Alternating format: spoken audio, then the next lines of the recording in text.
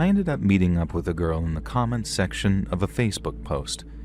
She was really pretty and seemed really cool, so after a few weeks of talking, I decided to drive all the way from White Plains to Pittsburgh just so we could hang out for a weekend. I remember a friend asking something to the effect of, "Have you talked to her much on the phone?" And I told him we'd spoken a little, but that we'd mostly talked via text and Facebook Messenger. And he recommended that we talk in long form and about a lot of different stuff too. Otherwise, I might get a nasty surprise. Well, I guess he was right. And now I won't bore you with all of the details, but let's just say me and this girl weren't nearly as compatible as I'd hoped. And then while I'd originally planned on staying the whole weekend so me and her could get some food, maybe catch a movie, I decided to just cut my losses and drive back to New York on Saturday evening. I figured if I hit the road at around 7 p.m. I could be back home by around 1 the next morning. And no doubt I'd be exhausted by the time I got home, but not too beat that I'd risk getting into an accident or anything. So with my mind made up, that's what I did.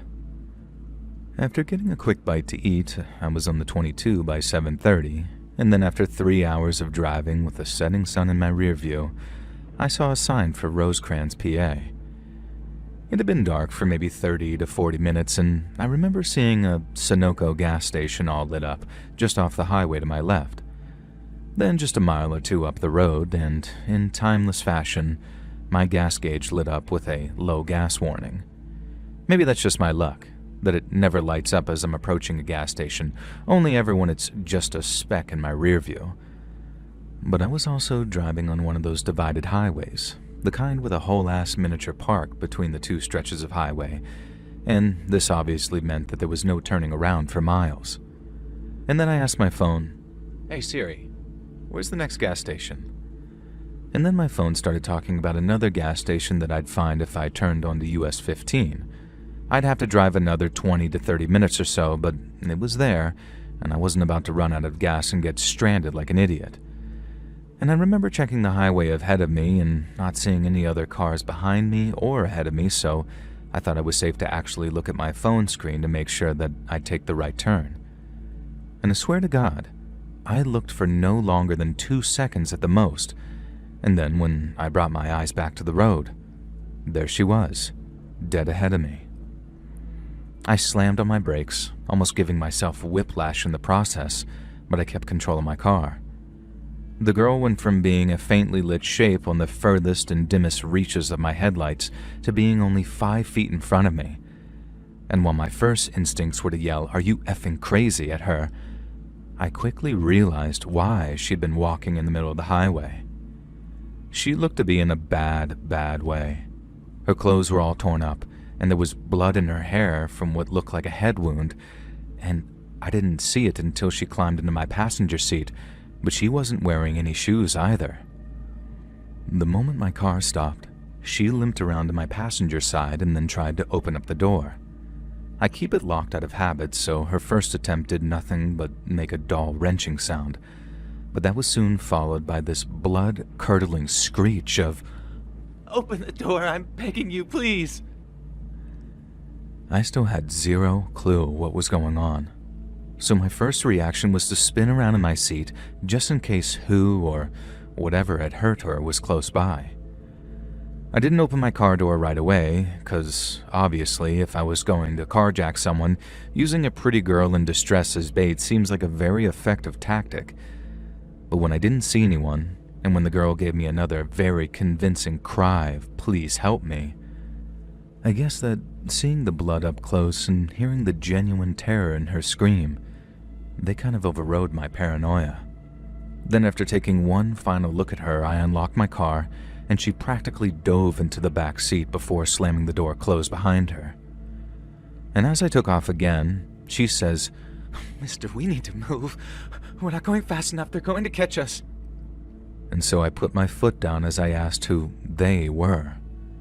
She said she didn't know. They just took her. And it was then that I noticed the handcuffs around her left wrist.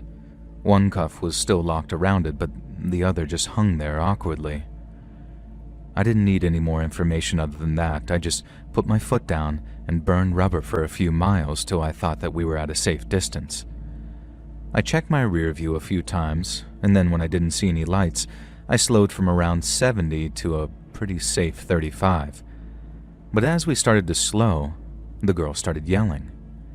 And she says, "Why are you slowing down?" And before I could even answer, she says, "Go faster, what are you doing? They're going to be following me." I'm kind of freaking out internally, but I told her there was no one in sight, and we also wouldn't be going anywhere if a cop came the other way and caught us doing a buck and change. But then she says, "You don't get it. We want the cops. If those guys catch me, they'll kill you too." And I guess when you think about it, I didn't doubt that. If whoever she was talking about had been willing to handcuff her before trying to crack her head open, I have no doubt that they'd put a bullet in me to get her back. It was also kind of a relief to hear that thing about the cops too, because when I saw the handcuffs, there was a part of me that thought, Jesus, please don't accidentally be harboring a fugitive right now. But it wasn't the cops she was running from. I sped up a little, pushing things back up to 60 plus so we were moving without breaking any speed limits. And then I was checking my rear view every other second, expecting a pair of headlights to appear. And that's when I remembered my goddamn gas tank and how it was almost empty. As you can imagine, the girl was not excited when I told her that we needed to stop for gas at the next town. She didn't want to believe it at first, that the driver she thought was going to save her had a fuel gauge in the red, and she started freaking out in the passenger seat, screaming the F word over and over until I managed to talk her down. I put my foot down again, picked up some speed, and then told her to call the cops and tell them to meet us at that gas station that we were about to pull to. The girl grabbed my phone from the dash and called 911, and then over the next minute or so, I listened to what she said and got a little more info on what had happened. She didn't go into too much detail, but after telling the cops where we were going, she explained to the dispatcher that she'd been kidnapped, taken someplace out in the woods, then handcuffed to a metal pipe which she'd broken to get free. She said, "I don't know a lot, so I'm assuming in response to questions like, who were they or where exactly are you right now?" But I also learned that she'd been held for a couple of days by that point, and whoever had been holding her captive had done some disgusting and evil stuff to her. It was no coincidence that when she started detailing some of the stuff she'd endured, I noticed my speed gauge creeping up to 75. It was making my skin want to crawl off my bones just listening to the stuff those creeps did to her. And in my head, I guess I imagined them to look something like monsters. Little did I know, I'd be meeting them sooner than I thought. So we kept on speeding down the highway until we reached the turn that I'd read about, and then after maybe 5 more minutes of rolling through small-town Pennsylvania and sticking to the speed limit, we came to that gas station where we were supposed to meet the cops. But they were nowhere to be seen, and when she realized this, the girl started to freak out again. She started yelling at me, saying, "Where are they? They said they'd be here. Where are they?" And I tried to calm her down by explaining they were probably on their way. But this did nothing to keep her calm. For a few minutes, the girl sat in my passenger seat, watching a car pass here and there and getting super freaked out about who it might be. Then when a car pulled into the gas station and stopped at a pump, she says, "Oh, screw this. I'm getting out of here." She then jumped out of my car and ran off onto the street behind the gas station and toward what looked like a thick patch of trees. Now, I screamed at her to wait, but she didn't even look back. She just kept on running in her bare feet, with that half a handcuff still dangling from one of her wrists. And then she was gone. My yelling attracted the attention of the guy who just pulled in to pump gas, and for a second, I thought that he might have been the guy the girl was running from. But when I told him everything was under control and the cops were on the way, he nodded quietly and returned to his vehicle. Since the girl was sure that she was being followed, I parked my car facing the whole gas station, not near a pump. But since the girl decided to run off and take her chances elsewhere, I figured that I'd do what I went there to do in the first place and actually fill up my tank. And so I got back into my car and drove around to the pumps and was opposite the guy that I'd talked to about calling the cops.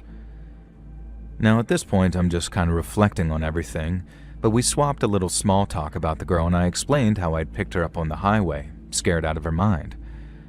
And he agreed it seemed like something really bad was going on. And then he wished me luck with the cops before he paid for his gas and drove off. But no sooner had he pulled out when another car came rolling into the station. It was a 4-door sedan, a pretty nice one too, and it pulled up to the pump just behind me. 3 men then got out, all real regular-looking guys, probably in their 40s or 50s, and then instead of pumping gas or walking over to the store to buy snacks, they started looking around the area like they were searching for something, or maybe someone. I'm keeping one eye on my gas pump and one eye on the guys that just pulled up, and then suddenly, the oldest of the 3 says, "Hey, you haven't seen a little lady walking around here, would you?"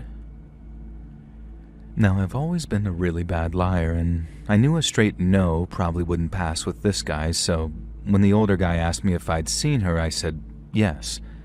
But then, instead of telling them the whole truth, I told them a version of it. I said that I'd seen a crazy-looking broad in the middle of the highway who tried to get me to stop, but since I was pretty sure she was about to try and carjack me, I kept my door locked and drove around her and sped off. I knew not to look him dead in the eyes, so I looked around him and his buddies and then asked, "Why? What's this about? She escaped from like a insane asylum or something?" And the 3 of them just sort of laughed, and I figured that I might have, sold them on my performance. But then as the older guy stayed in front of me, his 2 buddies started flanking me on either side, with one looking at my car and the other looking off in the direction that the girl actually ran. The older guy then suddenly asked me, "Did you call 911?" And again, in what was a version of the truth, I told him I had. I didn't mention anything about arranging to meet the cops at that gas station. I just said that I called them because I was worried some crazy B-word was going to end up splattered on the highway, and some poor schmuck like me was going to end up going to jail over it. I'm not saying it was an Oscar-winning performance, but I tapped into some genuine emotion there.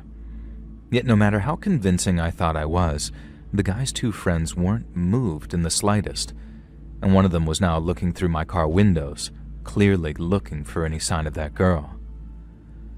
I think those were some of the scariest, most nerve-wracking moments of my entire life, praying that girl hadn't left anything behind on the passenger seat when she'd bolted, something like a scrunchie or maybe some of her clothing. I also got terrified that I left my phone on the dash and that the guy might see a blood smear or something on that from that girl, and so you can imagine my relief when I felt the weight of it in my pocket. I was at that point I decided to be a little aggressive, and I don't mean that in a sort of I tried to fight them way. It was almost like a normal person would want to know why their car was being inspected, and that's what I asked. I turned to the guy looking into my car, and was kind of rude and standoffish when I said something like, "Hey, what are you looking for, buddy?" And he looked at me, and started backing off away from the car with nothing but a smile. The older guy then said something to the effect of, "Don't mind my friend there, he's just a curious soul." Something really creepy like that, and then they made their excuses and moved on. As I went to pay for my gas, the 3 men were still walking around the gas station. They were doing it less urgently than when they'd first arrived, more subtly too, but they were still looking for that girl. I walked up and down in that store after paying for my gas, making out like I was just an indecisive snacker, and then a few minutes after, the 3 guys got back into that sedan and left. I then made myself some coffee, ate a few protein bars while I told the clerk that whole story, and then walked outside to meet the cops when they showed up maybe 20 minutes after I'd hoped they would.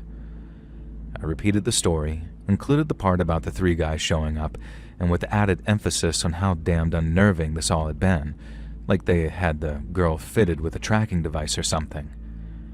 And that sounded like a little too sci-fi for me at first, but the more I thought about that afterwards, the more it shifted into the realm of possibility.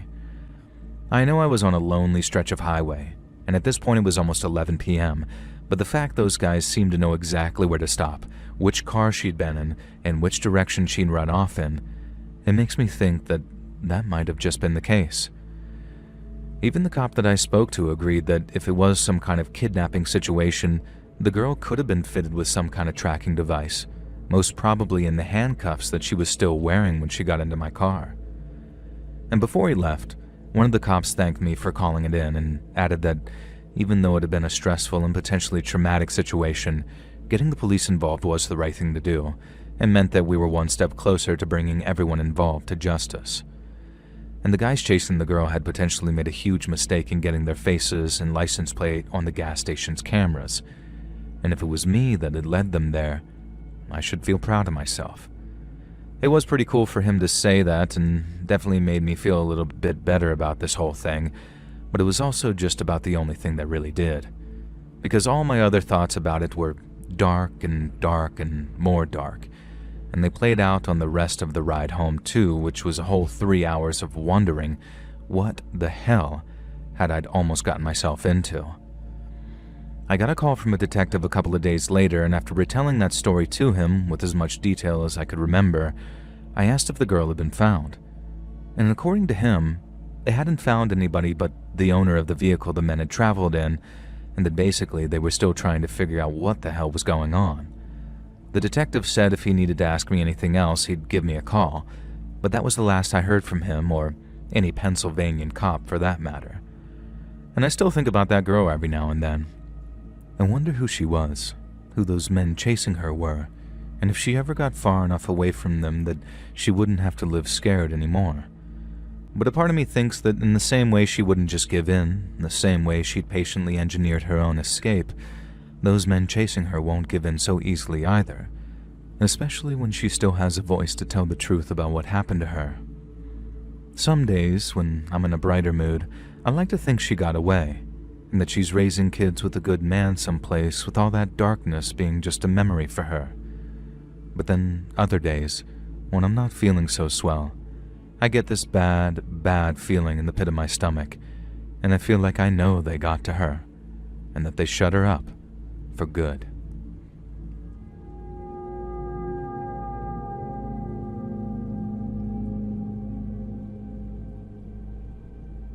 My name's Nick, and I'm from England. Back in the mid-90s, when our son was still only 4, we went on a family holiday to Tuscany in Italy. My wife had found this incredible villa in a holiday brochure, which was up in the hills above a place called Lucalena. It looked like a little slice of paradise, and it was shockingly cheap compared to some of the less rural villas and apartments. So without delay, we booked it for 2 weeks, paid the fees and deposit, then counted the days into our dream holiday. We landed in Pisa in the late afternoon, and while our young son Tom hated the flight, he loved the ice cream that we bought him before the journey out to Lucalena. It was a good 3-hour drive from Pisa, so by the time we were within maybe half an hour of Lucalena and our village, it was completely dark. We were right out in the countryside too, so the stars above us lit up the sky, and little Tom fell asleep after staring out the window at them. My wife was struggling to stay awake by the time we came to a crossroads, and I was pretty exhausted from the day's traveling myself. So rather than make a gut decision on which path to take, I stopped the car, got my map out, and consulted it before making the appropriate turn. I reassured my wife that we were only a few miles away and that we'd be at the villa within 15 to 20 minutes, and then I drove up a steep path that leveled off at the top. Because of the slope, I couldn't see what was at the top, so I made sure to crest the hill nice and slowly to avoid any kind of collision. But then, as I did, someone jumped out of the bushes at the side of the road and was lit up by my headlights. I could see that he had a long, double-barrel shotgun in his hands, and he was aiming it right at me. I slammed on the brakes as my wife started to panic. Then I was struggling to get the car in reverse when, all of a sudden, I heard, "No, no," from outside the car. A second man had jumped out of the bushes and was lowering the first man's shotgun while telling him no. They both shot us a look of horror, realizing we were not who they thought we were. Then the second man, who stopped the first from shooting, walked over to the driver's side window and tapped on the glass. When I rolled it down, He gave me and my wife this big nervous smile as he said, "Mi dispiace molto, signore," which I knew from my Italian phrasebook meant, "I'm very sorry, sir." I didn't really speak much Italian, and what little I'd learned went right out the window when that guy pointed a shotgun at me, so all I could manage in reply was, "Parle inglés?" or "Do you speak English?" And the man said, "No, no," in that melodic, drawn-out Italian way, and then said, "No English, mi dispiace." I then heard my wife ask, "Are you police? Policia?" And the man replied, "Si, policia," with the same big smile on his face, and then told us, "Avanti, vai," which just means, "Come on then, move along." And we both thanked him, and by that point, Tom had woken up in the back seat and was getting very agitated, asking, "Mommy, Daddy, who are these men?" And we told him it was the police, but they had been very friendly and were letting us go. I think my wife believed them at the time, so she was very convincing and reassuring Tom that there was nothing to worry about. But me, I didn't believe a word he'd said about being the police. I didn't say anything with Tom in earshot, and I didn't want to scare him, and arriving at the villa really took the edge off too, because it was even nicer in the flesh than it was in the brochure. But then, once we got Tom all tucked into bed and had a few moments to settle down, I told my wife what I'd been thinking. I told her how I didn't think those men were the police. They weren't in uniform, that shotgun looked like it had come off a farm, not from a police arsenal, and they didn't even attempt to show us any badges or identification or anything like that. And she asked me, "If they weren't police, who were they?" And I replied, "The mafia." My wife just sat down in bed in silence as I made my case, and when I was done, it made sense to her too. A couple of mafiosos had been waiting to ambush someone, and they thought that person was us. The only thing that stopped us freaking out completely was that we were at least a couple of miles away from that ambush site, so the chances of running into them again seemed minimal. She suggested we call the police in the hopes they had an English speaker down at the station, but even if they did, I wasn't sure that was a good idea. The idea of rocking the boat like that made me feel even more nervous than having that shotgun pointed at me and my family, because while that whole thing had apparently been a mistake, having us snitching on the local mafia on our first day in Italy was a deliberate act that might well bring us some undue attention. I'm not saying it was an easy decision to make. I was furious that some idiot had pointed a gun at us, but it quickly became a question of, if we're going to be staying there for 2 weeks, what was the course of action that was going to keep us safest? And that's how we decided to honor that age-old mafia tradition of keeping our bloody mouths shut. The next day, we decided to walk down to Lull to do some exploring, and that's how we found this little bar that served paninis, espresso, and assortment of little pastries. I got a coffee, and then while my wife and son got Cokes and played around with the table football set in the little games room they had, I sat at the bar and discovered the bartender actually spoke English. We talked back and forth, and he gave me some restaurant recommendations, then suddenly, a group of older men who were drinking coffee and playing cards started gesturing toward the bar's television. The bartender turned up the TV, which was showing us a news report of some kind.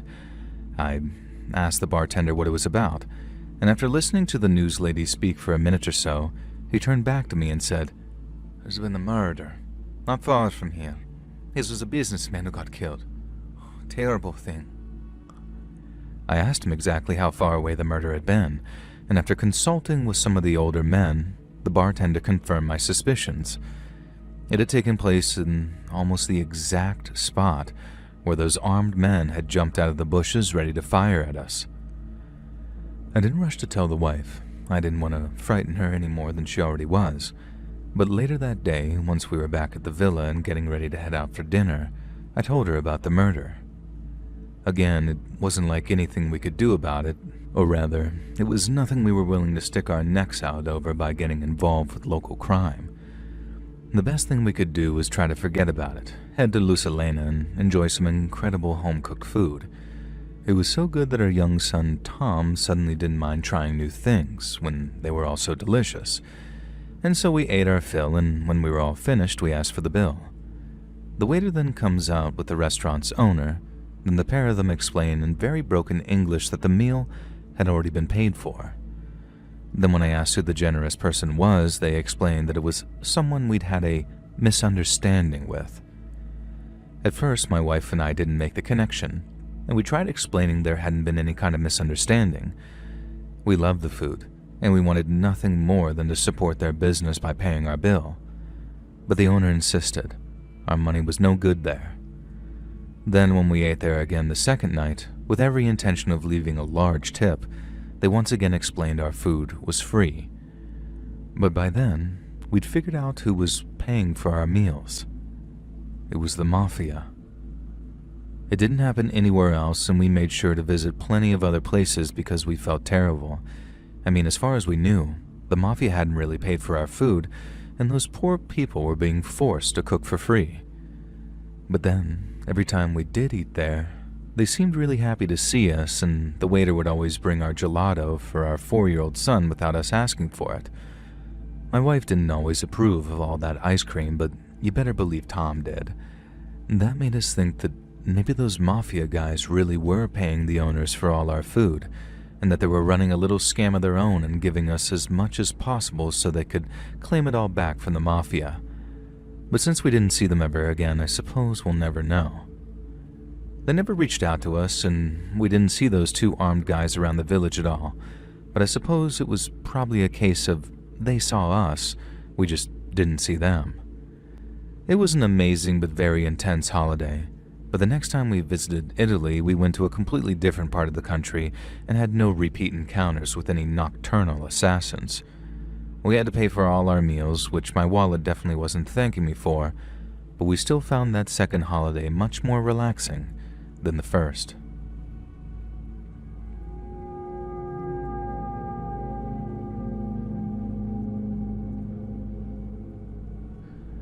So, I live in Chicago, and the job I was working at the time had me on 12 till 10 shifts. So 12 in the PM to 10 in the PM, 6 nights a week, and sometimes I wouldn't actually get out of the place till maybe 10:30, so I'd always be driving home late, and I hated it. Right when I was at my lowest, my most hungry, my most tired, Chicago's crazies and outlaws would be hitting the streets to do whatever they do at night.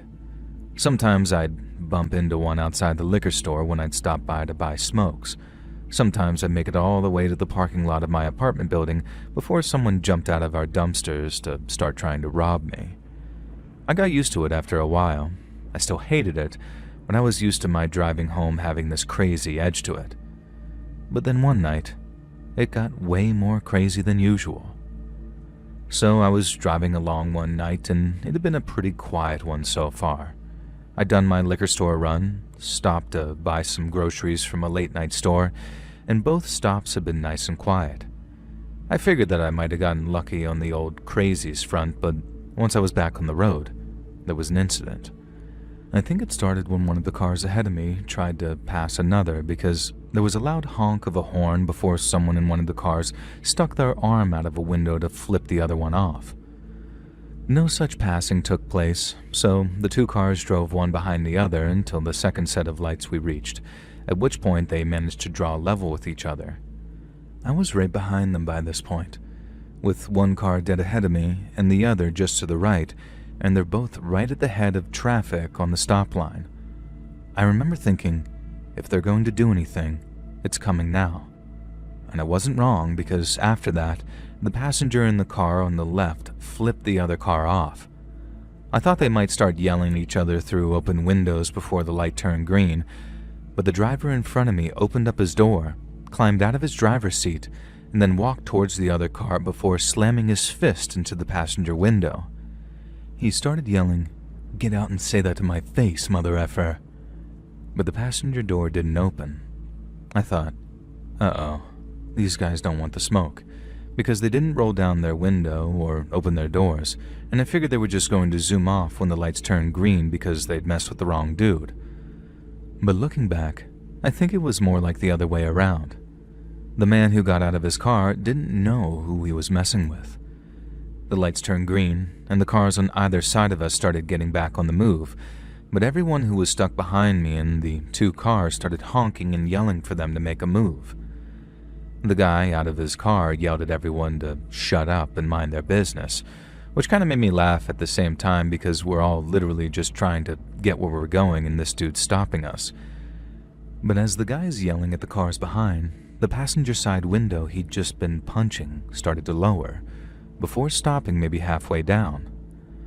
I'm also guessing the guy heard something from inside the car because he turned to look just in time for me to see two flashes and hear two bangs. It was like a real quick pop-pop, and I knew instantly from the sound that it was shots fired before the car that it came from suddenly sped off at what must have been 80 to 90 miles per hour. At first, I thought the shots missed, because the guy that got shot at didn't move or react or anything. He just kind of stood there and watched the car speed off. But then he turned to walk back to his own car, and I realized the shots, or at least one of them, hadn't missed. The guy looked fine, but then, like I said, he turned, and I saw the shots had carved away a huge section of skin and muscle around what I'm guessing was his right eye. He kind of staggered as he walked, with all this blood pouring out of his head, and then I remember how he put a hand up to his head and saw the blood on his hand when he pulled it away. If that was me, I'd have been freaking out, but the guy barely even reacted. He just sort of kept stumbling towards his car for another step or two before his legs seemed to stop working altogether. I saw the moment he realized it too, like he looked down maybe thinking his foot was caught on something, but it wasn't, and I'm guessing one of the bullets scrambled his brain or something because he just sort of lost the ability to walk. Then he fell down, just onto his knees first and then onto his hands too. He reached out for his door like he was trying to grab it for stability, and I could see his fingers gripping and tensing like it was just within reach, only it wasn't. The car door was at least a foot or two away, but I guess from how messed up his vision was, he couldn't tell, and then he passed out reaching for something he'd never feel. I remember hearing someone behind me honking their horn and yelling out of their window at me to move, but then in the moment after the shots were fired, it was like a starter gun for pure chaos. Cars are zooming left and right, trying to get the hell away because they still don't know where the shots were coming from or if the shooter was still active. For me, shit, all I did was freeze, looking up at that guy's body. You could see bone, like a pinky white underneath the flesh that had been ripped away by either one or both of the bullets, and blood was pouring from what looked like a hole in his skull. It was probably one of the worst things I'd ever seen, but I couldn't look away. And I ended up calling 911 and joined a bunch of people who'd walked out from the sidewalk to see if they could help the guy, but we could all see how bad he was hurt, and I think he was dead by the time the EMTs got him on a stretcher. I told the cops everything I'd seen, but I hadn't managed to get the shooter's license plate either. Or I mean, the car that had the shooter in its passenger seat. After that, I was free to go, but it wasn't over for me, not by a long shot. I had a couple of nightmares where I'd see the guy's face all messed up like it was, and I didn't realize how badly the thing had me messed up until I ended up getting super sick. I wasn't sleeping properly, and I wasn't eating well, and I wasn't getting outside enough. And I guess after a while it all came to a head, and I ended up talking to a girl I knew about it who recommended therapy. And I can't say it worked wonders for me. Like, it definitely wasn't just a couple of appointments and then I was cured. But it definitely helped me rationalize things, and over time, it helped me get to the stage where I could finally start living normally again.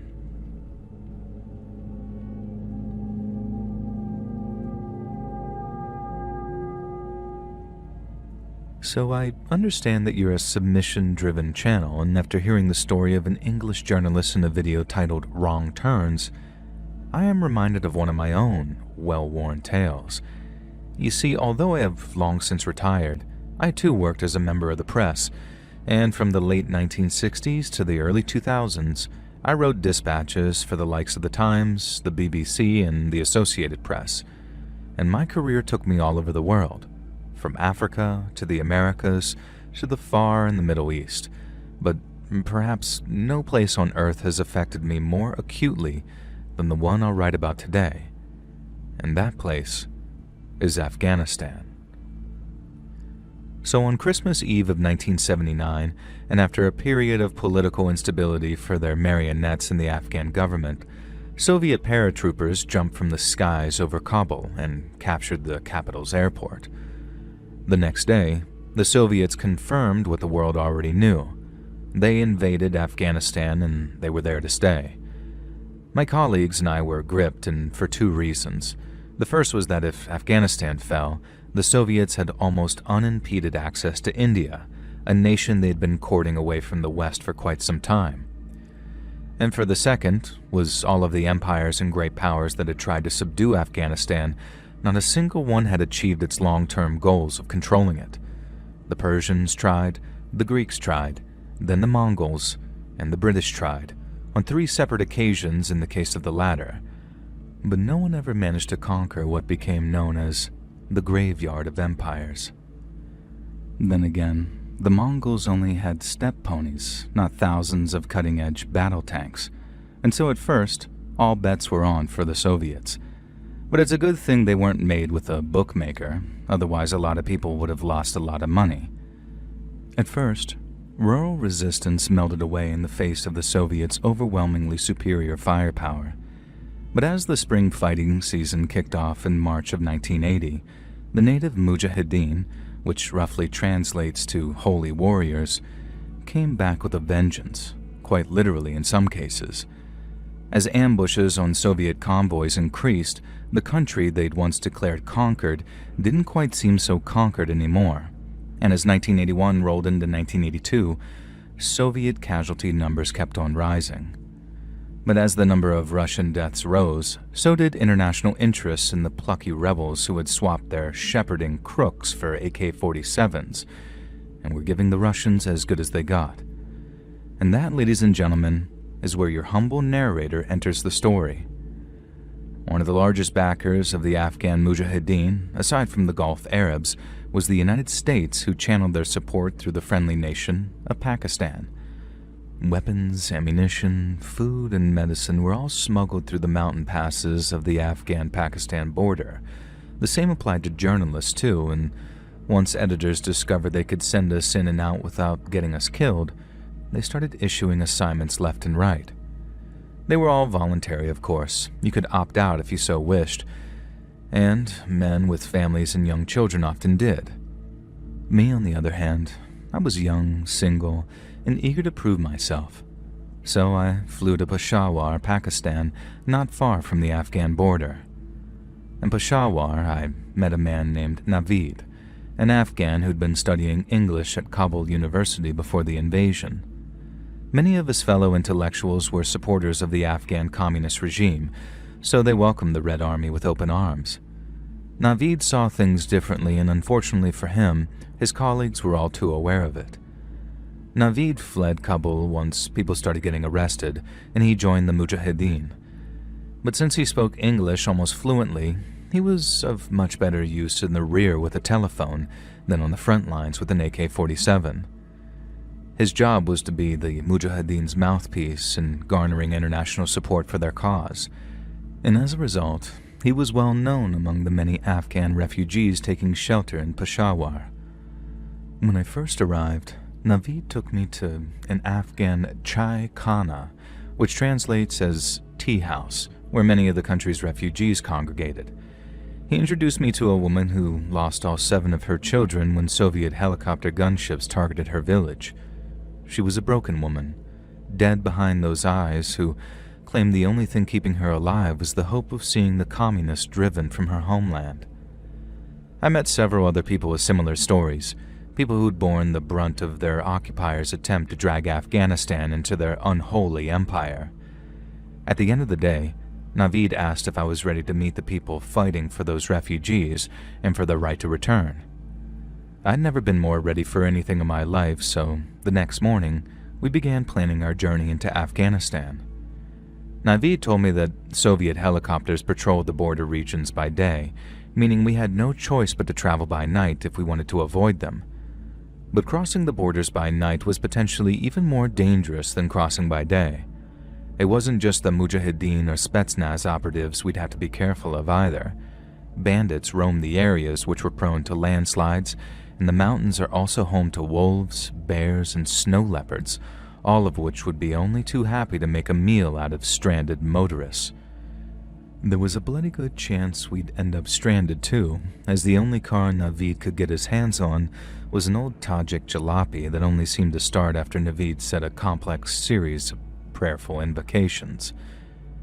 But even with everything stacked against us, there was no way that I was about to turn around and head home without at least trying to do my job.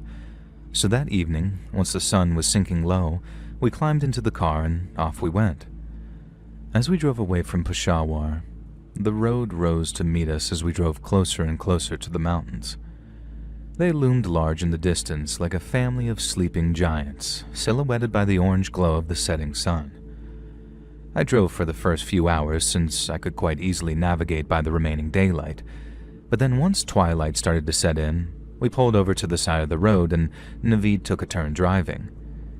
He'd been given detailed instructions to follow by his Mujahideen contact, and this route was the only one which would guarantee our safety, so it was crucial we followed said instructions to the letter.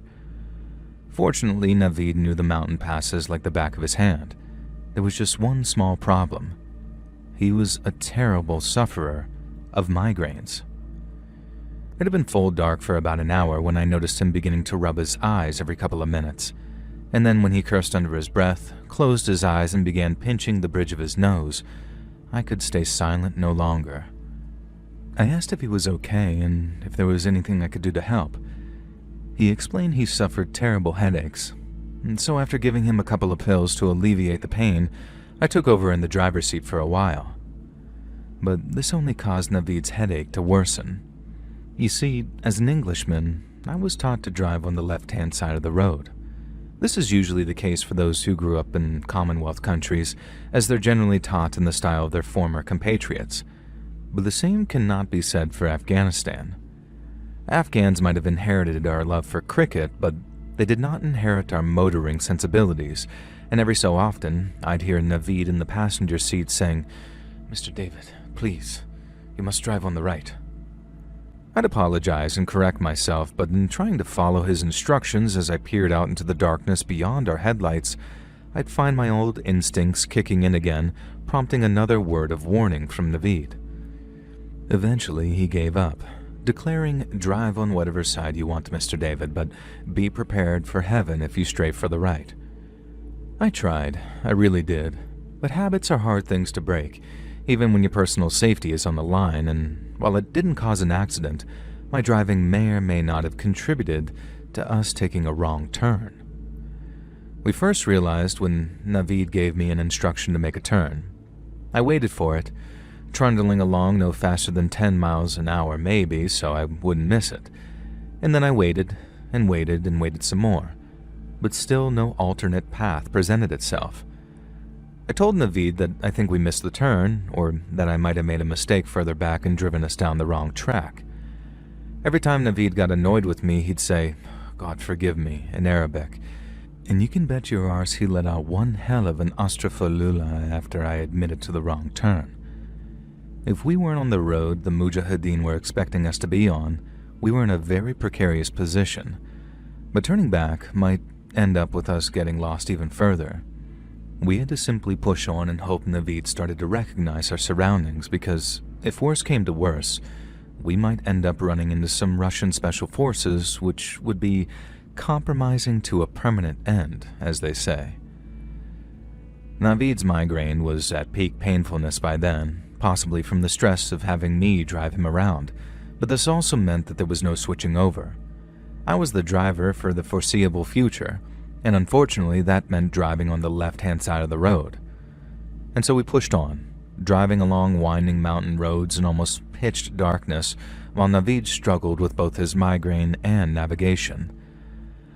I kept us going as best I could, sticking to the track and moving slowly and steadily, but then suddenly, a large floodlight burst into life ahead of us, and we were instantly blinded. I heard somebody suddenly barking at us in Pashto, a language only Naveed understood, and he started to get out of the car and then told me to follow with my hands in the air. I'd been in some very sticky situations during my career, but nothing quite as hair-raising as that. We didn't know if they were mujahideen, government troops loyal to the Russians, bandits, or Spetsnaz operators who just so happened to have learned enough Pashto to order us out of the car. The man behind the light shouted another order once we'd slammed the doors closed. Then Naveed told me to do as he did and began walking towards the light. I remember thinking, this is it. This is how I die.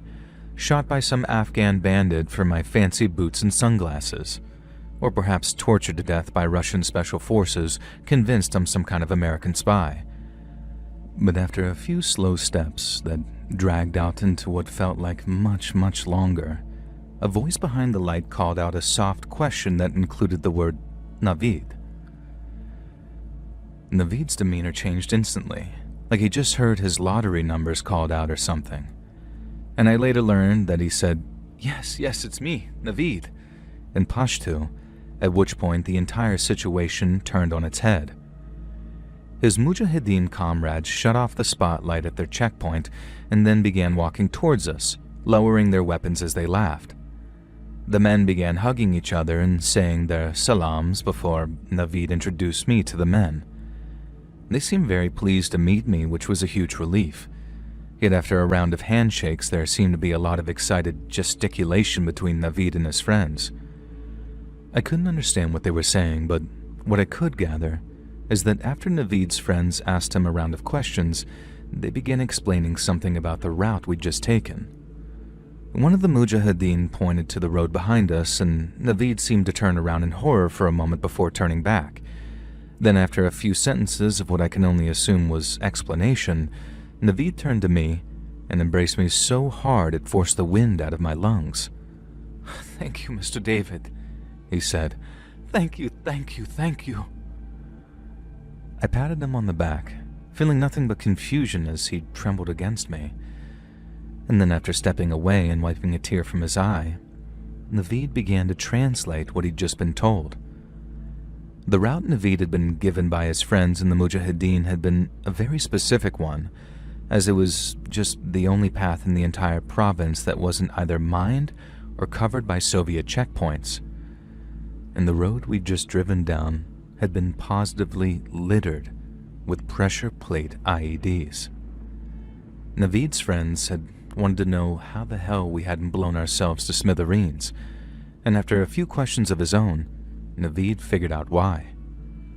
To save on resources, the Mujahideen wanted to plant their explosives in the most effective places possible. So when they booby-trapped a stretch of road they were expecting the Russians to drive down, they planted their bombs in a very specific place to make sure the explosions were as close as possible to enemy vehicles, and that place was the right-hand side of the road. It wasn't just the Afghans who stuck to the right side of the road while driving. The Russians did too. Then when the Afghans noticed, they realized the best place to hide a rigged artillery shell was in the dirt off the right-hand side of the road. That meant that in sticking to the left, I avoided the ones with pressure plate detonators and prevented us from being blown to bits in a heartbeat. And when I realized this, the knee-wobbling thrill of the near-death experience kicked in hard. The Mujahideen commander was reportedly furious that we'd almost wasted his explosives and exposed his men's positions to the Russians.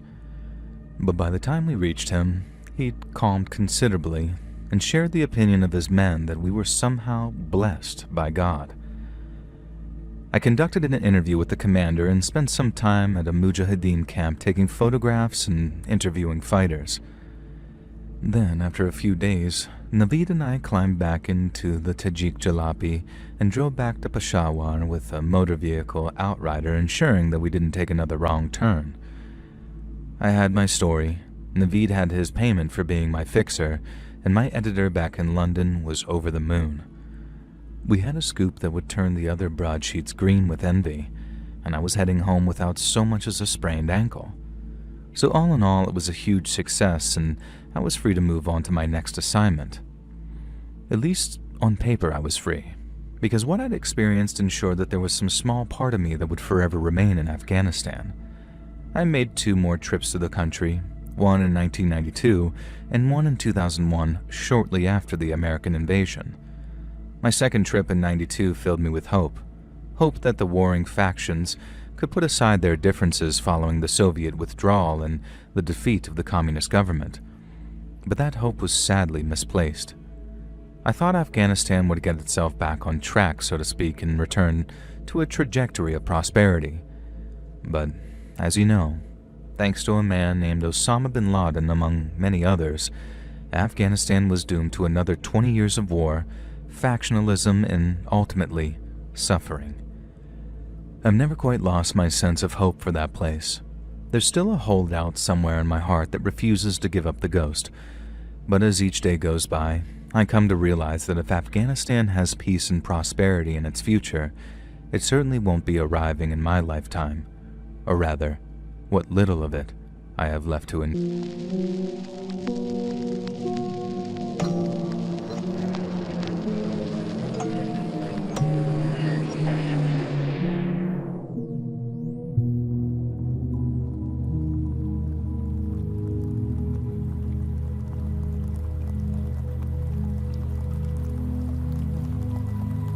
I'd been working as a wilderness guide out near Mount Shasta for about 3 months when I first met Noah. I moved to California from Minnesota, so I didn't really know anyone outside of my coworkers. And since the town is mostly a lot of tourists, I'd have to drive down to Redding to find people that weren't just working or passing through. And that's how I met Noah and her friends while hanging out and watching the Vikings at a bar. She was nice and really pretty too, with those deep brown eyes that she said came from the Italian side of her family. We swapped phone numbers, went for some coffee and drinks a few times, and then when things started getting a little more serious, coffee and drinks turned into longer and less public meetings. Noah thought it was cool that I got to work with nature, but it never occurred to me to turn a trail hike into a date. She lived down in Redding, and I preferred heading down there since she had a nicer apartment and a cat. And there was also way more to do down there, so in the end, it was Noah who asked me if she could drive up to Shasta sometime to check out the trails that I worked. No, I thought it sounded like a great idea, and like I said, I was kind of kicking myself for not thinking of it sooner. She was super into nature, and so I could impress her with all of my accumulated knowledge, and it'd be cute to spend some time out there alone instead of surrounded by other people down in the city. She drove up to Shasta in the morning, and then after spending some time putting a little picnic together, we drove out to the trailhead near the upper sand flats and then hiked into the woods from there. The first thing I told her about, because the ladies always love this one, is how old-timey prospectors used to keep ringtails as pets. A ringtail is a small rodent, kind of like a cross between a fox and a squirrel. They're very cute, and I strongly recommend that you Google them to see just how cute they are. But the miners didn't keep them around because they were cute. Oh no. They called them miners' cats because they were great at scaring off the rats that tried making their homes among the camp. I talked about how wolves had been reintroduced into the area and how it stabilized the deer population. Then I remember mentioning the prairie falcons and how they reached speeds of 200 miles per hour when they're dive-bombing prey. But one of my favorite little factoids, and one Noah loved too, was a behavior in black-tailed deer that we call flagging. And just like their name suggests, black-tailed deer have black tails, but only on the tops and sides. The undersides of the tails is the same color as their butts, a sort of off-white, and when they detect a potential threat in the area, their tails shoot up to show the white and then not the black side. And it's kind of like a collective traffic light. Something that says ready, steady before the go when the threat proves significant, and it's just one of many examples of how animals have developed methods of wordless communication. Now we walked for a few miles, with me dropping the aforementioned facts here and there, and then when we stopped for our picnic, I told Noah how Mount Shasta has its share of carnivorous plants, like the California pitcher. I also told her how growers have been trying to introduce the matsutake mushroom to the region, which is highly prized in Japanese cuisine. The only thing is, it can take up to a century for the fungus to form the symbiotic relationships with the pine trees that allow them to mature before fruiting. And that means that people trying to introduce will probably never even live to see the fruits of their labors. They're doing it entirely for the next generation, and we agree that there was something very beautiful about that. And I remember at one point, Noah, who was having a great time, said something along the lines of, "Oh man, my dad would love this. We should totally bring him up here sometime." Now, I went quiet for what felt like the first time on the whole hike because she kind of casually let slip that I was the bring them home to dad type. Now, I was really into her, and so it felt amazing that she saw me that way. And then after pivoting towards family, we spent a little while talking about more personal stuff. Up until that point, it was probably the best date I'd ever been on, talking about something that I was passionate about, but impressing someone that I cared about all the while. But I had no idea at all how wrong things were about to go. And as the sun reached its peak and the day got to its hottest few hours, we were sort of taking on water like nobody's business. And so inevitably it came time for a little bathroom break. We agreed to walk off the trail in different directions, me taking on some trees on the left while she walked up this very steep slope to the right where it leveled off for a little more privacy from the trail. I figured that we'd be separated for a matter of minutes, and I also figured that I'd be done much quicker for reason of mail logistics, so I wasn't alarmed or anything when I got back to the trail and Noah wasn't there. But as the minutes ticked by and Noah still hadn't reappeared, I started to get a little worried. I took a few steps up the slope, not all the way as to impede her privacy, and then I called out her name and asked if she was all good. At the time, I thought I expected to hear her say something back, but I think looking back on it, it was more like hoped, because I remember that feeling of hope turning into this very rising panic when Noah didn't reply. It was dead silent from the top of that rise there, and it worried me so much that I walked to the top to see where Noah was. But when I looked, she was nowhere to be seen. Now, I think I hesitated for a moment looking at all the trees and bushes in front of me because it seemed totally logical that she'd walked off into the trees and out of sight to get her privacy. And it also didn't seem out of the question that she just didn't want to yell back at me because she was in the midst of peeing. I know that might sound dumb, but I was honestly just trying to rationalize the situation and not totally catastrophize it. But then looking back, I was a fool not to trust my instinct and go looking for her. Because only seconds after calling out Noah's name a second time, I heard her scream. Now, without thinking, I started running in the direction of that scream before suddenly stopping myself. I dropped my backpack from my shoulders and was just totally frantic as I tore it open and went for the little pouch meant for my .45. I hadn't told Noah that I brought a gun with me. She was really anti-gun, so I didn't want to freak her out by announcing that I was carrying. But I also wasn't about to head out into the trail without a means of actually protecting us, so given the circumstances, you can bet that I was glad that I brought it. And I guess I should also make it clear how just from the sound of Noah's scream, I knew that she hadn't just sprained her ankle. It wasn't a scream of pain. It was a scream of terror. And I wasn't about to square up whatever scared her so badly without protection. I found the gun and then went running off into the trees while calling out Noah's name. Now, I called out maybe 2 or 3 more times as I was running, but again, got nothing in reply, so I kept on moving through the trees with my head on a swivel, until suddenly, I saw her. Noah was being dragged along the forest floor by her hair, and the person dragging her looked normal. Now, remember this sort of split second thinking, total confusion almost as I locked eyes with the guy dragging her. I guess in my head, this guy should have looked like a monster. I mean, quite literally some big lumbering beast that was hairy and teethy and clawy, you know? But he didn't look like that at all because, like I said, he just sort of looked normal. He had a blue t-shirt on, khaki shorts, and then tan hiking boots with colorful socks sticking out the tops. He looked like your average hiker, completely unremarkable aside from the fact that he was dragging my date across the ground by the hair. We locked eyes, and in that split second, I could see how scared he was. All I remember thinking was, good, you should be scared. And then I aimed that gun at him and screamed at him to let her go. The guy looked terrified, but he didn't let go of Noah's hair. In fact, after maybe only a split second of him being still, He kept on pulling her like twice as hard. He was obviously trying to get away, but there was no way that he was about to outrun me while trying to drag a human body. The smart thing to do would have been to just let go of her hair and run, but he didn't. He was so fixated on her that he made this laughable, futile attempt to cart her away and escape. I mean, it might actually have been funny if he wasn't dragging Noah by her hair, but he was, so it was this weird combination of insane and horrifying to me. And with the gun still aimed at him, I yelled at him to let Noah go or I'd shoot. The guy stopped again and looked at me with that sort of same scared look in his eyes, and when he didn't let her go, I remember thinking, okay, it's happening. But then as I began to line my sights up on his chest and went to squeeze the trigger, I found that I couldn't actually do it. I felt the cold metal of that trigger on my finger, but right as I was about to pull it, it was like I heard this voice in my head yelling, "Don't do it. You'll hit Noah." And I knew that was possible, but given the relative position of her body to where this guy was standing, it'd have to either be the worst or the unluckiest shot in the history of firearms.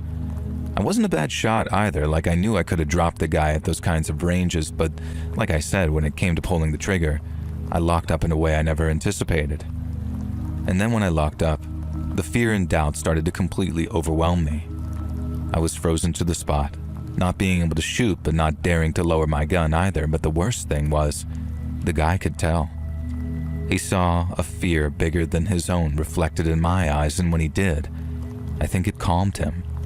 He didn't smile or laugh or anything sinister like that. He just sort of turned his head to make sure that the way was clear, and then just kept on dragging this now semi-conscious but still weak Noah through the trees. But that spurred me into action. I still couldn't bring myself to take a shot right at him. I was just scared to, I guess. But what I could bring myself to do was warn him. Now, I can already hear all the ultimate badasses in the comments saying, "Oh man, such a pussy, couldn't bring himself to shoot a man to protect his girl." Well, while you might be the super soldier who inspired John Wick, I'm not him. And while you might be so skilled with a pistol that you give yourself prostate exams with them, and I'm sure you do, that's not me.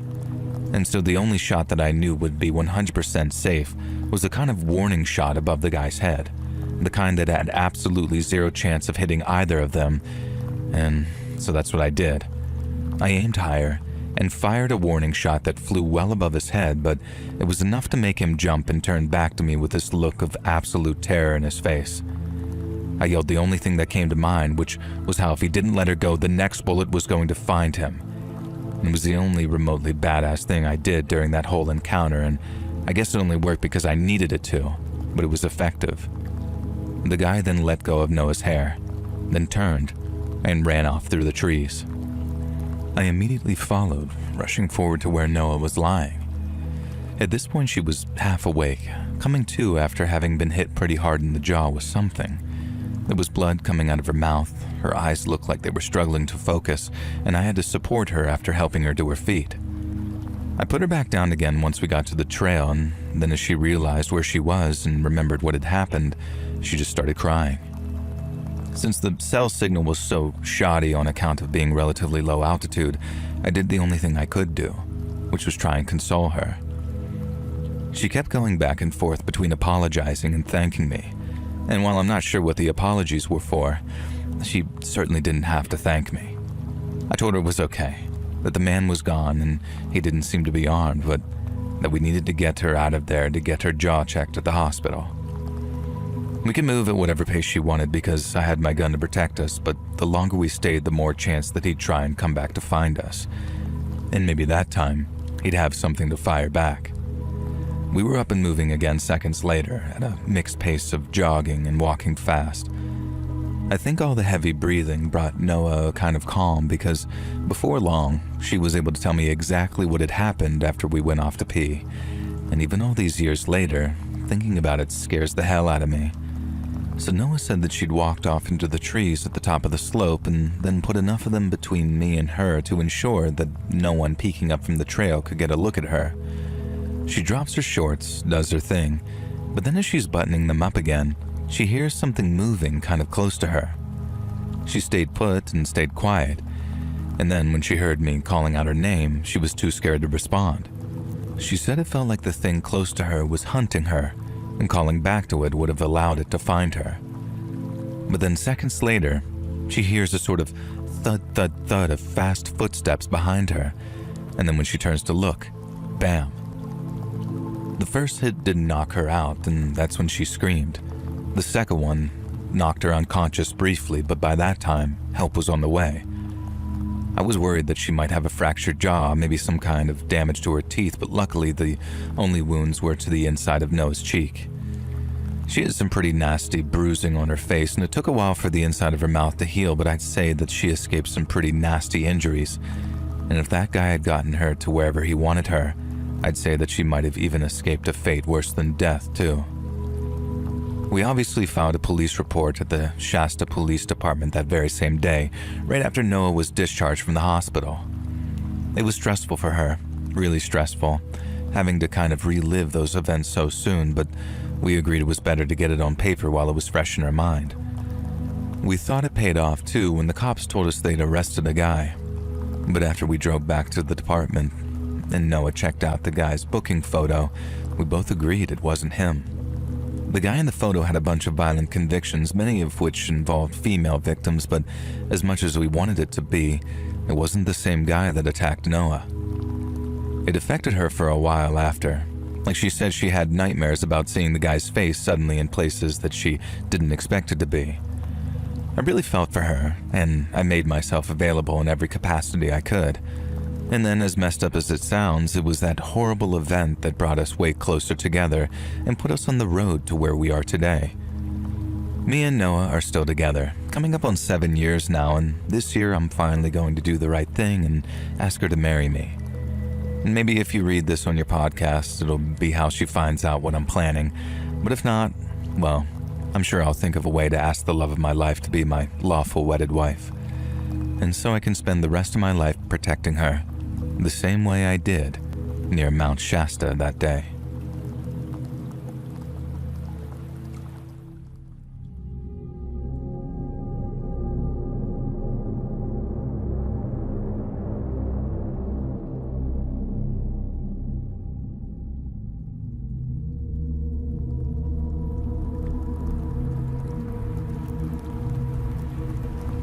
More than 3 decades ago, back when I was a much younger man, I helped a mate of mine move down to Glasgow from our home city of Newcastle. He'd managed to get a job as a football scout for Glasgow Rangers, which was basically his dream career. And so while me and all of our mates were sad to see the back of him, we were all really proud of him too. Now, we drove up early in the morning, and then once everything was unloaded, we had some pub grub and a few lagers, shandies for me, and then I started on the drive back to Newcastle. I'd left it quite late to drive back, so it was about midnight by the time I started to see signs for the English borders. The roads were quiet, with only the occasional lorry thundering past me, and I remember there being some phone-in thing on the radio, but I wasn't really listening. I was in my old Vauxhall Cavalier, an '82 model that I bought on the cheap about 4 years prior. It normally served me well, and it had been running fine all day, but just after passing a place called Jedburgh, the temperature warning light flicked on. I looked at my dash, watching the needle climbing into the red, and swore under my breath as I eased off the accelerator. Since it normally bought me a few minutes, I cranked the heater up full blast to try and pull some heat out of the engine. But that time, it seems my luck finally ran out, because just a minute or so later, there was this loud hiss from under the bonnet before steam started pouring out the seams. Seconds later, I heard this horrible metallic knocking sound coming from under the bonnet, and so I coasted over to the hard shoulder and then came to a stop just in time for the engine to seize up completely. And after that, aside from the ticking of my hazard lights and the sound of hot metal cooling down, there was nothing but silence for a few seconds, until I erupted. I remember shouting, "Are you effing kidding me?" a couple of times, and then, after taking a few deep breaths, I got out of the car and tried to fix it. And I tried it for half an hour, and in that time, a grand total of 2 cars passed me, but even with me waving at them as they passed, neither of them stopped. I didn't just stand there like some plonker for the whole 30 minutes, mind you. I popped my bonnet not long after getting out, but when I did, a load of steam and the smell of burnt coolant came wafting up into my face. And after waving away some of the steam, I spotted a crack in the top radiator hose and then noticed how loads of antifreeze was dripping onto the road and forming a big green puddle. I didn't have a spare hose, and neither did I have enough water to top it up properly, and even if I had, the engine had overheated so badly that I didn't trust it not to seize up again. Basically, I wasn't going anywhere in my old Vauxhall, and since there were no mobile phones back then, at least none for the likes of me, I had no choice but to walk if I wanted to get myself some help. Now, I reckon the nearest emergency phone would have been about a mile down the road, maybe more. And so I locked my car, left my hazards flashing, and then started walking along the dark grass verge with a torch in my hand. Now, I thought I'd be on the move for quite a while, but then no sooner had I started walking, I came to a dirt track, previously concealed by a long hedgerow, which led to what looked like a big 3-story farmer's house. Now, I was so happy that I was literally punching the air because despite the fact that there were no lights switched on the ground floor, there was what looked to be candlelight in both the front-facing upstairs rooms. I felt bad for calling so late, but since the alternative of walking along the motorway was a much more dangerous one, I reckoned that I didn't have much choice. It was a particularly dark night, small moon and cloud cover, so it was only once I got closer to the house that I saw how run down it was. The ground floor windows were either cracked or newspapered over, and there were cracks in the wood too, along with a lot of peeling paint. And as you can imagine, I started to get really bad vibes from the place. But I try not to judge books by their cover too much because you tend to be rewarded more times than you're burned for it. And so with that in mind, and granted very foolishly, I decided to knock on the door. I didn't knock too loud or aggressively. I didn't want to frighten anyone. But when my first knock got no answer, I knocked a little bit louder. Again, there was complete silence. No footsteps behind the door, no talking inside, nothing. But then after taking a step back and looking up at the top windows, I saw someone peeking out at me from behind a dirty-looking curtain. And I can't lie, it did scare me a bit seeing a pair of eyes staring back at me through the dim light. But as soon as I reacted, the eyes disappeared and I began to hear voices inside the house. Now, it sounded like a fair number of people, maybe half a dozen, and they were whispering like they were talking among themselves. I heard a little voice in my head saying, "They're awake, knock again." But before I could even dismiss it, I heard the sound of someone laughing inside the house. Not loudly though, more like a muted sort of wheeze as they tried to keep their voice low. The bad vibes that I was getting ramped up to 11, so instead of risking a confrontation with whoever was either living or more likely squatting there, I decided to make a move. I turned around and walked back up the dirt path as fast as I could, looking over my shoulder every so often to make sure that no one was following me. Now, I was quite certain whoever was inside was watching me from those windows, but as long as they didn't follow me, then I didn't mind what they did. I'd almost gotten to the end of the path to where those 2 wooden gate posts held no gate when I started smelling something strong on the breeze, something that smelled like burning. And then when I turned the corner and could see out onto the road again, I felt this almost involuntary scream jump out of my mouth as I realized what the smell was. It was my car. My car was on fire. Now, I suppose I acted on complete instinct in running over to it because there was absolutely bugger all I could do about putting out that fire. All I could do was just stand there, effing and blinding and looking around for whoever might have done it. But as you can probably guess, there was no one, and the whole area looked deserted. And I knew for a fact that it wasn't. When I realized just how much of a bad situation I truly was in, I started jogging along the road until I got back on the motorway. Now, it was only a 4-lane carriageway, so I could walk along the verge without being in too much danger, but no matter how much danger passing cars posed to me, it still seemed safer than hanging around my burning car in that creepy house. Now, I think probably about a half an hour must have passed with only the odd car going past me, and in that time, I didn't try to get anyone's attention just in case it was the people from the home. I mean, the joke was on them in a sense because that poor cavalier was definitely on her way out, but on the off chance they wanted to do more than just burn my car, I had to be very careful about who I revealed myself to. Now, I was bloody nervous for that first half an hour, but after that, I started to calm down a wee bit. I hadn't seen any cars or anything parked outside the house, and if they really did want to chase me down for whatever reason, I reckoned that I'd have encountered them already. So once I'd calmed down a bit, and after maybe 2 or 3 more cars passed me with me sticking to the trees on the verge, I made my way to the edge of the road and then stuck my thumb out at what looked like a Land Rover of some kind coming my way. Now, it slowed down as the driver saw me, but then instead of switching on the light above the wheel, someone in the passenger seat started shining a torch in my face after lowering their window. And right away, I knew that wasn't promising behavior when I realized whoever was in the car didn't want to be seen, and I turned and started walking away.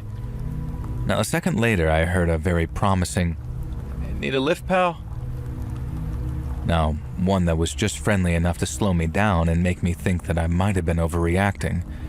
But then the second I slowed, I turned back to face the car, and the passenger doors opened up and I heard someone shout, "Get him!" Now, I remember running right at the trees at the side of the road. Not along the road where the car would have been able to cut me off, but at and then through the trees and bushes at the side of the road. I remember closing my eyes as I felt things scratching against my face, and then when I opened them, I found that I'd come to a fence on the other side. I hopped over it with speed and power that I didn't even know I had in me. I mean, I was hardly some couch potato back then, but I wasn't exactly in perfect shape either. But I swear, I think I vaulted that fence like an Olympic athlete for fear of what might have happened if those men had caught up with me. It's strange thinking back on it as well, because these days, all I do sometimes is sit and wonder why those people chose to go after me like they did. But in the moment, as I was running, it didn't matter a jot to me.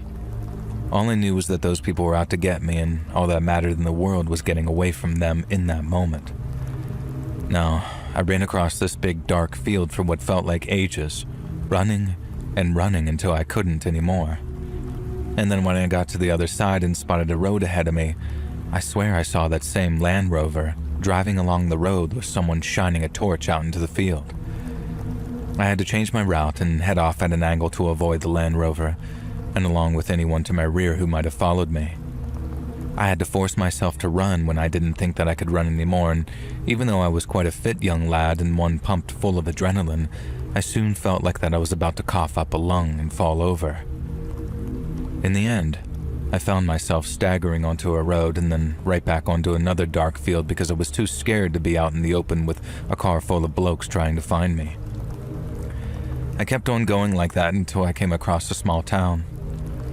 And then as I was walking its dark and empty streets, looking for anyone who might be able to help, a police car appeared, and an officer asked what I was doing walking the streets alone like that.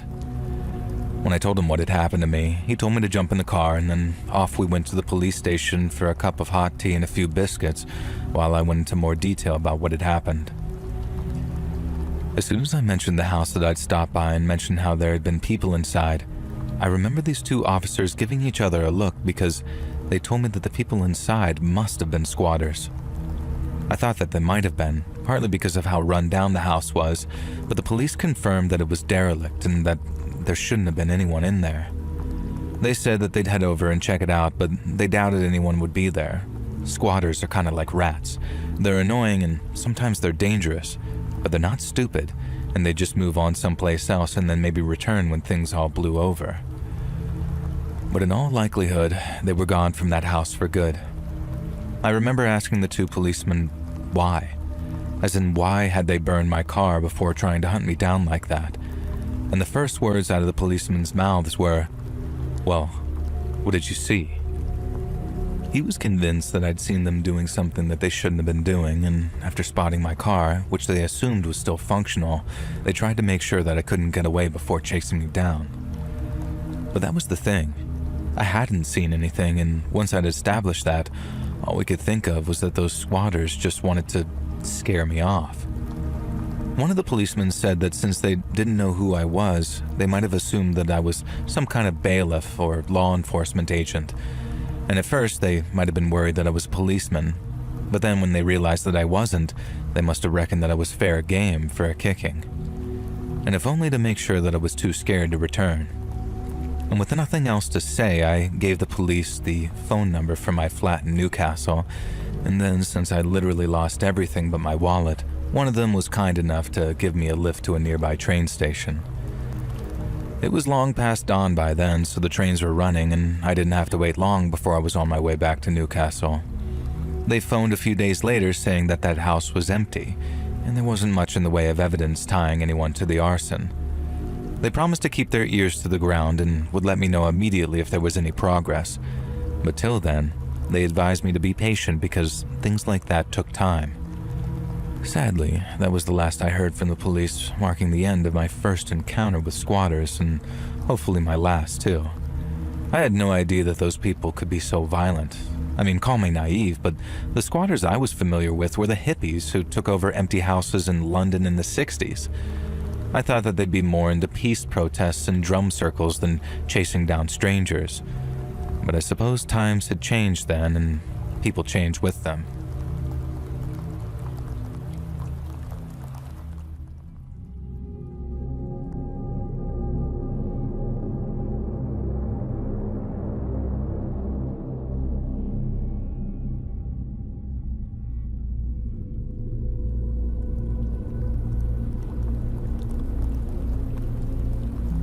I grew up in Fond du Lac, Wisconsin, but I drifted out west in my teens, ended up getting hooked on heroin, and then spent a little time in federal prison for something I'm not too proud of. Probably goes without saying, but that was rock bottom for me. I made it through without taking any kind of beating, but when I got out, I knew I had to get myself together.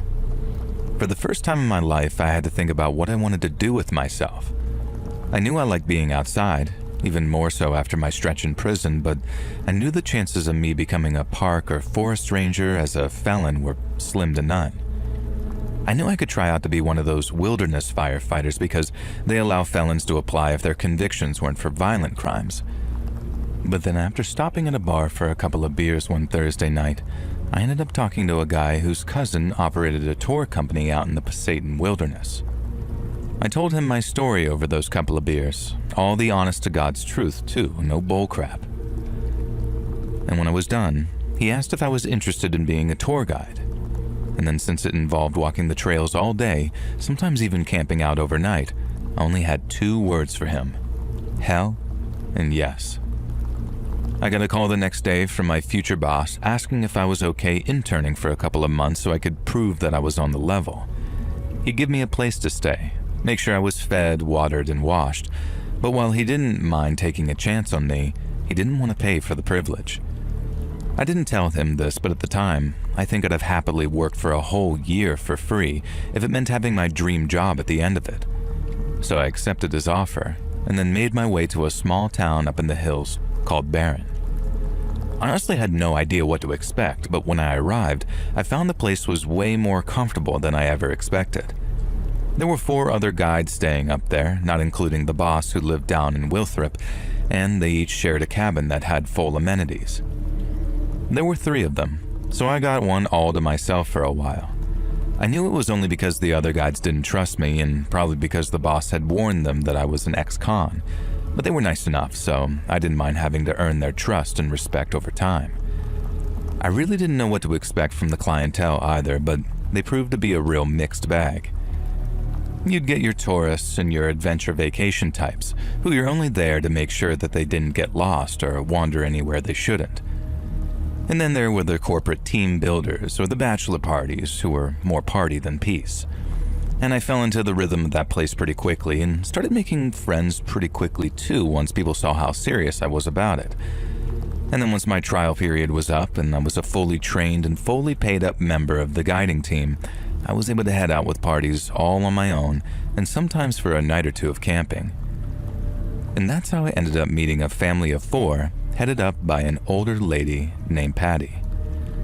Patty and her husband must have been in their 60s, maybe early 70s, and they had their 2 grown-up kids with them. They decided to spend a little time in the great outdoors together on account of raising their 2 grown-up kids on concrete, and right away, I could tell that they were going to be great guests. They were just about as wholesome a family unit as it was possible to get, at least in my opinion anyway. They clearly loved each other very much, but they were real funny too. and the way they went at it with each other had me laughing along with them. They were interesting folks too and had some amazing stories to share, so it was one of those parties that was such a pleasure to guide that if I was a millionaire, I would have happily guided them for free. And so we hiked all day, stopped for breaks here and there, until we reached our campsite for the night. I got us a fire going with the help of Patty's grown-up son, then she insisted on doing all the campfire cooking so I could relax and take a load off. We had 2 tents with us, one for the parents, one for the kids, and a reminder that they are grown-up people, and then my small one-man pup tent.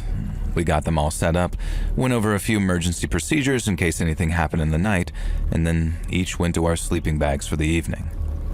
But what I didn't know, what I could never have known, was just how wrong things were going to go for us during the next day's hike. I remember waking up to the sound of voices and being blinded by flashlights when I looked out of my tent. There, standing outside their tents in what amounted to their nighttime wear, were Patty's husband, son, and daughter, but there was no Patty anywhere to be seen. The 3 of them were whispering at first, but when they heard me asking what was going on, they told me that Patty was missing. Her husband said that he woke up to noises beside him in the tent, but figured his wife was just rolling over in her sleep or something. And then when he asked if she was okay and he didn't hear any reply, he realized that not only was the tent's front flap unzipped, but his wife was nowhere to be seen. Patty's husband then takes a walk around outside for her just to make sure that she really is off taking a leak somewhere. And then when a couple of minutes went by and she hadn't returned, he woke up his kids. And that's when they realized that Patty hadn't even put her shoes on. We briefly discussed the procedure for someone going missing, and so after a quick reminder, we each walked off in a different compass direction with our flashlights and then started yelling out Patty's name. We kept each other's flashlights in view and we didn't go too far, but we kept on yelling her name as loud as we could, and when we didn't get any response, we kept on pushing outwards a little more until we were maybe 100 meters apart on all sides. We yelled and kept on yelling, but still didn't hear a thing from Patty in response.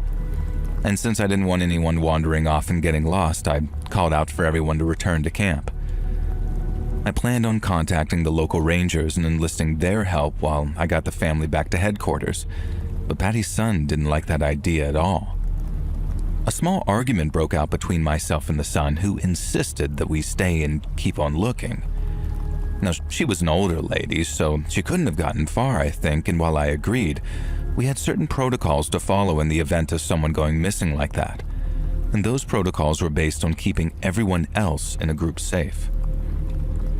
Yet Patty's husband agreed with their son and insisted that they stay at the camp and keep calling out her name in case she got lost, and so she could find her way back to the camp.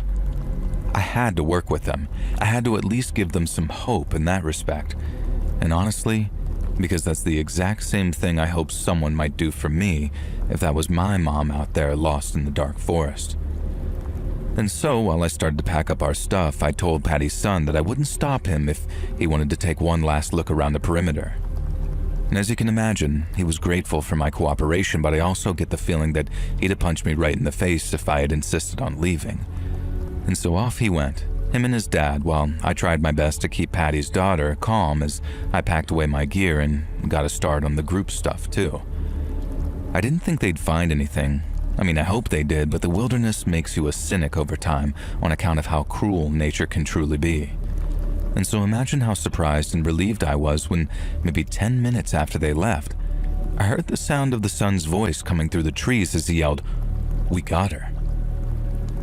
Patty's daughter burst into tears when she saw her dad and brother approaching with their mom in tow, and I'm not ashamed to say that I wasn't far from tears myself by that point. I'd never had to deal with anything like that before, so to have it over and done with so quickly was an incredible relief. Patty seemed really shaken as we checked her over for injuries, and while her son kept asking what happened, where did you go, she didn't seem to have an answer for them. When she did talk, she just kept saying, "I don't know. I can't remember. I think I got lost." And that all kind of made sense to me once I realized that she'd walked off without a flashlight, because it gets so oppressively dark at night out in the wilderness that it can get really disorienting and frightening very quickly. And I remember telling everyone not to worry, that Patty would probably be more articulate once she'd gotten some sleep and some food, and we were all pretty exhausted by that point. But even after a few hours of sleep and some protein bars and coffee for breakfast, things continued to get worse. To stay on schedule, we could only get a couple of more hours of sleep before we had to wake up, pack up, and make our way back to HQ. And that meant that we were all kind of tired and cranky waking up at 6:30 a.m., but still super relieved that we'd found Patty and avoided any major disasters. I made that coffee, handed out those bars, and while I did, I noticed that Patty was still unusually quiet, especially in comparison to what a chatty Patty she was the day before.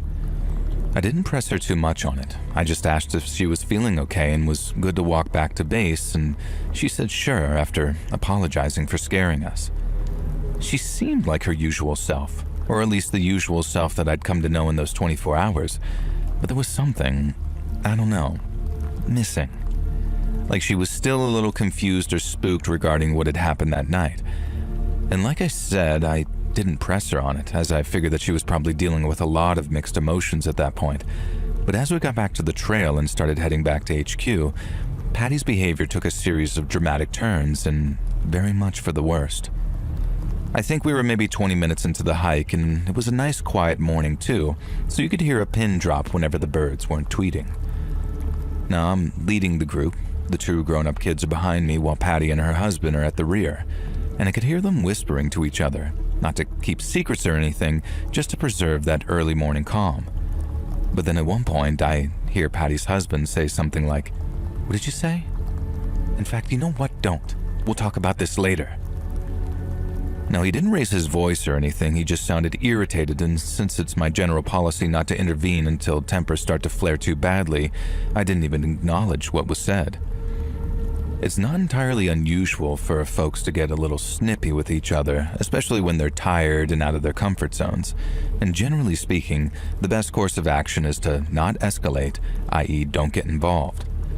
Little tips like that generally smooth themselves out, as no one wants to have a big family or inter-friend argument in front of the trail guide. But not in this case, not at all. It must have only been a couple of minutes later that I heard Patty's husband behind me say something like, "I told you, Patty, this is not the time. We can talk about this later."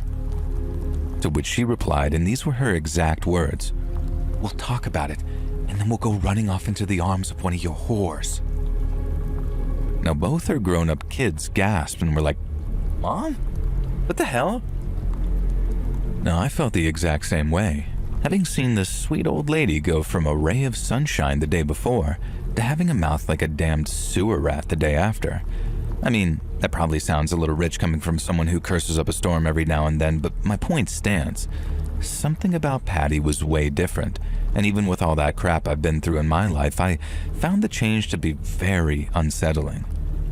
She started off on some rant about how her husband wasn't faithful, how he hadn't been so for years, and he thought that she was dumb for not knowing, but she knew. I remember the husband snapping at her and then yelling, "Patty, I told you, this is not the time." And that silenced her, and I turned to tell them all very politely to just keep moving as fast as they could so we could get them back to base on schedule. I remember turning around and walking backwards while I said it, and considering what she just said, I expected Patty to have a face like thunder. Only she didn't. Quite the opposite, actually. She was sort of smiling, ear to ear. And that was the point where I turned to Patty's son and asked him to drop back a little so I could talk with him in private. And then with his sister now at the lead, we dropped back a ways behind his parents and got to talking. Now he was understandably on edge, but even more so that we talked because I told him strange turns in behavior like that could be caused by some pretty serious head injuries. And he knew that all too well himself, as I think he was some kind of personal injuries specialist, but here's the stickler. Patty didn't show any sign whatsoever of having any kind of head injury. We checked her pretty much all over the night before, especially her scalp, because her hair does a real good job of hiding bumps, cuts, and bruises, especially when those cuts aren't bleeding particularly heavy. But like I said, there was nothing, not even so much as a bump on her head. That didn't mean that she'd taken some kind of fall, but regardless, she needed to be taken to a hospital and checked out for anything that we might have missed. He agreed, and then said the first thing that they'd do once we got back to HQ was drive her to the nearest hospital. But as it turned out, we didn't make it back there at all. As we kept on hiking, Patty started getting very snippy and mean again, but this time it was directed at her kids. Now, I couldn't believe my damn ears as some of the stuff that she was saying. Now, it sounded like she was dragging up age-old fights and wrongdoings, but then from the reaction of her kids, she was putting a particularly venomous and untrue spin on things. Such as one point she accused her son of selling pot in college, and he just about exploded, saying something along the lines of, "No, I did not. I got high like one time, Mom. One time. I could be disbarred if people heard you talking about this." Now, she says something really mean to her daughter too, but I'm not sure that I could say what that was without, if this ever makes it to a video on YouTube, it might get nuked, you know? And I mean, it's not even worth typing out for you to decide which part needs to be removed, because all of it was about as poisonous as you could possibly imagine. I mean, imagine the worst stuff you could ever accuse a woman of, and that's what Patty's mom was accusing her daughter of. It was so bad that the daughter burst into tears as she asked her why she was acting the way she was, and it just kept going on like that until Patty's husband yelled at her to shut the hell up. It all got so bad that I had to step in and ask them to calm down, and I never do that unless things get really, really bad. The daughter was in tears, the son looked next to traumatized, and Patty's husband had turned so red that he looked like a tomato in hiking gear. But Patty, you guessed it, she's just there smiling ear to ear, like what she'd said and the reactions it had gotten was the most amusing and satisfying thing in the world to her. Now, I was so alarmed by it that I asked her, very nice and polite, if she could just refrain from starting arguments until I'd at least gotten them safely back. Now, most folks don't want to argue in front of their guide, and they tend to treat me as a kind of neutral party too. But on this occasion, that formerly sweet old lady looked me dead in the eyes, told me to shut the F up before she got her husband to knock my teeth out. Well, everything exploded again. The daughter cried, the son comforted her, and the husband started really roaring at Patty, asking what the hell had gotten into her that she'd say something like that. Now, he turned to me and said, "I'll do nothing like that, Devin, rest assured." But then turned back to Patty and started screaming at her again. And I had to seriously step in that time and ask everyone to just calm down before things escalated even further. I didn't even know what the escalation might even look like, I just knew that I didn't want to see it. But I don't think I've ever expected things to happen the way they did, because after another period of silence, after calming everyone down, I was at the lead when I heard Patty's husband scream my name. I turned around to see her with a rock in her hand, a big one, and from the looks of things, she was trying to smash her husband in the face with it.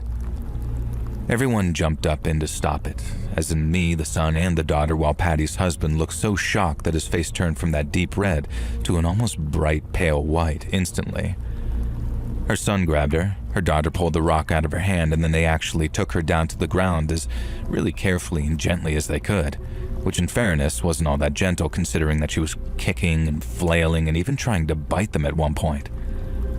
I told Patty's husband to just keep her where she was, no matter what. Don't let her run off into the woods and get lost again. He was really shaken, but assured me that she wasn't going anywhere, and neither were they. And so after dropping my pack and telling them that I'd return as quickly as possible, I ran off in the direction of headquarters, keeping a steady jogging pace until I arrived back maybe 20 to 25 minutes later. I felt ready to puke up my own lungs by the time I stopped running, and I had to spend maybe a minute catching my breath before I could actually describe the situation that was happening back on the trail. We had an ATV with a Medlight transport trailer attached, which are those gurney things that you see attached to them so injured people can be moved around off-road.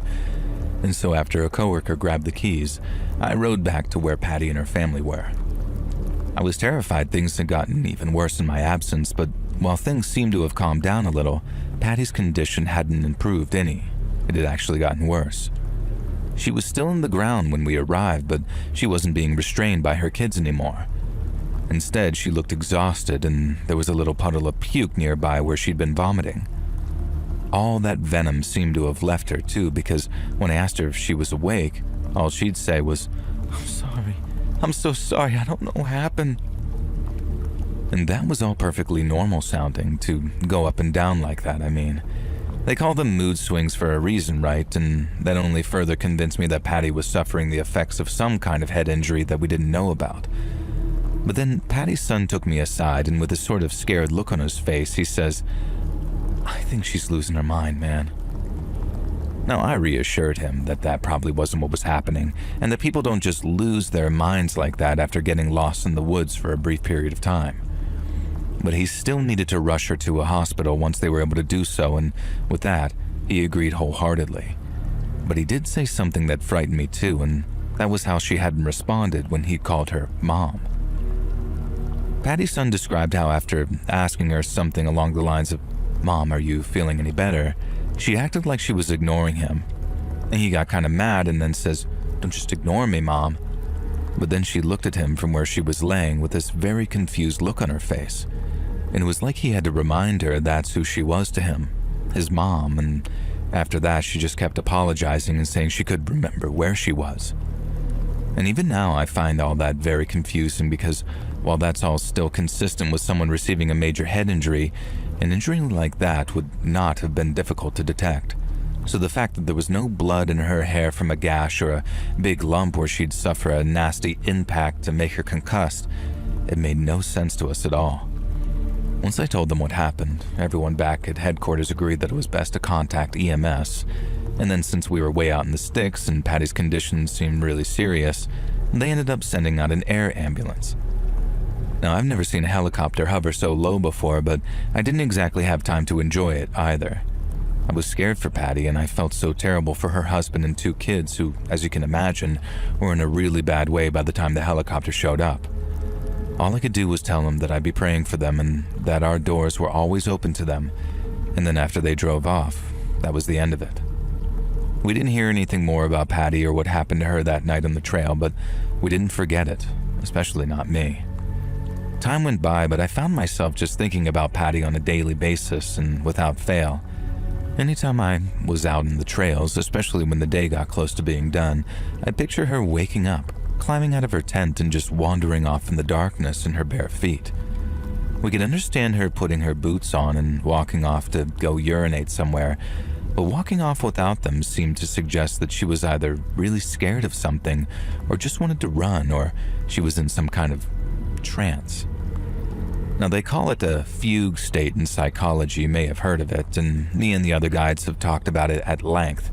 It's rare as hell, but every so often, someone's mind stays asleep while their bodies just keep moving, like there's someone or something else at the wheel, like sleepwalking. And that's kind of what we think happened to Patty. That maybe she fell and bashed her head, and that's what brought her out of it. But all we had were guesses and theories, and none of us wanted to contact Patty's family out of respect for their privacy. I hoped that maybe they'd call one day and let us know how she was. But why would they?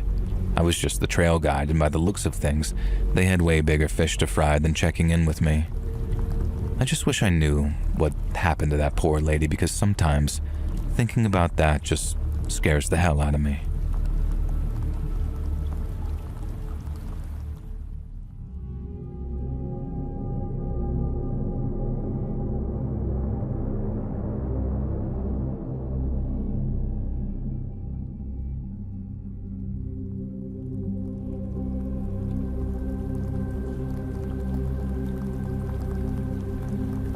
My name's Hank. I'm a proud Texan, and I work as a bus driver taking folks all over this great state of ours.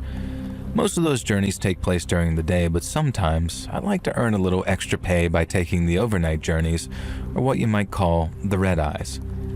I fire up that big old rig around dusk, load her up with the sleepy travelers heading either home or away, and then take off along those long, lonely highways that stretch from Houston to El Paso and every place in between. I wouldn't call it a difficult job, but as long as you can keep the wheels turning through the witching hours and dodge all those back road deer, you can almost guarantee everybody gets where they're going safe and sound by sunup. And it's not often the bus causes you problems, because if you keep her clean and well-oiled, and she'll keep you moving and happy. It's the people that complicate things, though. Not every kind of person, but a certain kind, and all the worst rides have been down to that certain kind of person. including this one, which was probably the worst I have ever experienced. Driving the bus across Texas at night with nothing but country songs and the stars to keep me company, it sometimes makes me feel like a night watchman, one charged with guarding the whole damn state. Now, I meet all kinds of interesting people on that open road under the big Texas sky, and then watching the sun rise over the prairies after a long shift, it's pure gold, but the cons hit hard too. Your sleep schedule gets all turned around, so whenever you're working nights, you miss out double on family dinners and weekends with the kids. The fatigue creeps up on you too, and dealing with rowdy passengers or breakdowns in the middle of nowhere is no picnic. But every so often, you get a special kind of rowdy. The kind that's not just drunk and loud or complaining about fellow passengers' body odor. The kind that's dangerous. Real dangerous. Back during the fall of 2007, I was on a run from Dallas to Austin, driving through the pitch black with nothing but tumbleweeds and truck stops for miles. I had this fella riding with me about 6 rows back, one that had been staring out the window and kind of muttering to himself, at least according to a fellow passenger anyway. I couldn't hear him at first, so it must have been nothing but a few grumbles and not enough to cause a scene. But then after maybe an hour on the road, I started hearing him as he started to raise his voice. I looked up into my mirror to see folks shifting uncomfortably in their seats, but nobody said a word. That happens more often than not. People learn to tune out the oddballs on long bus rides like that, but the guy didn't get any quieter. He only got louder, and as he did, the tension in the air got thicker and thicker. My guy twisted something fierce knowing trouble was simmering, and I just prayed that it'd blow over, sort of like a false alarm, but it didn't. When it came, the guy went off like a firecracker on the 4th of July, almost like his fuse was sizzling away for a while, and then bang, off he went, and there was no stopping him. I heard someone say something to him, I guess to sort of shut up or something to that effect, and the guy replied with a full-throated roar, and then went at that challenger like a freaking skunk pig. I looked back for just a second to see him leaning across the center aisle, lunging at the person I assumed did the back-talking. I had to keep my eyes on the road, but I looked up into the mirror to see fists raining down, and then the sound of passengers screaming along with a doom, doom, doom of the big guy's fists against the other's face. They weren't fighting. It was like a beating. The kind that, if it wasn't stopped, was going to end in a casket and a family dressed in black. The bus exploded into chaos as the beating continued, with some people running for cover toward the rear and others charging the attacker to try and end the assault. And when he realized what was going on, the attacker sort of wheeled around and started swinging on the folks trying to stop him. And let me tell you, this man was no small specimen. From what I could tell, he made short work of the people trying to stop him, and I think he straight up knocked a guy out too, because something freed him up to go back to wailing on the first guy he attacked, who by then was out cold and leaking blood from his nose and mouth. I didn't get a picture of all of this until later, obviously, because I was mostly trying to keep my eyes on the road while keeping an eye on the situation behind me using my driver's mirror. But then as soon as I realized the violence wasn't about to stop anytime soon, I started slowing us down so I could pull us over and get as many people as possible off that bus. I didn't hit the brakes in a sort of screaming tires kind of way. You can't do that on the bus with people standing unless you want them falling head first. And while I didn't mind if our psycho attacker banged his head on an armrest, I had to consider the other passengers too. I brought the bus to the side of the road as fast as I could, which felt painfully slow given what was happening right behind me. And then once we'd come to a stop, I opened up the doors and began hollering for people to get out as quickly as they could. I think I herded about 12 to 14 people out of the front, and there were women clutching their children, a couple of old-timers who couldn't move as fast, but everyone else moved like greased lightning. Everyone except the people trapped on the back of the bus who were being blocked from the front exit by our raging psycho. We had an emergency exit at the back of the bus, so I started yelling at the people in the back to pull the lever and push the door open so they could all scramble out onto the road. I don't know if they just couldn't hear what I was saying over the sound of their screams, or they were too scared to turn their backs on that attacker, but they didn't do as I asked. I kept on yelling louder and louder, but then the psycho turned his attention to me and then came charging down the bus while roaring like some beast.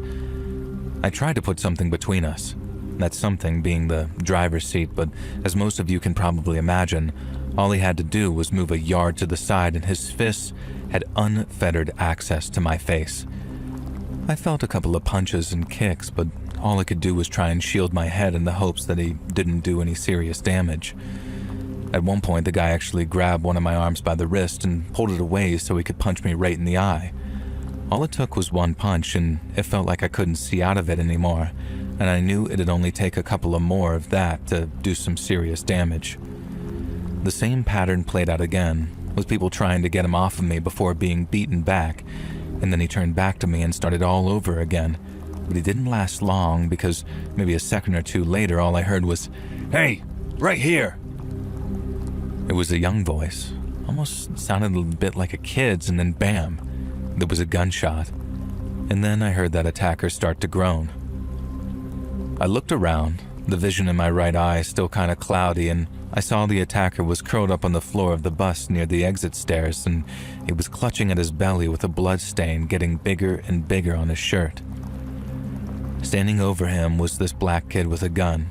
And I say kid as he must have been in his late teens, probably early 20s, but there he was, standing over the guy with a smoking pistol, telling him if he tried to get up, he'd blow his head off. With the attacker put down, and with all the fight having left him, the other passengers were able to get off the bus. People were treating the kid with the gun like he was some hero, but all he seemed interested in was getting out of there. I told him to hold his horses because the cops wouldn't arrest a man for defending people like he did. But he turned to me and, with a sort of scared look in his eye, he says, "It ain't legal. It ain't legal, man. I gotta go now." And then off he went. Lord knows where, and that's honestly the last I saw of him. With folks huddled outside in the cold, yes, Texas nights can get cold, I called in what had just happened on my cell and then waited with the rest while they either cried, hugged each other, or just stared into space like I did, wondering how the heck things all went so bad so fast. And not long after, we all saw lights flashing red and blue across the flatlands, and then as they got closer, they were joined by sirens. State troopers rolled up first. Their guns were drawn so they could secure the scene, and then I gave them the lowdown on that berserker. I mentioned the shooter too, and I know I should have been honest with him, and I might have been a little selective over what I remembered because God knows I didn't want that kid's good deed treated like a bad one. Once the cops had the scene secured, the EMTs came right behind them. They hauled off that unconscious fellow with his face all busted up and then stretchered off that young woman too, the one the attacker had given a few hard licks. And they even checked the attacker too, who was still alive, but in a lot of pain, and then with him handcuffed to a stretcher, they took him away with a cop sitting in the back of the ambulance with him. The cops questioned everybody, taking statements while I stood there feeling like I'd aged a decade in about an hour. And the company I work for got a replacement bus out to us as quickly as they could, and then once the dust settled and the authorities cleared us to go, we were back on the road again. We were minus a couple of passengers because some had chosen to wait for kin or friends so they could ride with them instead, but we were also plus one because I got to sit back and enjoy the ride with the new driver at the wheel. The atmosphere on the bus now was pretty dark, with folks whispering to each other about what had just happened. But I preferred the talk because when it came, the silence was honestly heavier than a lead blanket. I still think about that kid sometimes, the one who shot our attacker before he could do any serious damage to me. I guess if you told me about a guy like that walking around with an illegal gun, I'd have assumed that he was the bad guy. And I guess he sort of was one of the bad guys if he was a felon or what have you. But then all it took was one pull of the trigger at that right moment, and he became kind of a hero to me. I know there's no such thing as a perfect person, but since that night, I've never been so convinced of the existence of flawed heroes.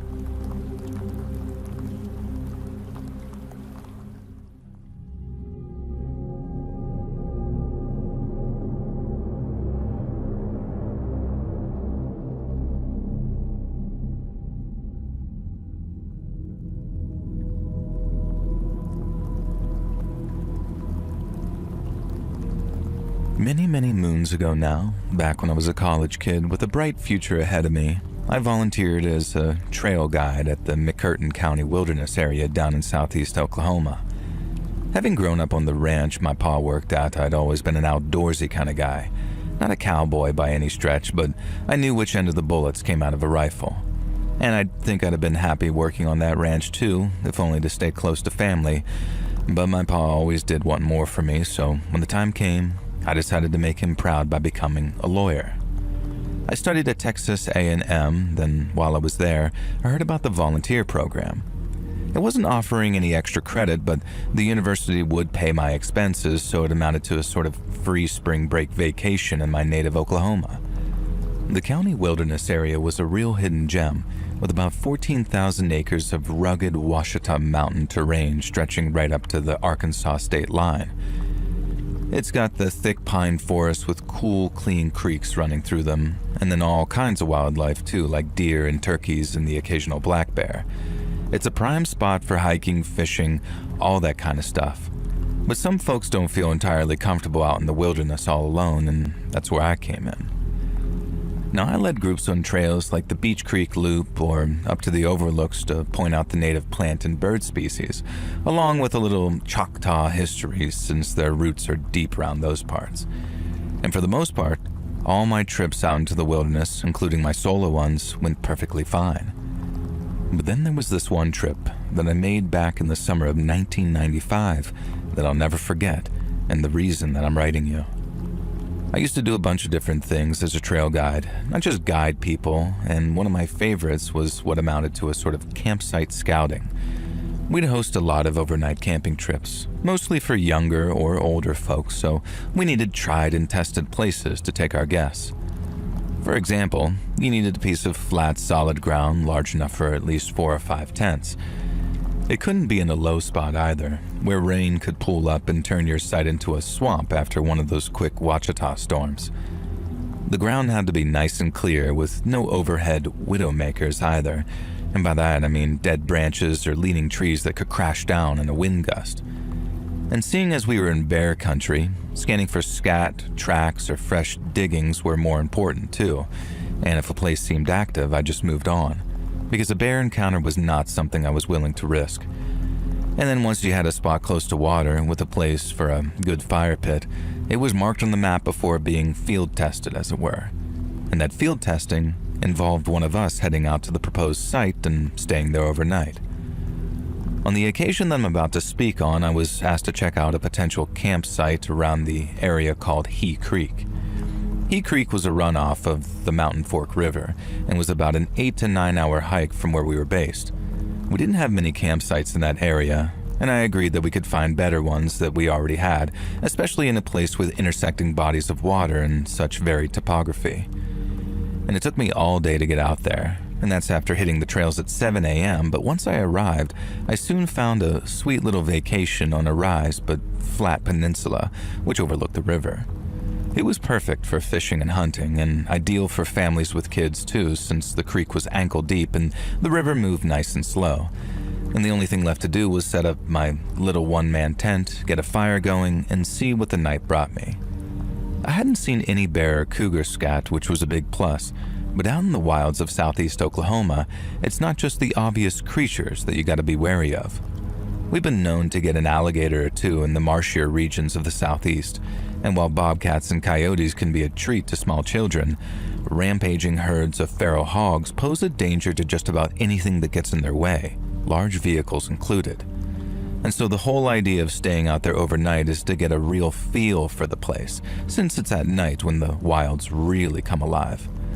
And after easily putting together a campfire, thanks to the abundance of firewood in the area, I made myself a campfire dinner and then took to reading some Call of the Wild by Headlamp. I'd read it before, but I figured that there was no better paperback for a night in the wilderness, and I'd just gotten to one of my favorite passages. Quote, "He was beaten, but he was not broken, etc." when I heard a noise about 20 to 30 yards away through the trees. I don't spook easily, and I spent enough nights outdoors to know nights can be noisy, so since all you normally need to do with an animal is let them know that you're there, all I said was, "Howdy, y'all," as I looked up from my book. No, I didn't hear any more movement after that, for a couple of minutes anyway, so I figured maybe it was just a dead branch falling from a tree. But it wasn't long before I heard it again, and that time, it was even closer. Someone, or something was moving through the darkness, getting closer and closer to me with each passing minute. And so I did what any other right-minded person might do in that situation, and I reached for my gun. Now, I carried a Super Red Hawk, but in a .480 Ruger, so I had a little less recoil. Now, it was very much my choice sidearm for those oh crap moments, so I was confident that I could put down whatever charged at me. My only worry was that it wasn't an animal, and whoever was out there was similarly armed as myself. So in the off chance that that was the case, I remembered saying, "You gotta be real brave or real stupid to be sneaking up on someone who's camping after dark." Now, it served as a dual purpose, making it clear to an animal that I wasn't going anywhere, and clear to a person that I wasn't some pushover. And then when I heard the sound again just beyond the light of my campfire, sounding like it was coming from behind a nearby tree, I cocked the hammer of my Red Hawk and aimed for its trunk. My hands were shaking as I tried my best to focus on getting my breathing right, so when whatever it was came around the tree trunk, I was ready for it. But then, just as I managed to get my heart rate just a little less frantic, I heard the sound of fast-moving footsteps just off to my right. Whoever it was so fast that I didn't even have time to turn and aim at him, not without giving him a clear shot at me with whatever kind of blade he was holding. I didn't get a good look at it, but I saw it shining in the firelight as it came at me, and it gave me no choice but to basically dive over my own tent in order to put something between us. I heard him yell something as he took a single swing at me, and then by the time I was up on one knee, I only saw the back of him lit up by the campfire as he ran off into the trees again. And I wasn't about to let him get away. So I aimed, steadied myself, and then took a single Hail Mary shot at him. And that bang was so loud it had my ears ringing, and I hoped to hear him scream before tumbling into the dirt, but there was nothing. Just the faint sound of heavy footsteps as whoever it was fleeing the area. I spent the rest of that night watching my own campsite from a distance, just watching and waiting for whoever attacked me to return. Packing up and heading back wasn't really an option, as it'd give whoever was out there a really good opportunity to track my movement on account of how noisy moving around at night can be. But it also raises the question of how the hell did that person manage to approach my camp so quietly? And why the heck would a person try and murder a complete stranger like that in the middle of a wilderness area? At dawn, once it was light enough to see, I walked off in the direction my attacker had run following the encounter and quickly found a trail of blood. I followed it for quite a distance, moving slowly and quietly with my pistol at the ready until I reached a small, chest-height cave set into a rock face. It went deep, but I only went in for enough to see where the blood trail ended, and there were all kinds of animal bones in there. Random pieces of camping trash too, like empty cans and plastic water bottles. But unless they were hiding at the very rear of the cave, seeing my flashlight and keeping quiet as a mouse, I don't figure anyone was in there at that time. I got back to the compound about 9 hours later in the mid-afternoon. I went straight to my boss, told him what happened, and that's why they stopped taking camping parties up near He Creek. The local sheriff said that he'd keep an ear to the ground and I was well within my right to shoot at him, but in all likelihood, they probably wouldn't find the guy with so little to go on. Now, I'm not sure if they found the blood trail and took a sample or whatever they might do. Hell, I'm not even sure they sent anyone out there at all, really. But it just goes to show you that even when you're out there in the middle of nowhere, it's not just the bears you gotta worry about. It's the men.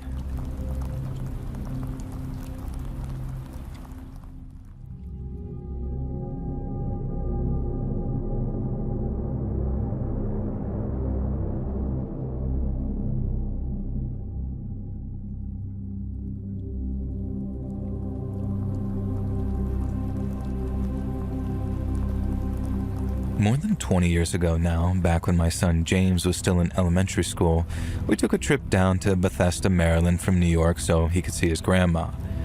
Now, it was kind of messed up from the start, I guess, because I had something come up at work on the Friday we planned to leave.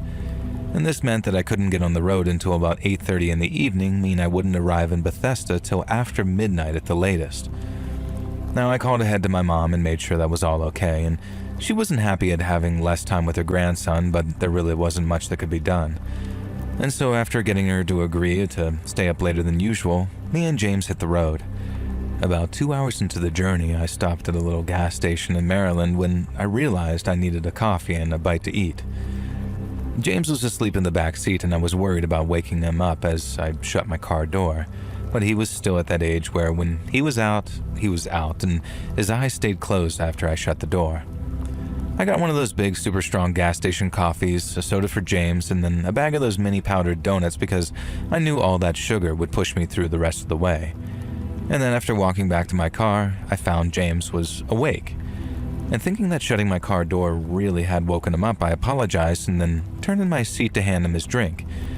And that's when I saw the key ring that he was now holding. At first glance, it looked like a little clown holding a sign of some description. And I asked him what it was while taking a look at it and saw how the clown's little sign read, "Flying Plow Circus." It wasn't plastic either, like it was mass-produced. It was wooden and looked almost handmade. And when I asked James where he got it, he said a man had given it to him. Now, naturally, this didn't ring any alarm bells at first, and I was about to just let it go. But then I asked when the man gave it to him, to which James replied, "A minute ago, while you were in the store." Again, this didn't scare me like it should have, because I'd locked my door. Now, I'd never leave my kid in an unlocked car like that while I went into a store, and since sleepy 6-year-olds aren't the most reliable and frequently play pretend, I didn't really take them seriously. But that's when James said something along the lines of, "Yeah, he did something funny to the door, like, then it opened, then he told us to go visit sometime." Now I remember my pulse getting faster as I asked James if he was serious, and if he was sure. He told me he wasn't lying, and that the man used some kind of wire to open the door. Now by the time he said that, my heart felt like it was about to burst out of my chest. I asked what the guy looked like, and James just said, "Normal." And then as I got out of my car and looked around the parking lot, I don't think I'd ever been so close to a panic attack in my whole life. I tried to calm myself down as best I could, and then I asked James to tell me the whole story again from start to finish. He was starting to pick up on my vibe, so he was starting to get all confused and kind of upset, and I had to assure him that he hadn't done anything wrong and that he just needed to tell me what happened, and then he went over it with me a second time. It made my skin crawl to think about, and it still does. The thought of some creep watching people, waiting for an opportunity to break into someone's car so they could creep on their kid. Like, I know all the guy did was give James a key ring, but that's his cover story, right? All he's doing is giving the kid a key ring till the parents take too long coming back, and then it's diddling or abduction time. I asked James if he said or did anything weird, or if he acted in a weird or creepy way, and James said the only weird thing he said was, "Your dad knows me." And even though he was 6, he was skeptical seeing that we didn't even live there. I was freaked out, y'all. The idea of what might have happened scared the hell out of me, but once I saw that there was no one around for me to blame, that fear turned to frustration and then straight up anger. I think if James had pointed someone out like that's him, I'd have straight up torched that dude, and I'd be writing this from prison or something. Not that a jury in their mother effing land would convict me of something like that, but you see my point. I told James to hand me the key ring, and then told him if anything like that ever happened again, he should yell for me, as loud as he could, and he wasn't to stop until I'd appeared to protect him. I told him he'd been very brave and he hadn't done anything wrong, and then gave him the speech on how not everyone who acts friendly wants to be friends. And then once all that was said and done and my heart rate had returned to normal, sort of, we got back on the road again. I remembered the name of the road that I was on a couple of minutes later because I looked it up later when I decided to call the cops. It was called Conowingo Road, a name I don't think I'll ever forget because I was driving down and I saw the sign saying Flying Plow Circus 1 mile ahead. I remember how the rage boiled up in me like you wouldn't believe, and I actually put my foot down thinking, I'm gonna give these a-holes a piece of my mind. I powered along the highway, probably dipping over the speed limit a couple of times, till I finally found the sign saying Flying Plow Circus next right. I don't know exactly what I was planning, Maybe just find where the carnies' trailers were, then curse up a storm on how they needed to keep a leash on their pedo coworkers before he gets himself shot. I wasn't dumb enough to start a fight with a whole bunch of random circus folk, and I wasn't about to let their buddy get away with what he did either. But then after making the turn and driving down this dark dirt road to where a circle of trailers were sat, I changed my mind completely. If I could describe that collection of trailers in 2 words, those 2 words would be horror and movie. And there was a fire in the middle of them and a bunch of people gathered around it. And then when they saw my car, I saw a couple of them turn to look at me. I couldn't make much out. They were just these dark shapes with the fire in the background, but that made them even creepier looking. I realized that it might not be a case of one rogue carny, and for all I know, the whole gang might have sent that one guy out looking for a kid to snatch and bring back to them. Now I just kept on watching them, watching me for maybe half a minute more, and then after taking one look at James in the back, who by then had fallen back asleep, I thought, screw this, and then turned around and drove off.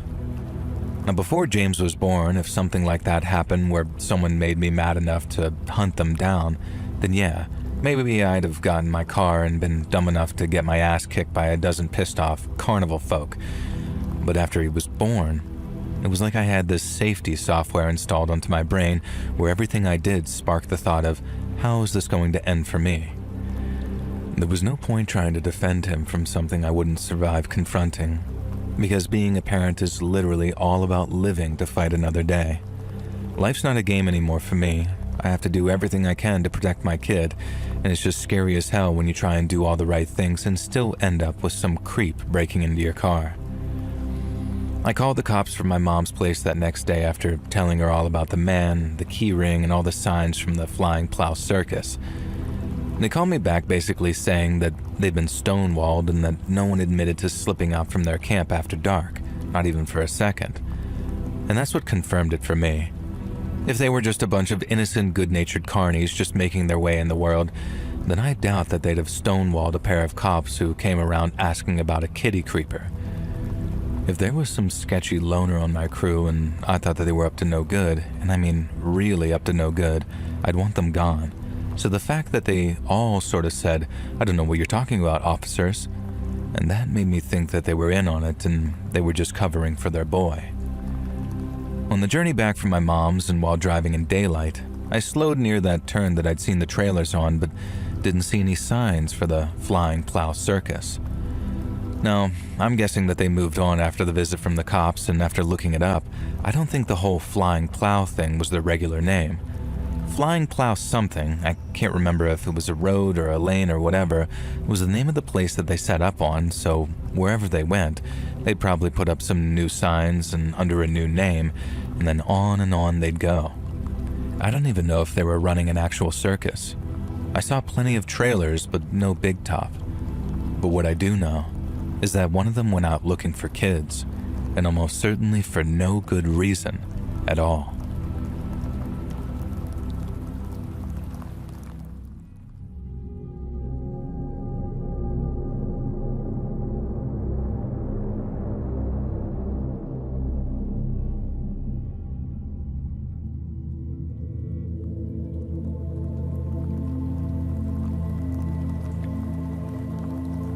Almost 10 years ago now, way back in September of 2016, I drove all the way from LA to Phoenix to visit an old high school friend. Now, I was 31 and female, but still Hispanic and still small, and I drove out on a Friday and we spent all day Saturday together. Then, even though I planned to drive back home in the mid-afternoon on Sunday, I didn't end up leaving until about 9 p.m. at night. Now I know, I should have left earlier, and I know what I'm about to tell you is basically my own damned fault for not sticking to my plan. But even so, there are still nights sometimes, even all this time later, when I find myself waking up from nightmares with a cold sweat forming on my chest, having relived it all over again in my sleep. It was just after midnight when I rolled into Riverside County after passing over the Arizona state line. Now, a few people were still up in that area, so it wasn't completely dead, but after I passed the airport and the Mesa Verde complex, the 10 got super quiet again, and it seemed like there was no one but me out there for miles and miles. I was just trying to keep myself awake with some music and by blasting some cold air when suddenly I noticed a pair of headlights in my rear view. Someone was coming up on me, and really fast too, and seeing how fast they were going, I honestly figured it was the police. I didn't panic or anything, I wasn't doing anything wrong, and I didn't have anything in the car that I shouldn't have, and so I just sat tight, kept my speed, and let them get closer and closer. When they got so close their headlights were blinding me if I looked up into the rear view, I figured they'd pass and keep going, but they stayed put, right behind me in the same lane and didn't budge for at least a couple of minutes.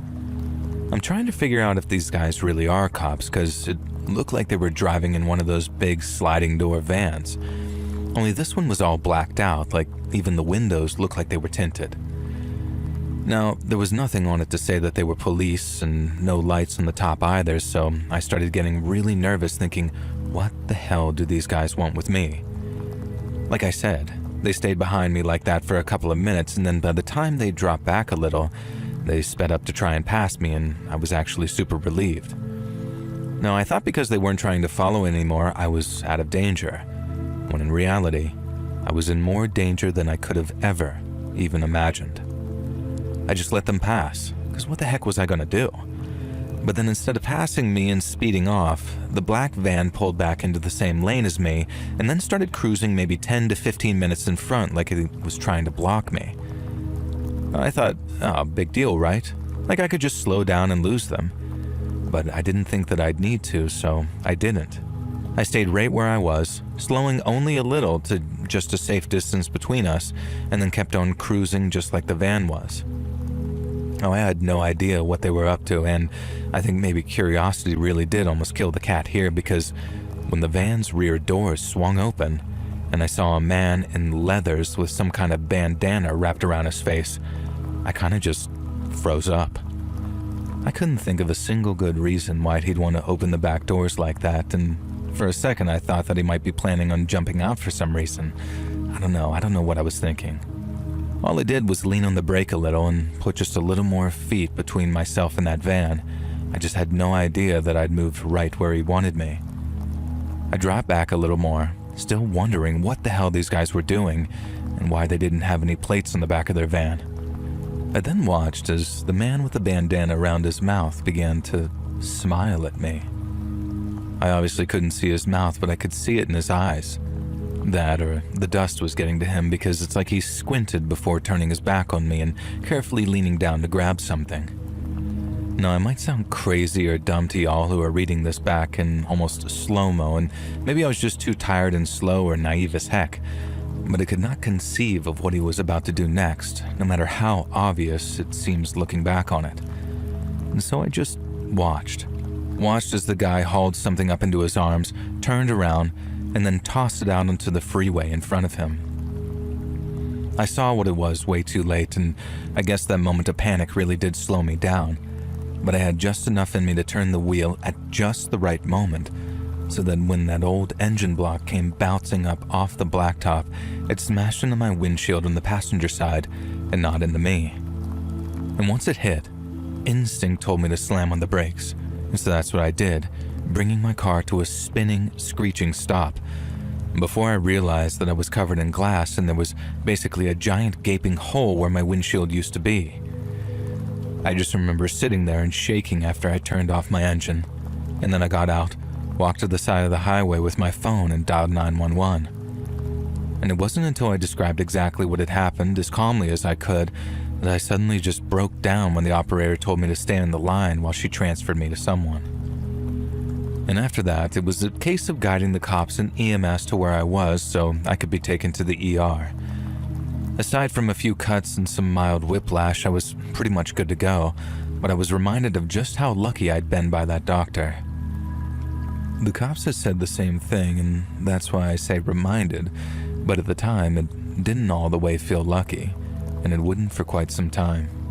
I knew I was lucky to be alive, and it wasn't like I was completely blind to how lucky I'd been in that respect, but all I could think about in the months afterwards was, why me?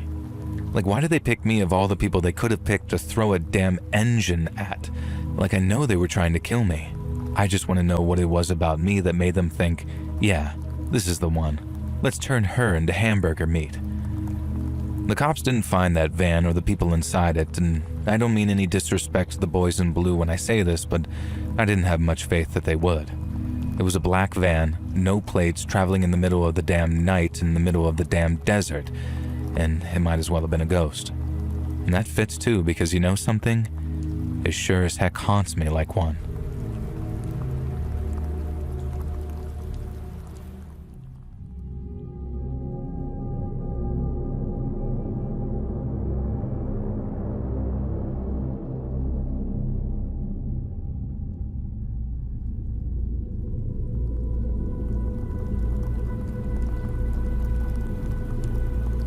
So I used to drive taxis in Liverpool back in the 80s. Now it was great money for what it was, and so even though I only planned on doing it long enough to find a replacement for the job I'd lost, I ended up driving for almost 3 years before I finally gave up. A big appeal was that I could work when I wanted. If I had something that I needed doing in the daytime, be it something with the kids' school or whatever, I could just take a few hours off, take care of business, and then head out on the jobs again at night to make up the hours. And there was no doing that in a factory or down on the docks, not without getting your pay docked anyway. But it wasn't all sunshine and roses, and I remember one particular job where for a minute or two, it didn't look like I was going to make it home to my family that night. It started when a job came through just after 10 p.m., asking me to take someone from Agberth Vale to Anfield. I got the address, drove over, and then parked up outside a small 2 up, 2 down on a dark and quiet street. I didn't want to beat my horn, which was the usual method of letting a customer know that we were outside, so I gave dispatch a buzz on my radio and asked them to call the customer back to let them know that I was waiting. Dispatch said no one picked up the phone, but then maybe a second or two later, I saw someone walking out of a house and towards my car. Now, as I said, it was dark, so even though I saw the shape of them moving towards the back passenger door, I didn't get a good look at them until they were sitting behind me. And when I did, I almost pissed my kecks. He was wearing a balaclava, and after he shut the door, he sank down low in the seat to make it harder for him to be seen from the outside. Now, he had what looked like a jerry can of petrol in one gloved hand, and then with the other, he pulled out what looked like an old detective gun from his jacket, like a proper six-shooter, and pointed it directly at me. He said if I tried to run, I'd be shot. In fact, if I did anything that even remotely upset him, I was a dead man. Now, my only job was to do what he said, and when he said it, and if I did, I'd go home alive that night. And so, seeing as I didn't have much of a choice, I drove where he told me to go. We ended up parked up across from a pub not far from the Rialto on Upper Parliament Street, I remember. And the lad in the back told me to turn off the engine and then spent the next 15 minutes or so checking his watch and peering up over the solid part of the door to watch the pub through the window. He kept on checking his watch, and I kept getting the urge to try and talk him out of whatever he was about to do. But every time the words were about to come out, something stopped them. I stayed quiet, and then noticed that when the clock on my dash hit 11 p.m., the lad in the back started getting even twitchier. When I noticed people coming out of the pub, obviously around kick-out time, the lad told me to start the engine. He was watching the pub doors like a hawk, and then suddenly, he started rolling down the window all frantically before he pointed the gun out the window, shouted something I couldn't make out, and pulled the trigger. One of the fellas who just walked out of the pub hit the concrete like a wet sack of spuds. Someone screamed, and then the guy in the back seat let out a scream of his own as he told me to drive. I obviously had to stay under the speed limit where possible, but it was tough with a gun pressed in the back of my head every so often, with its owner telling me that if I stopped for the police or took us down any dead ends, I'd be getting one to the back of the dome.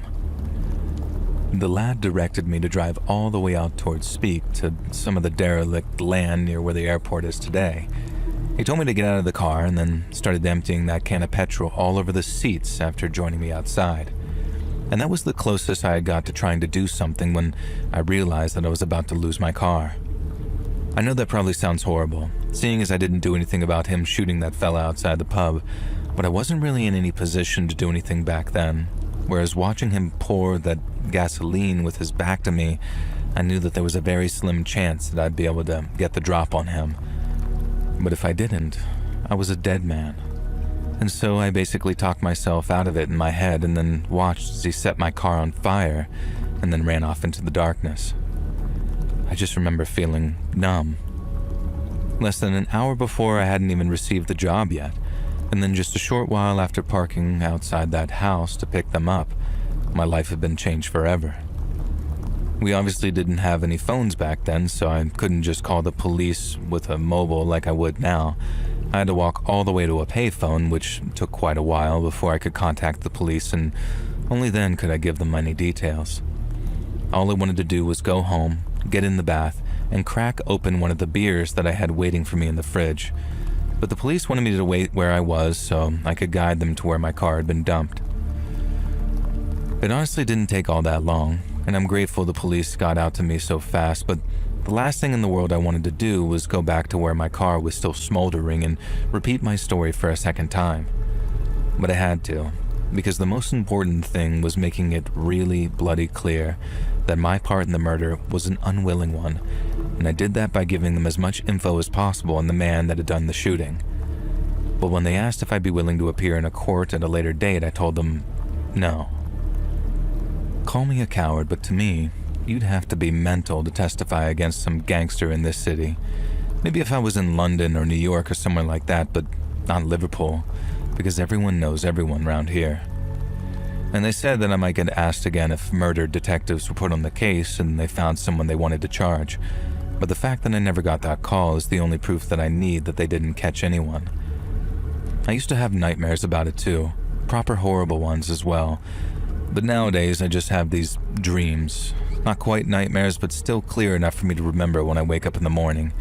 And sometimes in those dreams I do what I wanted to do in the moment and beg the killer to reconsider. But no matter what I say and no matter how I say it, he never, ever listens.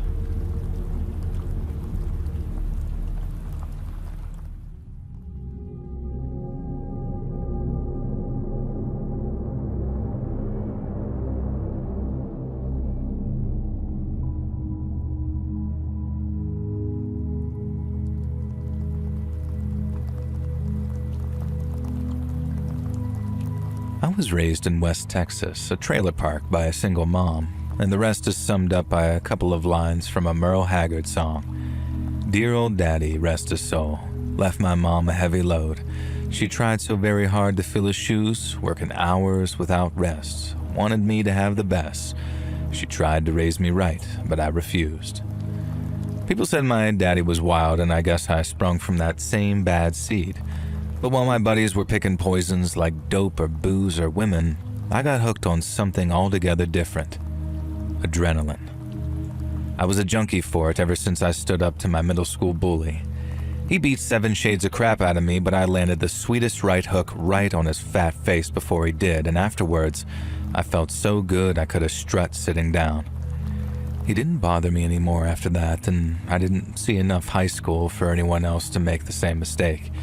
But when I heard my little cousin was being hassled at high school, I just about jumped at the chance to trim some tail feathers, so to speak. And that, ladies and germs, was the first time I robbed anybody.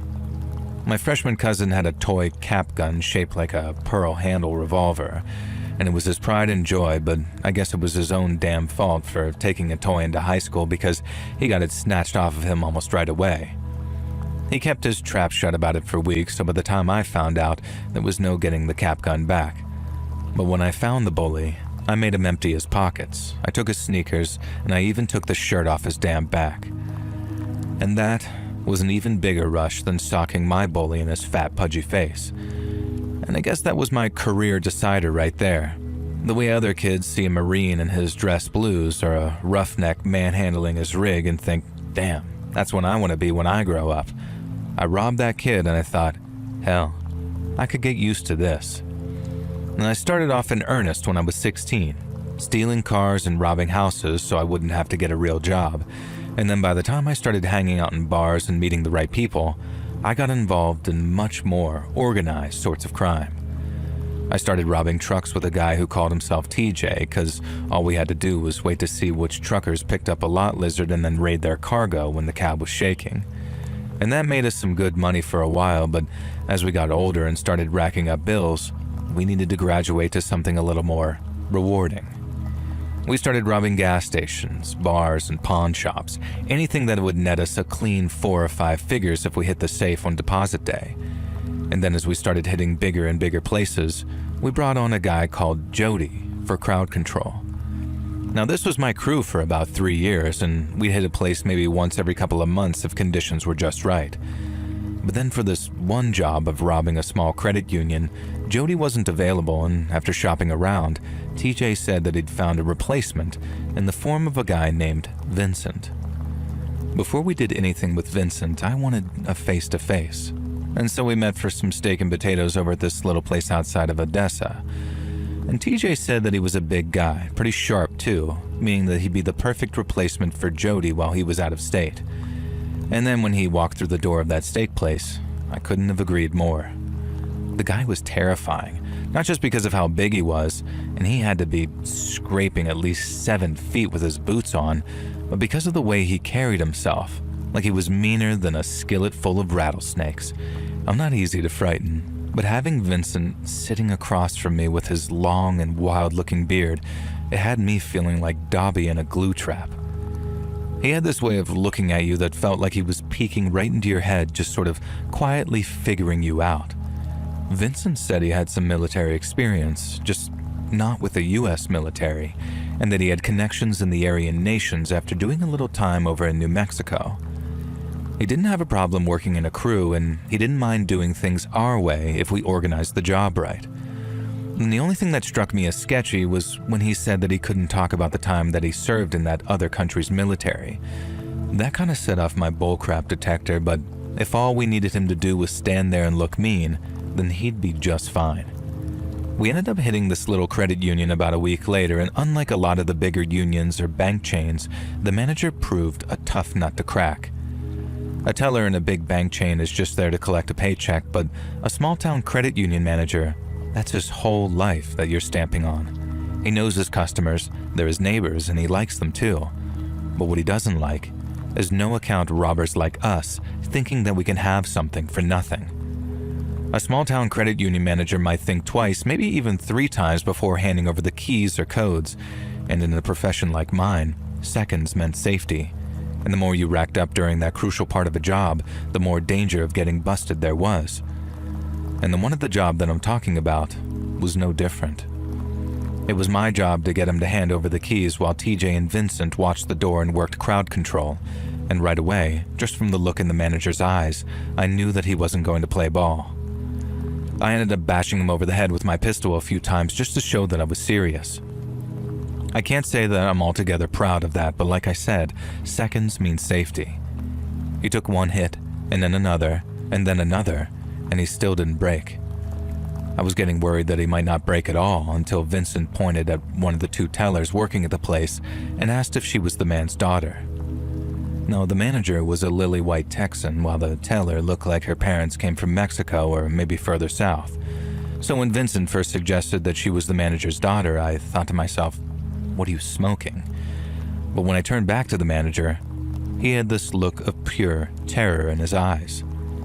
Vincent smiled, jumped over the counter, and then started tearing at the buttons on the girl's blouse, saying that he was going to do all this obscene stuff to her right in front of her dad.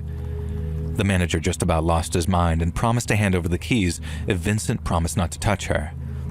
And that was all it took, and we were out of there with a whole bunch of cash just a few minutes later. I later asked Vincent if he was serious, if he really would have done all those things that he talked about to make the manager hand over the keys. Now he just smiled that big wolfish smile of his and said, "Whatever it takes to get the job done, brother. Whatever it takes." Now I had no doubt in my mind that he meant what he said, and I don't think I've ever met anyone who was so obviously a dyed-in-the-wool psycho. But little did I know, I hadn't seen nothing yet. The next job we did with Vincent, we hit up a little savings bank just outside of San Antonio. One of the Mexican supervisors, who we needed to open up the safety deposit boxes, had some kind of meltdown and forgot all of her English. Maybe she did it on purpose to slow us down, or maybe it was genuine, who knows. But what I do know is that out of nowhere, Vincent steps up and starts straight up speaking fluent Spanish to her. Now, he's not just talking Spanish either. He's talking to this chick like he's her damned uncle or something, trying to almost soothe and relax her. And you know something? It worked. She freezes up, stops screeching like a whistle, and then just looks at him as he gives his little speech. And then when he's done, she hands over the keys to the boxes, and once again, we're making our getaway in minutes flat. We all wanted to know what he said to that lady, but Vincent calmly explained that all he did was tell her what would happen if she didn't hand over those keys.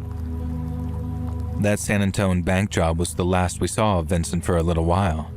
He said he had some business out of state, but that he was working on something in the meantime, and he'd let us know if he could use our help. And we said we appreciated him keeping us in mind, but to be honest, we were more than happy to go our separate ways. Vincent got the job done all right, but at the same time, he felt like a liability, like it was only going to be a matter of time before he did something terrible.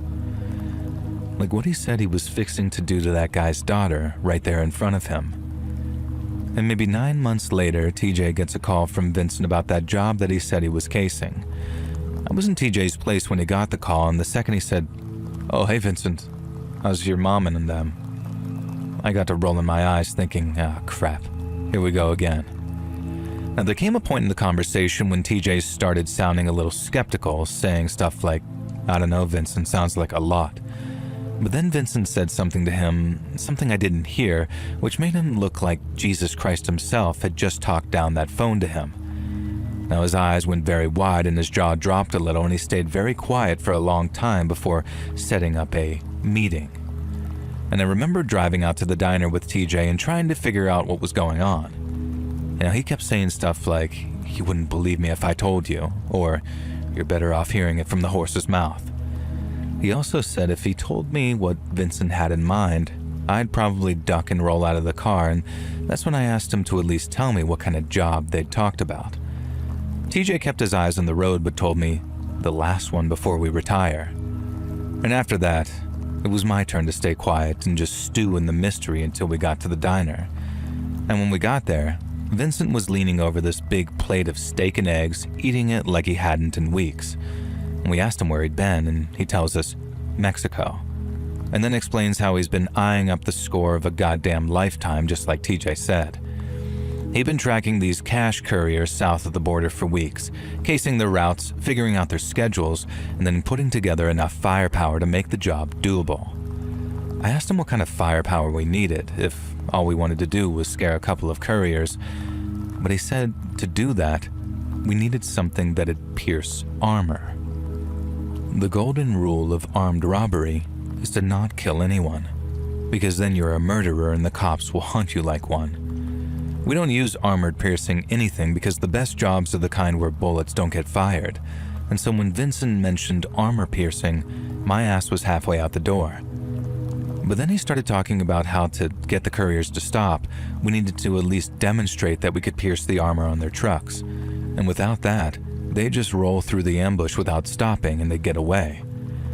Now, I guess I had it in my head that this was a regular job, and when I say regular, I mean your standard armored car job. So when Vincent said that the couriers were carrying some cash illegally across the border and were doing it for the Sinaloa cartel, I thought he'd lost his damned mind. Now, I feel like just about everyone in America knows who the cartel are these days, but the Sinaloa stand tall even among their fellow narcos. They're one of the oldest in Mexico, and at the time, they were by far the most powerful too. They were led by the El Chapo guy for a while, and they don't mess around when it comes to protecting their operations. And so when Vincent suggested we rob them, I figured it'd be quicker to just shoot each other in the face right there and then, because if we robbed the cartel, that's how we were going to end up. Dead as buzzard bait. But Vincent said he had a plan. At the time, the Sinaloa cartel was at war with the Juarez cartel. Couriers were getting robbed and their hitmen were dying by the dozen, but it was all just one big mess down there. But that meant, at least according to Vincent, that the Sinaloa wouldn't suspect a foursome of gringos to be responsible for robbing one of the couriers, at least not unless directed by their enemies in Juarez. And to him, it was foolproof, and if we did the job right, we could bring home enough laundered cash to retire on. We wouldn't have to worry about washing it. We wouldn't have to worry about anyone coming after us. All we'd have to do is figure out what kind of porch swing we wanted to sit our asses down on until we were old enough to die, and figure out which kind of beer we wanted to drink while we were doing it. I didn't realize how much I wanted out until I saw the crack in the door, and I guess it was the same for TJ and Jody too, because after thinking on it for all of 30 seconds, we decided to go for it. About a week later, we all met up with Vincent just before midnight for the long-ass drive down to the ambush site. Vincent's plan was relatively simple. At dawn, when the couriers approached our position in their 2 trucks, we'd pull up a heavy chain across the dirt road, kill their engines with our armor-piercing bullets, and then keep on shooting until any guards were dead and the driver surrendered. When I asked him how he was so sure the drivers would just surrender, Vincent said that they were just that, drivers. They'd give themselves up once they realized that they were in trouble. Now I started getting doubts, because if those drivers lost all that cash, the cartel weren't going to just slap them on the back and say, "Better luck next time, hombre." They'd torture those guys first just to make sure that they weren't in on the scam. And then even if they weren't, they'd carve them up and hang them from a bridge just to make an example out of them. And the more I thought about it, the more I got this bad feeling in the pit of my stomach. But even when that feeling got so intense I wanted to puke, I'd push it back down again and tell myself, get this right, and you're home free. No more jobs, no more Vincent, no more worrying about anything ever again. And it was that which kept my mouth shut during that drive across the border. It was still dark as we set up, tying the chain to a tree before covering it with a thin layer of dirt. We dug little holes too on a low rise near the road, with one a little closer than the others so whoever was in it could pull the chain up and block the couriers. And after that, it was just a case of waiting and watching and hoping those couriers didn't decide to rearrange their run at the last minute. Now we waited hours, watching the sun get higher and higher and feeling the air get warmer. Now Vincent said the trucks would roll by about an hour after dawn, but then 2 hours had gone by and there wasn't a truck to be seen, and I started to doubt that they were ever going to show up at all. Now by around 8 a.m. we were all sweating buckets, barely able to hear our own thoughts above all the noise that the cicadas were making. But then after maybe an hour of sweat and frustration, I remember seeing this glint of light on the horizon as 2 white trucks came into view. We started hooping and hollering a little, having sat in those dusty holes for so damn long, and Vincent told us to shut the hell up and be ready. Now as we watched the trucks getting closer and closer, TJ took hold of the chain, waiting for Vincent's signal to start yanking it up into the roadway. But when it came, and TJ forced those trucks to hard brake as it rose up, Vincent didn't aim for the engine blocks. He aimed right for the truck's tinted windows, and then unleashed hell. Someone in the second truck managed to get a few shots off, but Jody was ready with his AK, and it was pure chaos, but it was over in seconds. So quick that me and TJ didn't even get time to fire a shot. And then once the smoke had cleared and everything went quiet again except for the groans of the dying couriers, we made our move. As we ran towards the trucks, I remember TJ yelling about Vincent not having to shoot everyone. Vincent said what's done is done and he should shut his mouth and get to work. TJ had only just unlocked the second truck's storage and we were about to go rummaging around in the back when we suddenly heard the sound of a child crying. In a way that only a kid's cry can grab your attention like that, me and TJ ended up spinning around on the spot to see where the voices were coming from. I remember seeing Jody, wide-eyed, looking into the truck in front and then seeing Vincent open up one of the back doors and start speaking in Spanish. TJ had a daughter who stayed with his mom, so realizing that there had been kids in that lead truck just about sent him off the handle. He marched over to where Vincent was speaking Spanish to them and asked what he was doing. Vincent said he was telling them to stay in the trucks because someone would be coming by to get them before long. TJ didn't like that one bit on account of we all know what happens to kids or dogs when they're locked in hot cars. Him and Vincent went at it for about a minute, going back and forth about how those kids needed to be safe, and Vincent thought about it for a moment and then said we could just drop them off at a gas station or something once we got back on American soil. TJ didn't much like that idea either, but just like the whole surrendering drivers thing, I don't think Vincent was ever really planning on doing what he said. Because as me and Jody are hauling a big bag of cash back towards the place we'd hidden our own truck, we heard 2 gunshots and then the sound of TJ screaming. We dropped the bag of cash where we were, and then ran back to see what was going on. I thought TJ might have gotten himself shot, possibly by a courier who wasn't dead as we thought he was. But when we got to the top of that rise and we saw why TJ was still screaming at Vincent and calling him all the curse words under the sun, he'd taken those 2 Mexican kids out of the truck, and he'd shot them both in the head. Vincent was probably a head and shoulder taller than TJ and almost twice as heavy too. But after what he did, shooting those 2 kids, TJ went at him like a monster.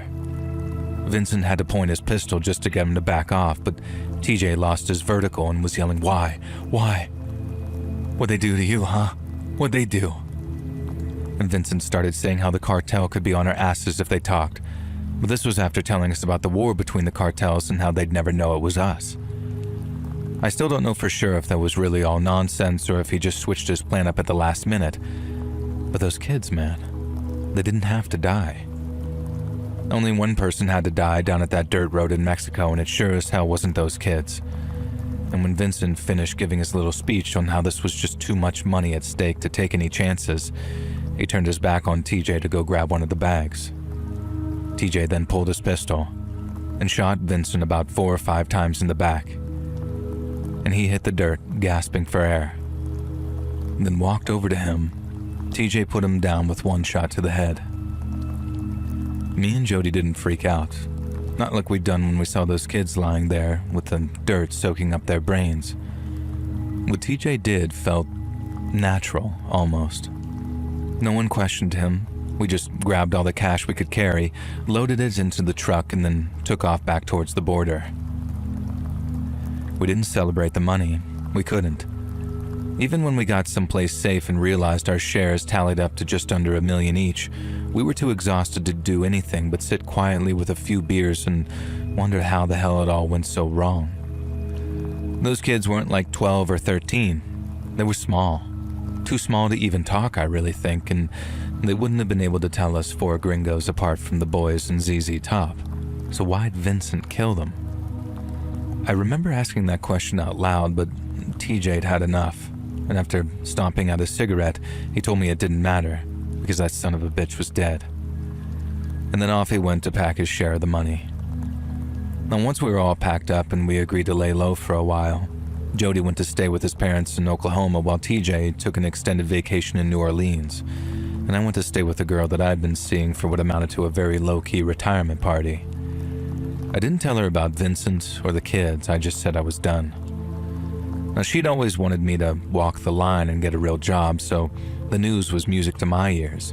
And she told me to stay as long as I needed, and then maybe 3 weeks later, TJ showed up again driving a new Dodge. Now, it wasn't new, but we couldn't exactly go driving around in the same truck we used for the robbery, so it was a practical purchase. We went for a drive and caught up on things, and then TJ asked if I wanted to go get a burger or something later. I said sure, and we arranged for me to stop by his place around 7. Now, it felt like we were starting fresh. We wouldn't have to look over our shoulder anymore. Work wasn't a topic of conversation we'd ever really have to touch on again, and we'd had more money than we could ever spend without pissing it away. It felt like we could just stop surviving and start living, and it was strange to find myself grinning like a mule eating cockleburrs over nothing but a burger with an old buddy. He dropped me back off at my place, and then after a few hours of chilling with my girl, I drove over to TJ's place and knocked on the door. And that Dodge was parked in the driveway, but when I knocked on his door, there was no answer. It was almost exactly 7, and he wasn't the kind of guy to flake on plans like that, and so assuming he was probably just running late and was in the shower or something, I walked around to the yard and tried the back door. TJ never locked his back door, ever. He always left it open in case we needed a place to crash, and he also wasn't keeping his share of the money there either, so right away I knew something was off. I'd crashed there a bunch before, so I knew that there was a way to jimmy open a window or the first floor, but after getting it open and climbing inside, I felt my stomach drop. And that old cliche about the smell of blood, how it sort of hangs in the air, very heavy in places where a lot of it's been spilled, it's as true as steel, especially on a warm Texas evening. And the smell of blood in TJ's house was so strong I felt the shiver run up my spine as I realized something really, really bad had gone down. and as I ran through the house, I started yelling out his name and asking where he was. I found him in the upstairs bathroom, curled up in the tub, and he wasn't just dead. It looked like someone had tried to take him apart. I didn't look for long. I couldn't. But from what little I saw, he had his fingers missing, part of his face was gone, and someone had carved off a big patch of skin away from his side, so much so that I could see a couple of his ribs peeking through. That's the snapshot I can't ever get out of my head, even though I must have looked for no more than a second. I didn't stay long. I just slipped out the way I came in, ran back to my truck, and drove straight over to Jody's place to tell him what I'd found. Someone had come looking for us. We knew that much, and we agreed the best thing to do in the meantime was hide out someplace. Jody said he could find us a place in Oklahoma, somewhere real quiet and out of the way, but we still needed to square some stuff away at home first. We needed to get the money, and we warned folks who needed warning. Then, we could meet at a motel just outside of town and drive to Oklahoma from there. Now, it sounded like a smart enough plan. Have a base of operations just outside of town for a few hours, and then be gone by the evening. But after driving all over town and making sure my girl got herself to her mom's, I arrived at the motel to feel my stomach drop a second time.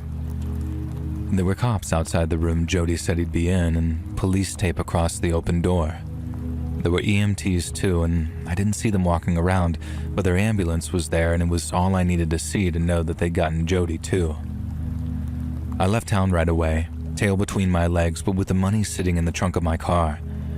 I planned on going back. I still got family down in Texas, but once I got to Oklahoma and found a motel, I saw a news report on TV. It was about Jody, but it wasn't just hearing about his murder that scared me so bad. It was the description a witness had given the police, which became the basis for their person of interest appeal. But it was that which made me feel like the devil himself was standing right there next to me, laughing his ass off at a joke I didn't get. Because when the newscaster read out the man's description, being that of a tall, stocky man with long hair and a wild-looking beard, it sounded almost exactly like Vincent. Someone matching that description had been seen in the motel's parking lot acting strange. Then around the same time as the murders, the same person was said to have hopped in a truck and driven away from the scene at some very serious speed. But then, Vincent wasn't the only guy in Texas to have a long-ass beard and a ponytail, so that all could have been a coincidence, right? But then what are the chances of the same person sporting an oversized hat and a bunch of bandages around his head? I had never been so freaked out in my whole life, and I'd never been in a situation where I actually considered pinching myself because I was half convinced that I'd wake up to discover that the whole thing was just some horrible nightmare. But it wasn't a dream. It was real, and I found myself faced with a very real possibility that Vincent had somehow survived TJ's attempt to kill him and had come to get his revenge. Looking back on it, I realized that it was much more likely to be the cartel and that somehow they figured out a way to track us down. But just the thought of some half-dead Vincent walking around looking like he'd crawled out of a grave, it sent shivers up my spine even all these years later. I live someplace else now, just about as far from Texas as it's possible to get without having to learn another language. So let's just say that whatever people speak here, they sure as hell ain't Spanish.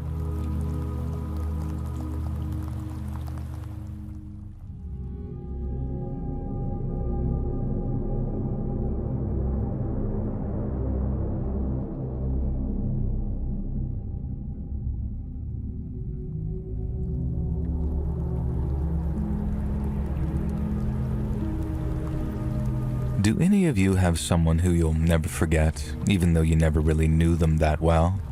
Someone who was a constant in your life, just sort of a background character who isn't around anymore. Someone you find your mind drifting back to every now and then because even though you didn't know them that much, you just saw them all the time and they were like an interactive, friendly part of the furniture. Now, I don't mean that in a derogatory way. It's like a beloved lazy boy that you get from Goodwill. You don't know its backstory and you never will, and you don't ask about its past and it doesn't ask about yours. Christ, this sounds dehumanizing, but it's how I think about it. It's in a fond, loving way, trust me, and I hope one day I'm someone else's goodwill lazy boy, someone who touched a person's life just by being there and someone they'll always remember. Now, I remember Mr. Browning. I'll never forget him, and even though the last time I saw him was probably 1985, I think I remember him fondly regardless of how things ended. Now, I sure know that I always thought fondly whenever this guy crossed my mind. Me and the wife often talked about how we should invite him over for dinner. We wondered if he was lonely after his wife had passed a decade or so before, and we wondered if his adult kids called often because they never seemed to visit. But we just never got around to asking Mr. Browning. Hell, I don't even remember what his Christian name was. It was always, "Good morning, Mr. Browning," and he'd respond with, "Good morning, Ted." He was my elder.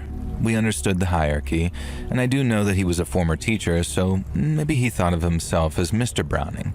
Maybe it didn't even cross his mind to ask me to call him by his first name. Amos, that was it. Amos Browning, and I remember from his obituary and later the funeral. And I think those were the only times that I heard his first name spoken, and one of the only times that I saw his adult children. His son was a very doughy-faced man who looked bored to be at his father's funeral. His daughter was one of those sharp-faced women with a meek, sycophantic husband and the kind of bratty son who wanted to be the center of attention, even at Grandpa's wake. We didn't stay long. We'd gone to pay our tributes to Mr. Browning, but we couldn't stay. We didn't want his family asking us questions about his death, and they likely knew that I'd been present when it happened, and I'm not a good liar. I would have struggled to give them the answers they wanted instead of the horrible, haunting, traumatizing truth. Me and Mr. Browning used to chat over the fence. Well, I'd lean over the fence and he'd mow the lawn, and he was always mowing his lawn. He had one of those old push mowers, an electric one, and I just kept trying to persuade him to buy a ride-on, but he said his yard was way too small for that. It wasn't, and besides, at his age, probably early 70s, it was a great way to get some exercise and a little peace and quiet. Peace and quiet from who, I'm not really sure, since he lived alone after his wife had passed before me and my family moved in, but that's what he said. We'd talk, a lot, but never really get to know each other, you know? We talked about the Detroit Lions a bunch. He was a die-hard supporter, and I was just a pretty casual one. And we talked about the weather, we talked about politics, but never too seriously. And sometimes we'd watch the same shows at the same time, and we'd talk about those too.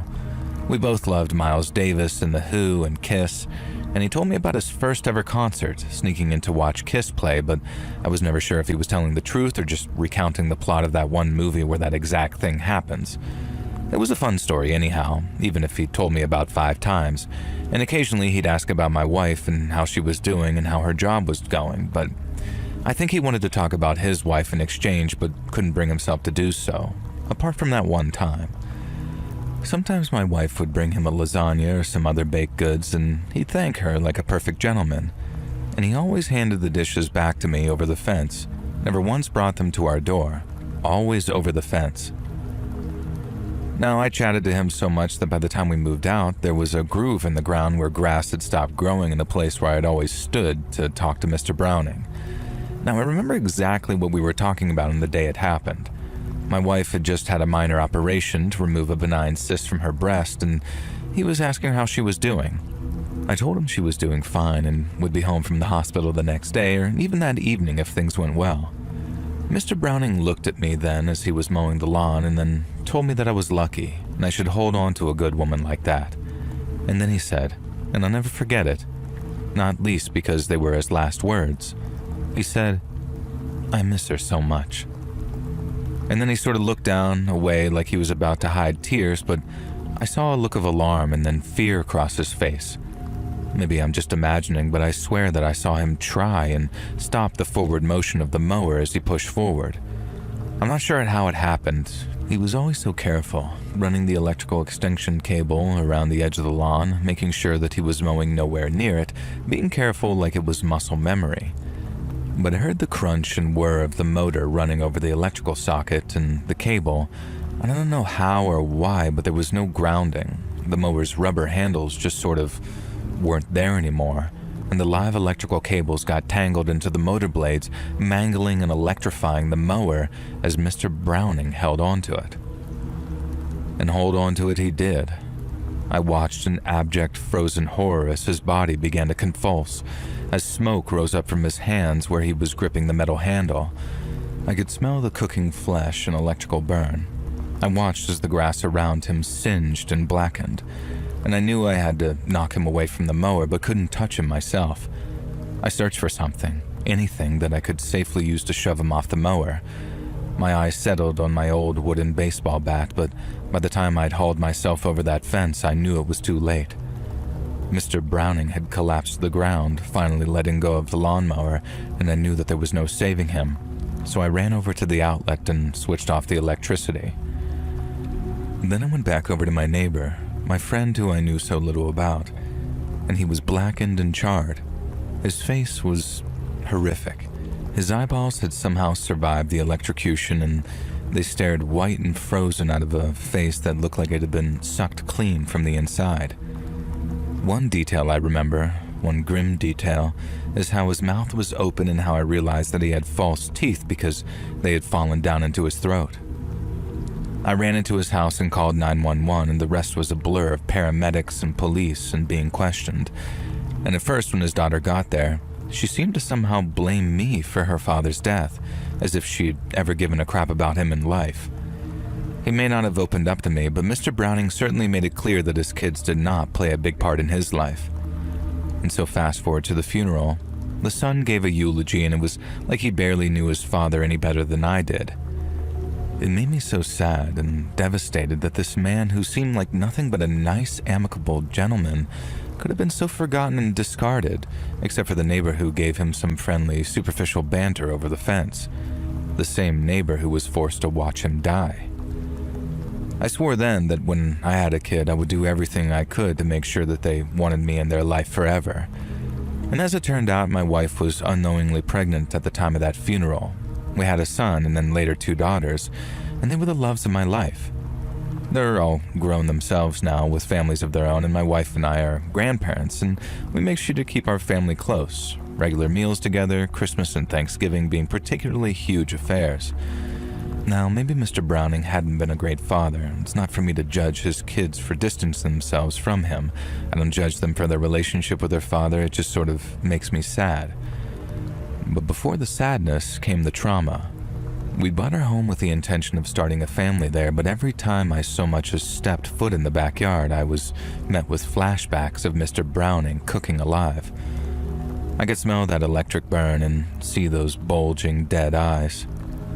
We made a loss selling, but we moved, and my son was born in a smaller house, but it was one filled with love and closeness, and I was no longer haunted by the sight of my neighbor's final moments, at least not directly.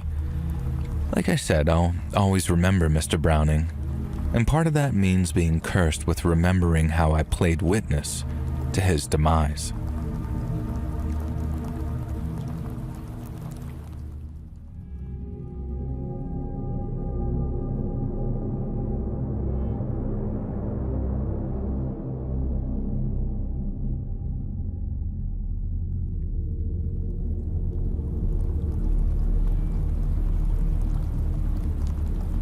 I've been a home renovations contractor here in the great state of Texas for coming up on 35 years now. And in that time, I've worked on some incredible homes and met some incredible people too. But I've also worked 1 or 2 jobs that have come to haunt me, and this is the story of one such job. In March of 1994, I got a call from a guy who just purchased a falling down home near Laredo Ranchettes, about 6 miles outside of Laredo. He said I'd need to stabilize the foundations, shore up the framing, and swap out any rotting beams or walls to align with state building codes. The roof needed reshingling, all the doors and windows would need resealing, and the whole place needed a massive utilities overhaul, including an HVAC replacement. Inside, I'd need to insulate the walls and attic, refinish the wooden floors, make sure all the bathroom fixtures were in good working order, and all after securing the right permits from the county courthouse. And all in all, it was looking like a 3 to 6 month job that had set the owner back between $50,000 and $100,000 or possibly more.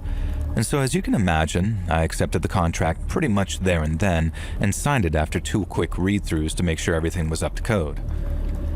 Now, I drove out to the place on a Monday morning, having signed the contract and received the keys on the Friday before. It was a big job, so I was pretty excited to get started, but when I arrived, I found out that my key didn't work. Now, I think I just rolled my eyes, then took out my phone to give him a call, but since it was pretty early in the morning, I was neither surprised nor annoyed when he didn't answer. I left a message on his voicemail asking him to call me back because he'd given me the wrong key. I wasn't rude about it, I just said it like it was, and how I'd appreciate if he could get me the real key as soon as humanly possible. Now, being there wasn't a complete waste of time because I could still survey the building's exterior and get a real feel for what I was dealing with. So for about the next half hour or so, that's what I did. Right up until a black SUV came tearing up the road behind me, and a guy dressed in a security uniform got out of it. He asked if I had permission to be on the land, so I explained who I was and why I was there. Now, once I explained I was the contractor, he softened up a little, but went on to explain how I couldn't be there just yet because the safety inspectors hadn't been around yet. Now, I thought I was doing the safety evaluation, but he went back to his truck to grab the paperwork for me. And then, since it all looked legitimate, with the name of the owner on there and everything, I got back in my truck and drove back into town. Now, I was having lunch by the time the client called me back, and while I figured it'd be a simple case of getting me the right key, it was anything but. He sounded annoyed when I picked up the phone and insisted that he had indeed given me the correct key. Now, I very calmly assured him that wasn't the case, but it was easily rectified, especially since he had a whole week before the safety inspectors could finish their work. Now, the client immediately says, "What safety inspectors?" And so I explained the whole encounter with a security guard that he hired. And once again, the client immediately responded with, "What security guard?" And this was when I realized something weird was going on. I told the client as much and how from experience there was probably some kind of illegal activity occurring in his vacant property. He sighed, then asked if I could meet him out at the house the following morning with a locksmith and a sheriff's deputy. The next morning, I did the same thing as the first and arrived at the vacant house around 8 a.m. And then over the next 10 to 20 minutes, the client, the locksmith, and the deputy rolled up one by one. The client goes over the situation with the deputy and the locksmith, just making sure that they're up to speed about what he might be facing inside. Then, once that was all out of the way, the locksmith got the door open and the deputy let us inside. And the first thing that struck me was how clean the place was. It was still run down and I could see a bunch of junk and old dusty furniture in one of the rooms, but the hallway looked like it had been swept meticulously, as did one of 4 rooms on the ground floor. But when the deputy walked into that room, he saw something that had him calling it in on his radio just a few seconds later. It was a chair, a metal one, and it looked like it had been bolted to the floor. It wasn't alone either. There was a bunch of chains piled up in one corner, and the deputy mentioned that too when he made his dispatch call. It was obvious that something bad had been happening there. Something really bad by the looks of things. We just didn't understand the extent of it, not until we got upstairs and saw what had been done to the shower cubicle. Now, the bathtub was in one corner, and the shower was in the other, and much like the hallway in the room downstairs, it looked like someone had taken a great amount of care in cleaning the place down. But that's not what stopped me in my tracks. What had my mouth open in shock and horror was the fact that someone had reinforced the shower cubicle with concrete slabs, and these concrete slabs looked like they had bullet holes in them. Not all the way through bullet holes, but almost like damage where bullets had hit the concrete. And as soon as he saw that, the deputy told us that we better go back outside because the place was almost certainly now some kind of crime scene. We just did as he asked and walked back outside in silence, and with this chill in the air despite that Texas heat. We knew we'd just been someplace where folks had been hurt and then killed, and there was no telling just how many folks that had happened to either. And it all made sense why the place was so clean too, at least the rooms people were using for their business there, and why they'd most likely been scrubbed down during the previous 24 hours following my first visit to the place. Now there was a real sense of they were just here, which only added to how damned creepy it all was. And I'll never forget the look on that deputy's face either, like he'd never seen anything like that before. The poor guy figured he was going to chase out some squatters and ended up walking around a freaking torture and execution chamber. And as you can probably guess, renovations were delayed until the cops could comb the house over for any evidence. But they didn't find a lick of it inside those four walls, and they didn't find anything around the property either, especially digging the place up so much that it looked like the surface of the moon. Just craters everywhere. I obviously wasn't told crap by the cops, I was just the contractor. But when it came time for the job to start back up again, the client filled me in on what they told him. And like I said, the cops didn't find anything. But based on how clean the place was in relation to how run down the home was, it was likely the house had been occupied during my first visit. And when I tried to unlock the door, there had been torturers and murderers inside, and maybe even victims too. And that gave me a whole second helping of all that creepy, they were just here feeling. Only as you can imagine, it was way worse that time, thinking that I'd been so close to such terrible evil, and it had been quietly lurking inside, while I'd been completely none the wiser.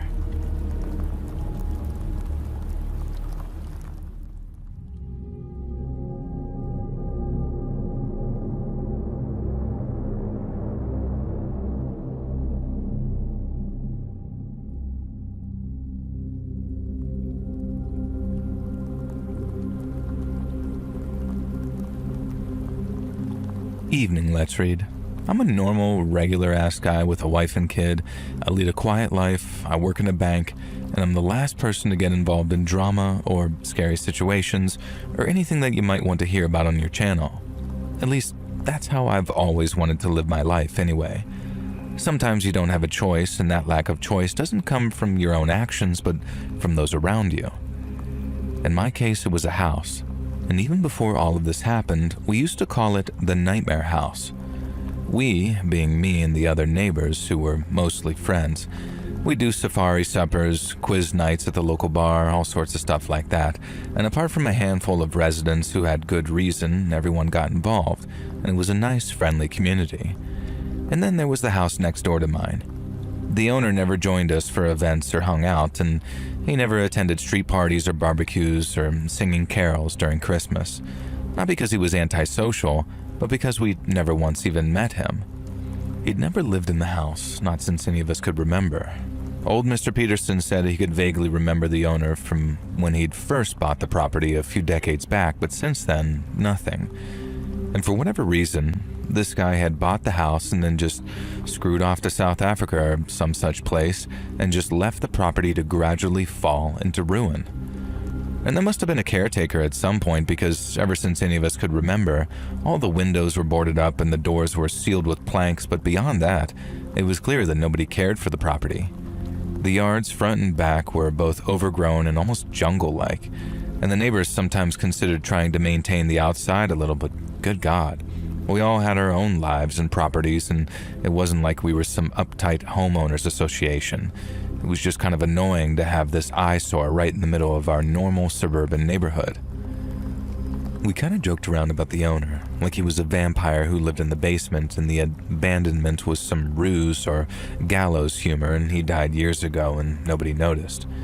And this joke kind of weighed on us, and one of the neighbors contacted the district for, I don't know, some kind of international wellness check.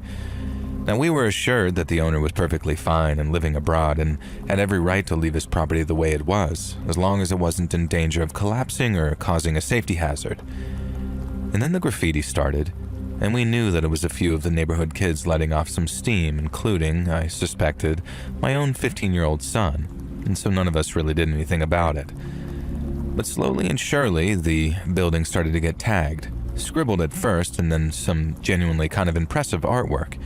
And it was better than the squat brick monstrosity with the boarded-up windows, I guess. One piece was a parody of that British artist Banksy, and I am absolutely certain that one was my son because he'd conveniently been asking me about Banksy a few weeks before the art appeared. And so yeah, we called it the Nightmare House, but it was all in good fun. And if the owner cared about the graffiti or the yard turning into the Amazon, then he certainly never let that on. And for all I know, there was nobody in the vicinity who was even in touch with him, and he simply didn't know or care. Why he bought the house and left it to rot was anyone's guess. I know the answer now, but that can wait until the end of the story. We first noticed that something was up with the nightmare house when one day, the boards over the front door disappeared. That was all, nothing more, just that. Murmurs spread through the neighborhood. Had the owner finally returned after his decades-long estrangement from his poop hole of a house? Had he employed a caretaker? Had he sold the property? Sadly, none of the answers were this positive, as we'd soon learn. Squatters had moved in. And looking back, it's wild that this hadn't happened before now. The place was rife for squatting, and yet it had remained untouched. Not anymore, though. A few of us kept watch. Yeah, I know this makes us sound like curtain-twitching Karens, but some of us had young kids and we wanted to know what kind of squatters we were dealing with here. And we counted 4 regulars who clearly lived there and a bunch of others who came and went. And it was pretty obvious from the get-go that these weren't student squatters or struggling homeless people who just wanted a warm place for the night. One of the guys, the leader I would call them, was bald and covered in tattoos.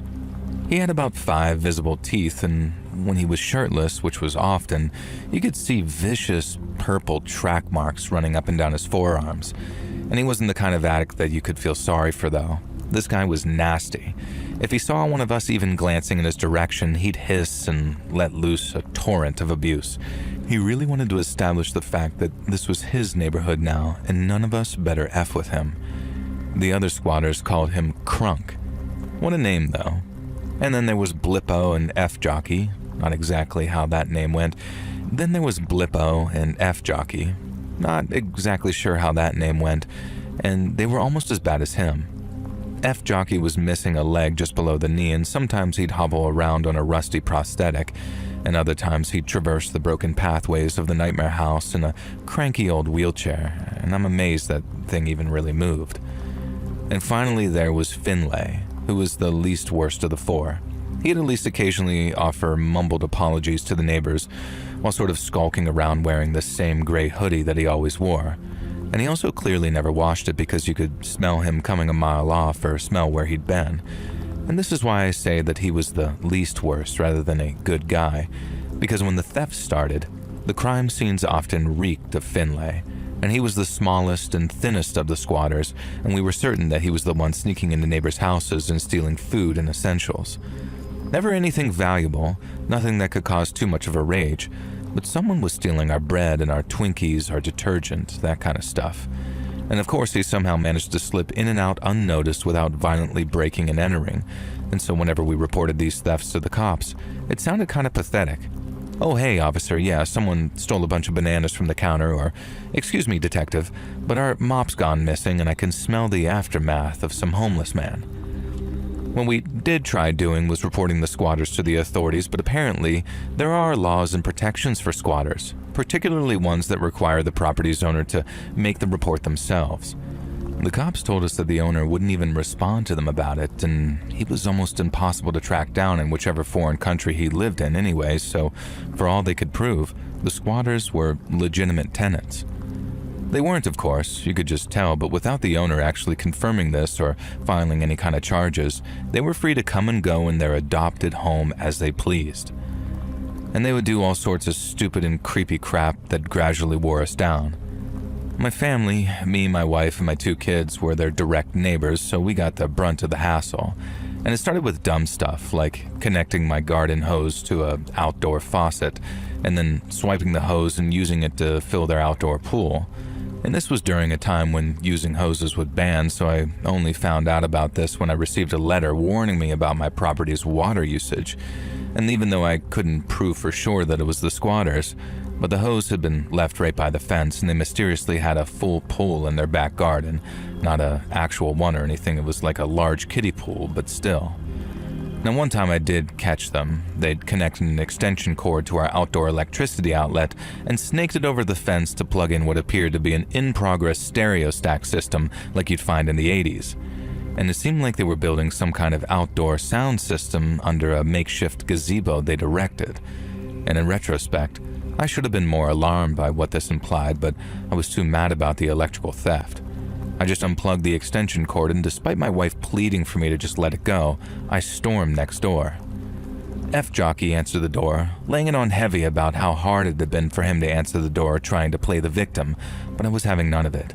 I demanded to speak to Crunk. F-Jockey told me to wait and then shut the door in my face. Now I could hear him yelling for Crunk inside and then heard Crunk's response, and he sounded pretty heavily high on whatever. And when he eventually came to the door, his eyes were bloodshot and he still had a rubber strap tied around his upper arm. To his credit, it was the first time that he'd ever been polite and amicable. He apologized very sincerely for stealing my electricity, but told me that he thought that I wouldn't mind because I seemed like such a nice, generous guy who clearly cared for his neighbors.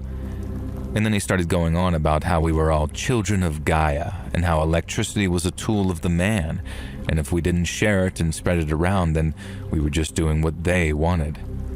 It was nonsense, but the way he spoke and the cadence of his voice, there was something hypnotic about it. I somehow found myself agreeing to let him use my outdoor outlet, and as I walked away, I kind of realized how Charles Manson managed to get so many followers. Some people just have something about them, no matter how obnoxious and vile they seem to be, and Crunk was clearly one of these people. The more I thought about it, the more dangerous I realized he could potentially be. I knew that we either had to drive those squatters out or somehow integrate them into the community. At our next hangout with the neighborhood guys, we decided that we'd try the latter. We'd invite them to our next cookout and try and make them feel welcome. Maybe they could help. And I was the one hosting the neighborhood cookout, so they could just hop the fence and join us for burgers and beers. I didn't have the opportunity to invite them to the cookout, though, as the next day, I went to get the barbecue grill set up for the summer and give it the usual routine maintenance and a good clean. And to my surprise, the space it usually occupied on my back porch was just empty. It wasn't a tiny barbecue grill either. It was a good 4 feet wide, a decently expensive piece of kit. How they got it over the fence and into the nightmare house's yard is beyond me even now. But steal it they did, which I confirmed by glancing over the fence and saw Crunk and the boys grilling burgers on my grill, which they hadn't cleaned, so it was giving off a bit of a stench. When Crunk saw me looking, he waved and gave me a whole, "Hey neighbor, want to come over for some patties?" Now I kind of just let out that it was my grill, and Crunk sort of beamed this wide, toothless smile and said, yeah, he knew. He thought he'd give it a trial run for me before barbecue season started actually. And that was, of course, that they'd clean it all up and return it unharmed when they were done with it. I just felt helpless. What the hell was I supposed to say? I felt positioned on a knife's edge, like everything was just about balanced right now, but a single nudge in my entire life would collapse straight into the blade. I don't know if I'm expressing just how intimidating it all was, but ever since they moved in, it was just these looks, these sneers, these snatches of overheard conversation that I couldn't prove were about me and the neighbors, but were definitely talking about how they'd mess things up for anyone who gave them a hassle. And Crunk had these eyes that had a sort of dead glint to them. Crazy eyes, just like Manson or any of those cult leader guys. Now maybe I'm just a pussy, but I genuinely felt like if I dared to fight back in any way, something terrible would befall me and my family. My cowardice changed that weekend, though. I'd been working late into the night, so I didn't get up until just past midday, and my wife was out at her job. My son was camping with some buddies, so I called for my daughter to say hi, but she was nowhere to be found. I brewed my morning, now afternoon coffee, and stepped into the yard for a little cigarette. I know, smoking will kill you. Don't start it, kids. Anyways, I could smell cooking meat and the pungent smell of my uncleaned grill, and I could hear music playing on the stereo system that the squatters had set up using my electricity. And I could hear voices.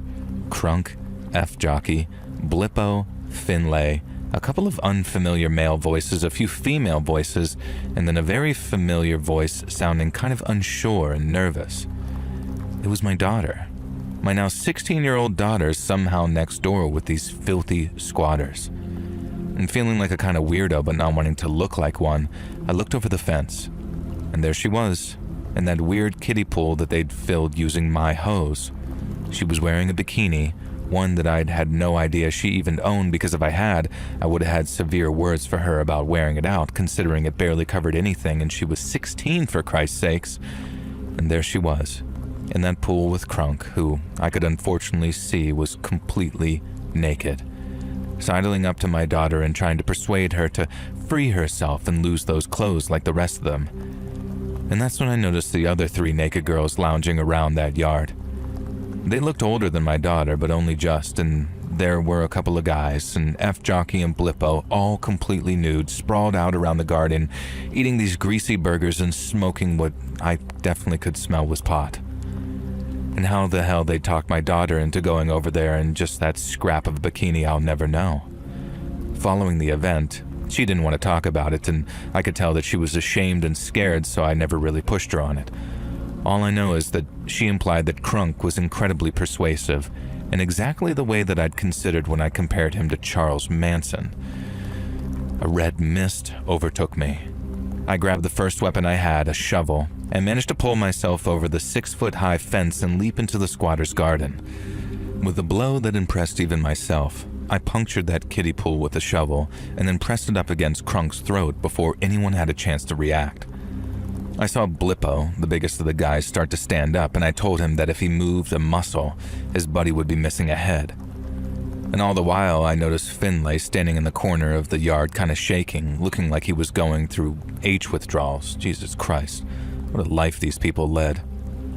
And Crunk raised his hands and started on about how I was freaking out over nothing, that I was being a controlling father, that my daughter was an adult in her own person and could do what she wanted. Now at this point I was shaking with rage and struggling not to deprive my kids of a father by committing first-degree murder. I told Crunk through these gritted teeth that my daughter was in fact not an adult and was a 16-year-old child. Meanwhile, my daughter was crying and begging me to forgive her, saying that she was sorry, begging me not to think less of her, things like that. It broke my heart, and I told her that I didn't judge her at all, but I couldn't look at her in the moment. Not that I wouldn't, but I was just too hesitant to take my eyes off of Crunk. I told my daughter to get out of the now deflated kiddie pool, grab a towel, and head back to our house now. Crunk had the absolute gall to moan that it was his towel and we couldn't steal it, and I responded by pressing the shovel, brand new and unblunted by lack of use, right against his stupid throat. And I think he knew I was serious. And then when I was sure that my daughter had left the backyard, I said, "I'm gonna go now." And I slowly backed away. As I was leaving, I left them with one final warning. I suggested that they find a new place to squat because my patience was at an end and I wouldn't be so forgiving next time. I said a bunch of other stuff too, like if they ever came near my daughter again it would be the end of them, and that they were no longer going to steal my crap, that kind of thing. And I swear to God, Crunk just smiled at me and said, "May the Lord bless and watch over you." And I remember shivering as I left their back gate and followed my daughter back to our house. For some reason, I didn't think that the Lord which Crunk referred to was the same Lord I worshipped in church most Sundays. And the squatters didn't move out. We had a neighborhood meeting in which we discussed potential ideas of getting rid of them. None of them were any good. They either involved violence or had no chance of working, and we all left feeling very dejected. But then a mysterious stranger solved the problem for us.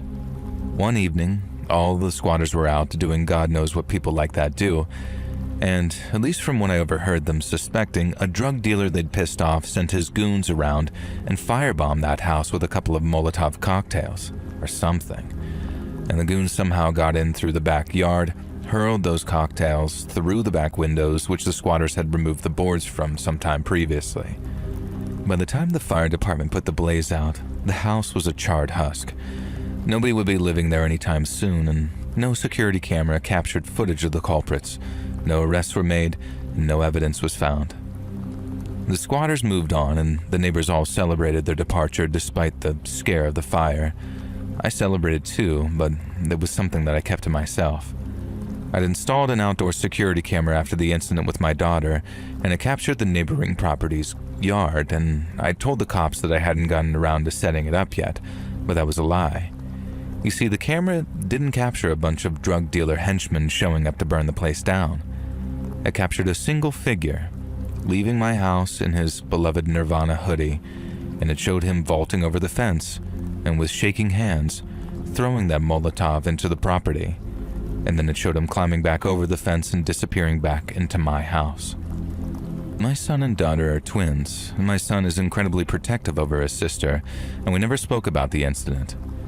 After I viewed and deleted that footage, I spoke to my wife in front of my son and said that they are very lucky that the fire hadn't spread to our house, that the firebombers needed to be more responsible. Responsible, my wife asked and laughed. I just nodded and gave my son a look. One day, I'm going to have to talk with him. I'm going to have to tell him that he must never ever do anything as insane as that again, that violence isn't the answer, that no matter how sure he was that the squatters were all out, he couldn't be 100% sure. But not just yet. For now, I'm just still celebrating their departure and the return of the owner who, due to the structural damage, was able to have the property demolished. Now, for one final sting in the tail, the owner of the property joined us in the bar one night, and he apologized profusely for how things had played out. He explained that he grew up in that house as a foster child, and while he didn't go into detail, he told us that he suffered there, and he called it the Nightmare House, which caused us all to shoot each other a look. He explained that he'd grown up and put the past behind him and become a successful software engineer back when the internet was first taking off. And then, when he saw the house was up for sale in the market, he bought it with the intention of having it demolished then. But he was denied permission by the district for some reason or another, and instead he was left owning the property filled with this cancerous memory like an albatross around his neck. And so his way of getting revenge on the house was to let it rot, and again he apologized profusely for not considering the effect that would have on the rest of the neighborhood. But now, with the damage to the house, he'd finally been granted permission to have it knocked down and had decided that he was going to turn the land into a graffiti art area and a skate park, having seen photos of some of the graffiti before the squatters moved in. He ended the night by saying that he wished he could thank the arsonists and then looked around at all of us. Now, I'm sure he thought one of us had burned the place down, and honestly, even knowing a hint of the dark memories that place held for him, I'm not surprised that he was grateful that he could finally wake up from the nightmares of the Nightmare House. As for what became of those squatters, who knows? And frankly, after the crap they pulled, who cares?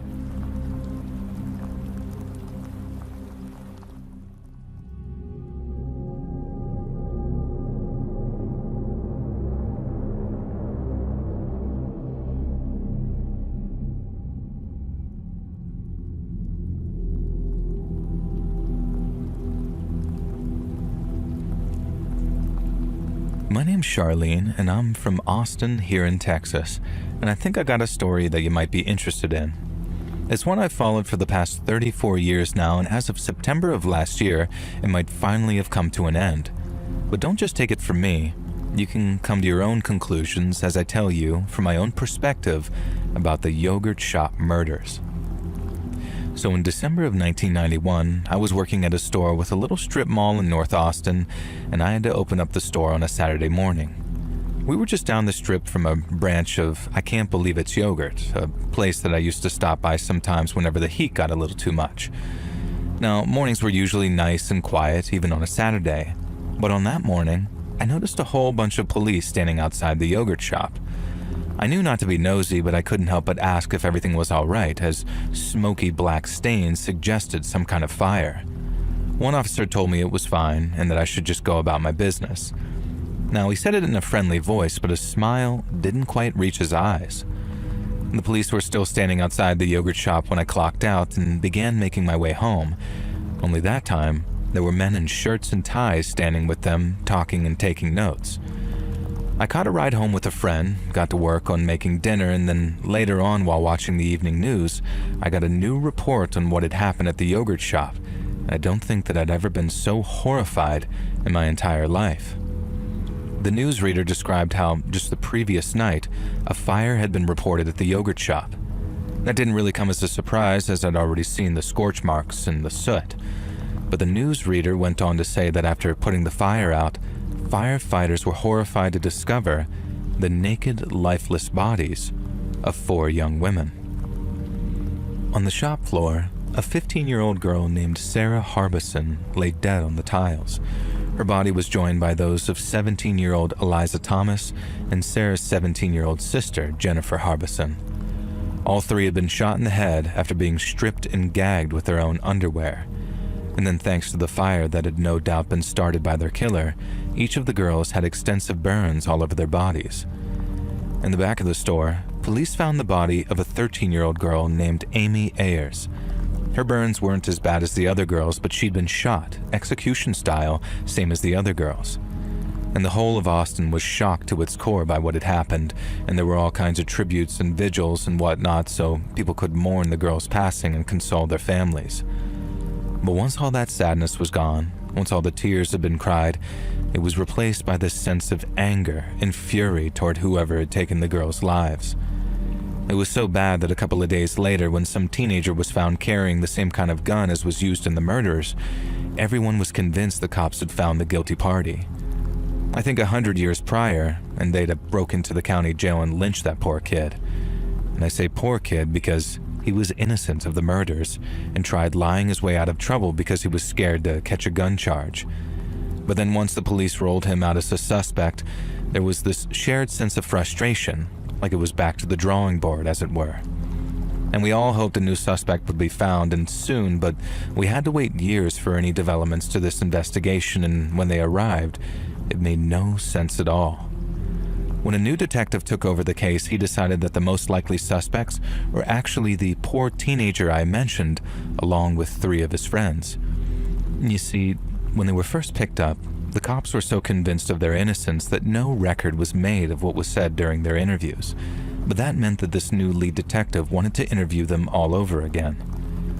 And the entirety of Austin was confused as hell because if these kids, who were by then in their 20s, had already been cleared, then why the heck were they being interviewed all over again? Now, we thought that it was some big waste of time and that the real killer was still out there. So imagine our shock when 2 of the boys, Rob Springsteen and Mike Scott, confessed to the murders during the second round of interviews. They went to trial and were convicted of capital murder, and both ended up receiving life in prison. We thought that was the end to the story, that those poor girls' killers had been found and that they were where they belonged. But then in 2008, we got another shocker when the Court of Appeals overturned both boys' convictions on account of improper procedure. It was a shocker, all right, but we still felt trapped in that same terrible spiral, if that makes sense, because the state announced that they were seeking a retrial. I felt like tearing my damned hair out when I heard the news, but then came the DNA announcement. Because after all the analysis of all the samples, there was no evidence whatsoever that any of the 4 boys had anything to do with the yogurt shop murders. And after that, it was that same back to square one feeling, but it was much less hopeful. Almost 20 years had come and gone. The trails had no doubt gone cold, and many of my friends and neighbors were resigned to the fact that the killer would never be caught. And maybe about a year later, one of the original suspects ended up getting shot to death by police after a traffic stop went horribly wrong. Maurice Pierce, who didn't go to trial and wasn't sent to prison, ended up stabbing a police officer in the neck during a traffic stop. Another shocker, only a really nasty one that time. The officer almost died, and it got us all wondering if there had been some kind of mistake with the DNA testing.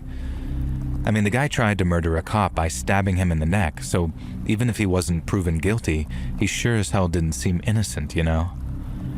Now, we had to wait another 11 years for another development, by which time we'd next to given up on the yogurt shop killer ever being caught. And it made me sick to think that he was out there, walking free after doing such a terrible, evil thing. But then, in December of 2021, we got one heck of an early Christmas present when the yogurt shop case was once again reopened. Advanced DNA techniques were going to be used, meaning that even though so much time had passed, we were closer than ever to finding out who did it. Because as I might have said, the cops had a DNA sample from someone they believed was the killer, and it was simply a case of finding a match.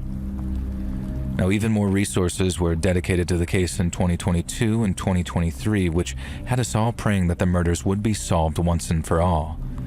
And then finally, in September of last year, so 2025, Austin police announced that they'd solved the case. After running DNA samples alongside the one from the yogurt shop, they realized that it was a near-perfect match for a man named Robert Brashers. Brashers was a serial killer who had been previously linked to the yogurt shop murders by DNA, and as early as 2018 if memory serves. But without the proper technology, police couldn't put it beyond reasonable doubt until just months ago. It was nice to finally know who was responsible, but it hurt knowing justice would never be truly served, as Brashers took his own life during a shootout with police in 1999. After getting the DNA results, police managed to get a hold of the gun that he used during that shootout. They test-fired it and then compared the bullet casing to one found at the yogurt shop crime scene, and it was an exact match. The news marked the end of a long, painful, and frightening story in the history of this town, one we could finally put to bed. But for some of us, who've been forever affected by what happened to those poor teenage girls, it's not over. And I recently read that under Texas law, if someone is imprisoned and later the conviction not only gets overturned, but the person is also declared innocent, they get up to $80,000 for each year they were wrongfully imprisoned. The article I read had a quote from lawyers of Robert Springsteen and Michael Scott. They said that they were hopeful that they'd receive the proper amount in restitution. But for me, it's that hope. That's all we can ever really hold on to.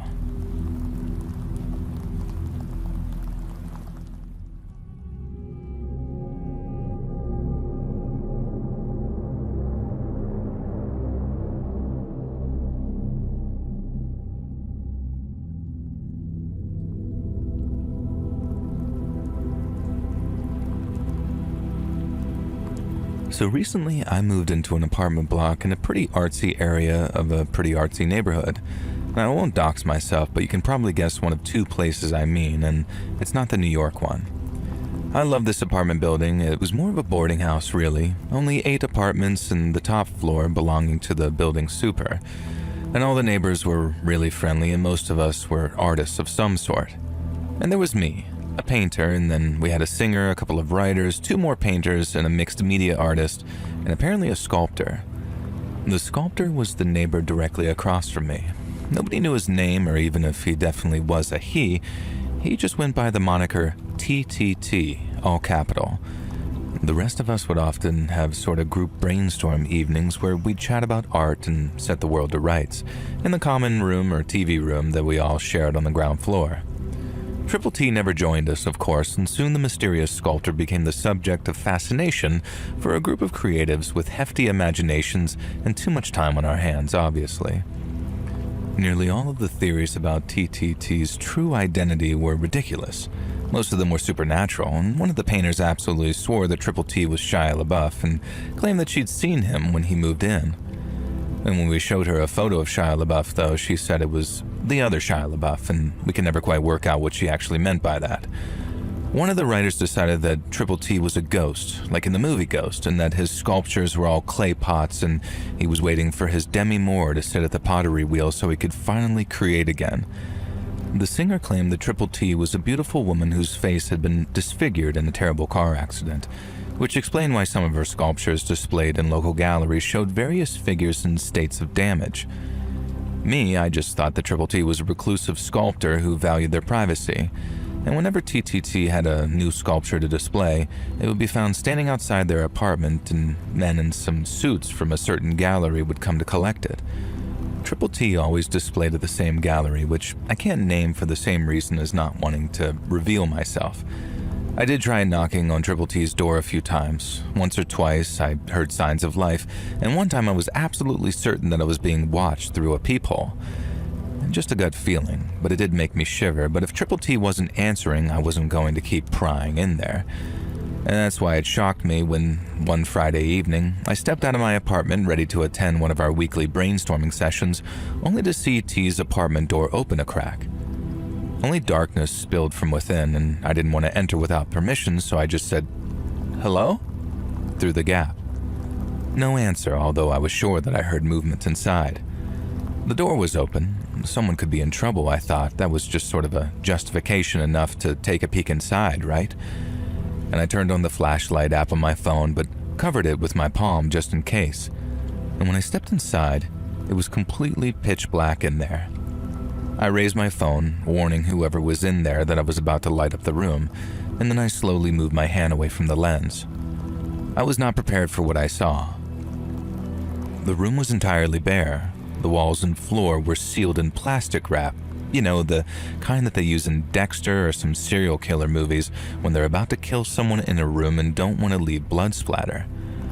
And that wasn't the creepy part, though. The real creepy part was the statue that stood in the center of the room. It wasn't some kind of horror mannequin. It wasn't some horrific effigy of myself or anything else in the building. It was a classic-looking statue of the Holy Mother Mary, the kind that you find in a Catholic church. The only strange thing about her was that instead of a normal face, she'd been painted up to look like, of all things, a mime. I can't explain it, but I was absolutely certain that the statue was watching me. I was certain somehow that Triple T was the statue. The statue was Triple T. I took a tentative step forward and tapped the Mary statue. It was porcelain, and against my better judgment, I started to reach up and touch the face. It looked like flesh. And it looked so much like human flesh. My fingertips were less than an inch away and I was about to touch it. I was about to touch TTT. And then I heard a noise in the room behind me. It was sort of like a muffled cry, like the word help. And I snatched my hand back from that statue and hurried to the door directly behind the statue. And it was the only door in the room. And before trying to open it, I called out hello again. No response. I grabbed the door handle and twisted it. The door was locked, but the moment I twisted the door open, I heard a loud, shattering crash behind me. Quickly whipping around, I saw the Mother Mary statue shattering and collapsing to the floor. I had no idea what to do. Had I just destroyed some priceless artifact?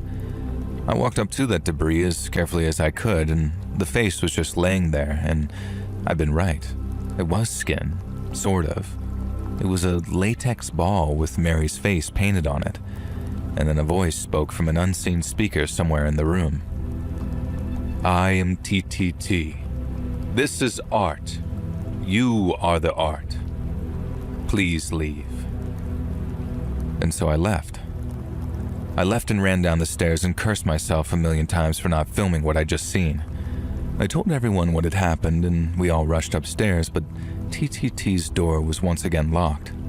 And once again, I was certain that as we all stood there, someone was watching us through that peephole. And 2 days later, there was a small portable safe left outside of TTT's apartment, and the same guys in suits came to collect it. 2 days later after that, I received a gilded invitation in the mail to attend a private showing at Gallery Redacted before it opened to the public, and the invite was from Triple T themselves. Of course, I went, hoping to meet the reclusive sculptor. No such luck. Triple T's agent was there and informed me that Triple T's final piece was being unveiled that night. Unlike all their other pieces, it was a video. It was a video showing me entering the apartment, a black bar across my face to protect my identity. It showed me from various camera angles, cameras that must have been hidden in the walls, in the ceiling.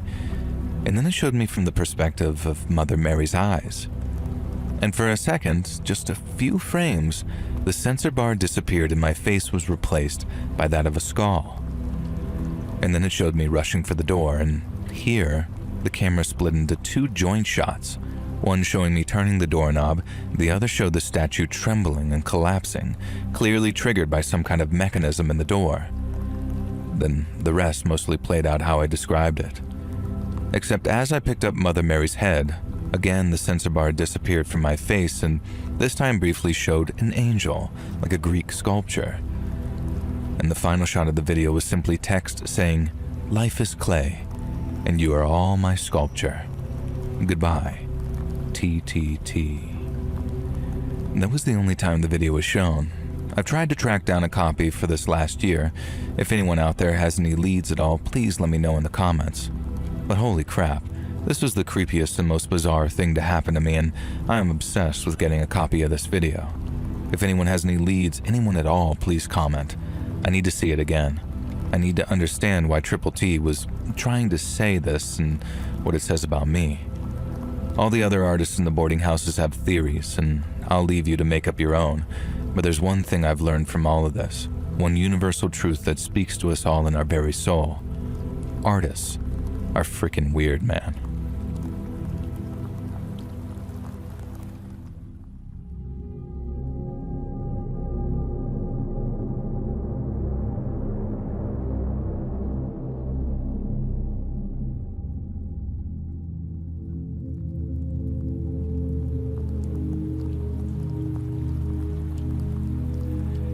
As a younger man, I was a Texas Ranger for the better part of 2 decades, and in that time, I saw and heard things that would quite literally haunt a man until he's lying in his grave. But out of all of those things, there's only one that haunts me more than most, and that creeps into my mind on those cold and lonely nights when I wonder if I ever really made a true difference.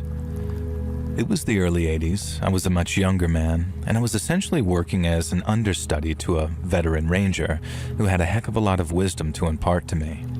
Then one day, we were asked to go visit a guy named Wolf, Paul Wolf, to ask him about his wife's ex-husband. A Mr. Billy Staton and his current partner had been missing for a few days, having apparently last been seen paying a visit to Mr. Wolf's house. Mr. Wolf was by that time married to Mr. Staton's ex-wife and had shared custody of Staton's daughter, Melody. He also didn't think her father treated her very well, most likely on account of his wife talking trash about him when he wasn't around. Wolf would sometimes become aggressive with Billy Staton whenever he showed up to pick up his daughter, sometimes very aggressive. And so Mr. Staton decided that he's going to slip a small tape recorder into his pocket prior to pickup so he can prove to a judge just how hostile Wolf really was. Now, when we arrived at Wolf's home, he claimed no knowledge of Staton's visit. He said Staton and his fiancée, a lady named Letitia Castro, hadn't been by in almost a week, and since they hadn't stopped by to exchange custody, they just kept hold of little Melanie until they decided to show. Now, we knew that wasn't the case, so we knew that we caught him in a lie, and that was all the grounds we needed to arrest him on suspicion of murder. And then, surprise, surprise, once he was in custody, Mr. Wolf changed his tune and admitted that Staton and Castro had stopped by his place. He started claiming that upon trying to remove his daughter from the property, Staton became forceful and started yelling at her. Wolf said he stepped in and tried to calm Staton down, but Staton began yelling and shoving him away. A fight broke out, but while Wolf was merely trying to restrain the angry Staton, Staton was straight up trying to murder him. Wolf said he tried, and he tried, yelling for his wife, Staton's ex, to call the cops, but Staton overpowered him and forced him to escalate. Wolf said that in order to save his own life, his wife's life, and the life of her daughter, he began striking Mr. Staton around the head with an iron bar. Now, he said he blacked out, like the red mist had descended on him, and then when he woke up, Mr. Staton and his fiancée were dead. Wolf said that in a panic, he threw the 2 bodies into the back of his truck and then drove out to a nearby river to dump them. He told us where the spot was, so we drove out to see if he was telling the truth. It turns out the bodies were exactly where he said they'd be, bloated and half rotten from laying there in lukewarm river water. But I guess Wolf was counting on the bodies being too rotten to really analyze, because when we found them, Miss Castro's corpse showed that she'd been shot in the head at close range and with something of a large caliber. Now, this directly contradicted Wolf's story, as he insisted only the metal bar was used to defend himself and his family. But that wasn't the only thing that proved Wolf was lying, because when we dragged Billy Staton's body out of the water, we found something hidden on his person. A small tape recorder with a tape still inside it. And since restoring that kind of tech was way beyond our capabilities, we sent the tape over to the FBI lab in Washington to see if they could pull anything off of it. The tape was actually moldy at the time, and you'd think that we'd have dried it out and cleaned it off before sending it, but according to the folks over at the lab, drying it out was the worst thing that we could do to it. And we ended up mailing it to them in a little plastic jar of water, and then a couple of weeks later, they mailed us back a fully working copy of the original. And the audio wasn't exactly crystal clear, but it was clear enough to make out individual voices, as well as what they were saying, and what they were saying contradicted Paul Wolf's entire story. Now, right away, we could tell his story had been a bold-faced lie, almost right from the jump. It's possible to hear Mr. Staton asking his daughter to come with him, at which point she began to cry. Now, we figured this lined up with what Wolf had said about Staton being such a poor father that his daughter dreaded being in his company. But as she cried, he wasn't angry or aggressive with her. He merely attempted to calm and console what sounded like a tired and cranky kid. Yet as Mr. Staton tried to calm his daughter, it was Wolf who became aggressive, and then after what sounded like a brief struggle, a series of very deep thumps can be heard. The next you hear is that Mrs. Wolf, Billy Statton's ex, who begins yelling, "Get him! Hurry up and get him!" Mrs. Wolf then yells, "Hit him again," and then the front door. And that last part was in reference to the fact that Miss Castro was trying to escape. Somebody ran to block the door, and then Miss Castro's life was ended too. Mrs. Wolf then begins yelling, "Get him up! Get him out of here!" At which point Mr. Wolf enlisted the help of one Glenn Henderson, who later confessed to his part in disposing of the bodies and was sentenced to life in prison. Sometime later, apparently during the cleanup process, Paul Wolf can be heard saying, "Ah, damn it, Glenn, look at the mess you made." And we later found out that Mr. Henderson had failed to actually wrap one set of remains, and while lifting up to carry it out of the house, a large amount of blood leaked onto the hallway carpet. And this ended up being a crucial piece of evidence even after the Wolves hired an industrial-grade vacuum cleaner to try and get rid of it. And we ended up putting both Paul Wolf and his wife away for a very long time. Now, during my time in the Rangers, I came to witness a lot of very disturbing crime scenes. But we get there when it's all over and the dust is settled. We occasionally watched pieces of security camera footage, and I understand that these days they come with sound and color. But back then, it was all black and white and grainy, and it ran like a silent movie. I realized that I'd seen a lot of dead people, and I'd seen quite a number receive fatal injuries. I just never heard anyone die before. So the sound Billy Statton made on the tell-all recording, that groan that he let out as his skull was being caved in, I think it might haunt me for the rest of my natural life.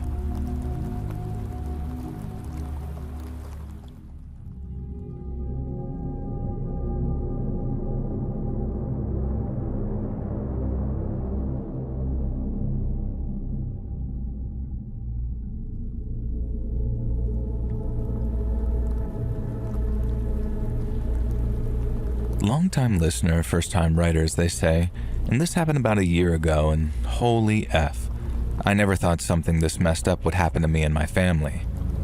So it all started when my parents, both recently retired, decided to use their part of their life savings to go away on a 6-month world cruise. Not really my jam, but they were psyched about it, and I was psyched for them. And even better, the lease on my apartment was up the week before they left, so I was free to house sit for them the entire time they were gone. This was a relief to my mom, who would have spent the whole cruise in a state of neurosis, calling me or my brother to check on the house every 5 minutes. And knowing that I was living there ironically meant that she wouldn't worry at all. Oh, Mother, if only you'd known.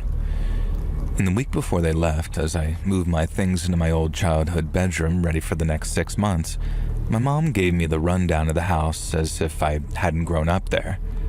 I barely paid attention to all the things that she was telling me. Yes, Mom, I know where the fridge is, I know the Wi-Fi password, I know how to use the TV.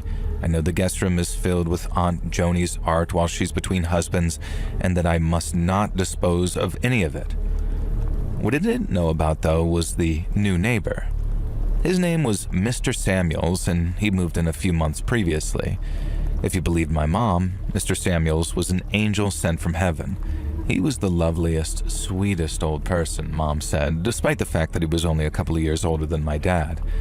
Now, he baked cakes for the neighbors, so I shouldn't be surprised if he dropped by with some muffins or maybe even some red velvet cake. I admit, I do like a good red velvet cake, so maybe Mr. Samuels was okay by me. Mr. Samuels had a nurse who came by every other day, so I didn't need to worry about him apparently. Not that I'd been planning to. Mom did enough worrying for the whole family. I didn't actually see Mr. Samuels before my parents left for their cruise because he was away staying with one of his kids. And so I bid my parents farewell at the docks, waving a handkerchief and sobbing like a wartime bride. Not really, but then headed back to the house, ready for 6 months of hardcore freelance art commissions and watching all the subscription services that my parents subscribed to and I didn't want to pay for. Mr. Samuels returned home a few days into my newfound alone time. And imagine my absolute surprise when the gentle Mr. Rogers-esque fella that I pictured was absolutely nothing like that at all. Mr. Samuels may have been 75 years old, but he was the kind of 75 that looked ex-Navy SEAL, and in fact was, and who probably had a home gym, and he did, and he was a muscular, confidently spoken, weirdly charming man, and at first I wondered why he needed a regular nurse, and then when I first saw the nurse show up for his first appointment, I remember that my mother can be rather naive sometimes. Let's just say that she was the kind of nurse who is paid good money to relieve someone's tension via massage, and just leave it at that. But hey, the man was single, and just because he was old, it didn't mean that he didn't have needs. And every other day at 75? Damn, I was almost in awe. Now, he did bake a very good red velvet cake, and one of his first acts as a welcome gift was to bring a cake over and introduce himself.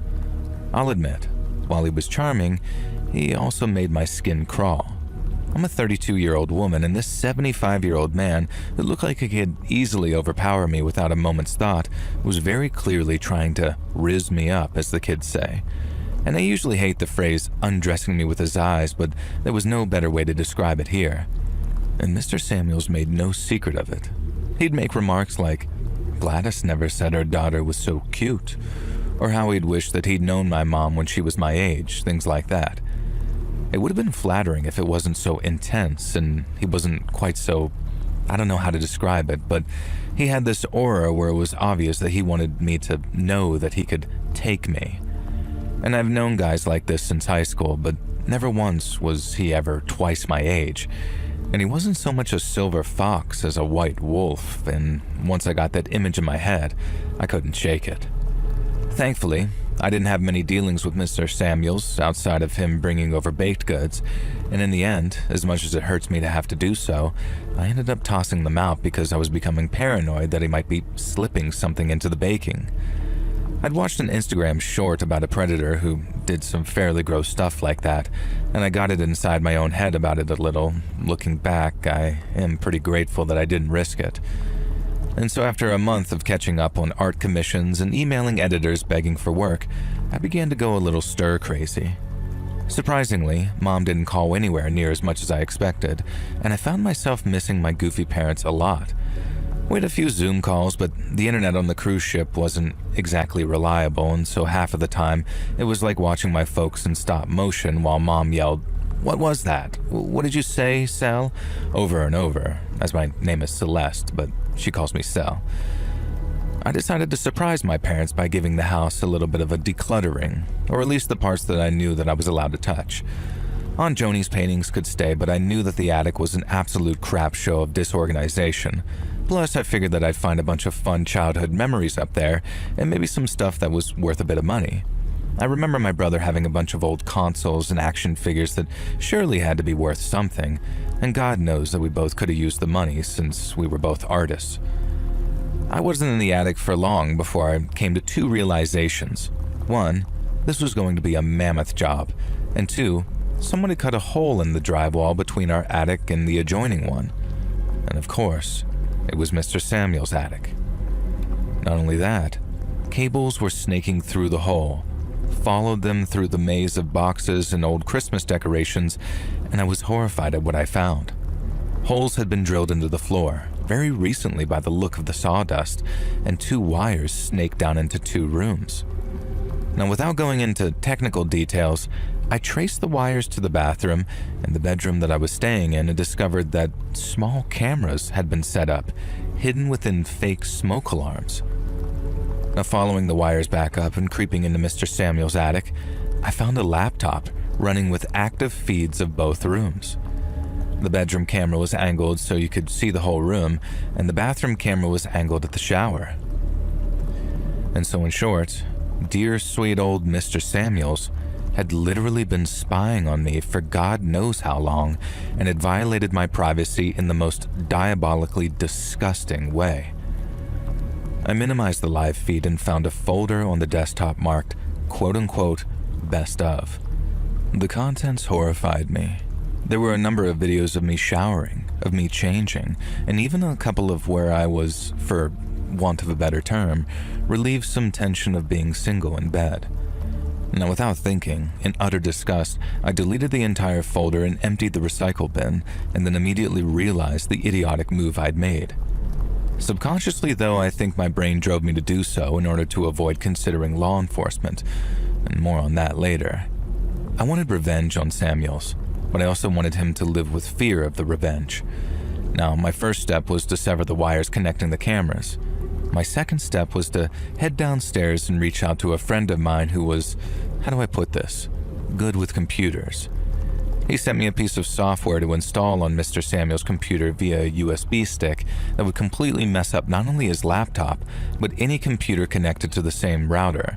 Irreparably, my friend promised. Now, I should add here that I knew Samuels was out of town for a few days, supposedly visiting his daughters again. Now, who knows what he really got up to? It could have been literally anything. And he was due back the next day, so I hurried and installed the virus on his laptop via that USB stick. I followed my friend's instructions and then forced myself to leave the attic and wait a day or so for Mr. Samuels to return. And I could tell when he discovered the outcome of his deception. From his laptop speaker, a robotic voice began blaring, "I'm a voyeur pervert and I also have kids," over and over again. Above me, I could hear Samuels freaking out until he slammed that laptop shut. Then I heard his footsteps thundering down the stairs, presumably to his other main PC, and I waited and then, "I'm a voyeur pervert and I also F kids." According to my friend, there was absolutely no way to get rid of this unless you were a tech genius or whatever. Something about writing it to the root of the BIOS or something, so even a hard drive wipe and Windows reinstall wouldn't fix it. And something told me that while Mr. Samuels might be capable of setting up a pervert spy network, he wasn't capable of fixing this. I was right, because the next weekend, I saw his entire desktop PC smashed into little bits sitting out on the sidewalk for the garbage collection. Hilariously, they wouldn't take electronics, so it was just sort of left there until the HOA contacted him about the unsightly garbage, and the next day, a snapped laptop joined the pile. Now, I'm sure he suspected me because the baking delivery stopped, and he also avoided eye contact with me whenever we'd pass each other, coming and going. Now, I still felt sick that this dirty, disgusting old perv had gotten away with getting off to me at my most vulnerable, though. I kept consoling myself with the reminder that he was 75 and would be dead long before me. But then I had nightmares about how he might have sent the videos to other like-minded perverts. No matter how much I reminded myself that the low-quality, grainy pictures made my identity impossible to discern, it didn't help because Samuels could easily have doxed me. I live in fear of something else happening, but nothing else did. I confessed my fears to my friend, though, who suggested one final idea. I don't know exactly what he did, but a few days later, a smartphone arrived in the mail. My friend told me to stick it through Samuel's mailbox in the middle of the night and just leave it at that. And I asked him why and what the phone contained, but he told me it was better that I didn't know. I posted the phone. Whatever was on there had caused Samuels to become a recluse, and the rest of my house sitting went without incident. And after a while, I noticed that the nurse was no longer coming to visit Samuels. Good. And that man didn't deserve any joy in his life. And eventually my parents returned from their cruise. I didn't tell them anything about what had happened. I was honestly just too ashamed. And too worried that my dad, the mild-mannered as he was usually, would spend his remaining years in prison for killing their next-door neighbor if he knew what he'd done to his baby girl. Now, a few months after I moved out into my own place again, Mom mentioned that Mr. Samuels had been placed into an assisted living facility by his children. She said it was all very strange, like he mentally declined within the space of a year. Now, I said nothing, but I had to suppress a smile there. I don't know if I did the right thing by not calling the cops and handling everything in this very unusual way, but here's the reason. When I was in college, I was assaulted. My experience with the police was, well, as I'm sure some of you know, not so good. And I was made to feel like it was all my fault because of how I dressed and because I'd had maybe 2 drinks, because I'd been affectionate with my assailant. I know all cops aren't like that. I know that plenty of cops are sympathetic, even heroic with certain victims, but I was not one of them. And the idea of trying to convince them that my elderly neighbor was spying on me, even though realistically the evidence was all there, it just terrified me. And so maybe I handled things pretty badly. Maybe me and my friend taking justice into our own hands was an immoral decision, but honestly, knowing what that man was capable of in his 70s, I can only imagine the things that he may have done when he was younger, fitter, and more savvy at getting away with it. And knowing he's spending the last years of his life slowly losing his mind in an assisted living facility, probably being spoon-fed baby food by a tattooed male orderly who he can't sexually harass, well, honestly, I sleep at night just fine. I do still periodically check for spy cams though, as I'm quite paranoid and you can never be too careful.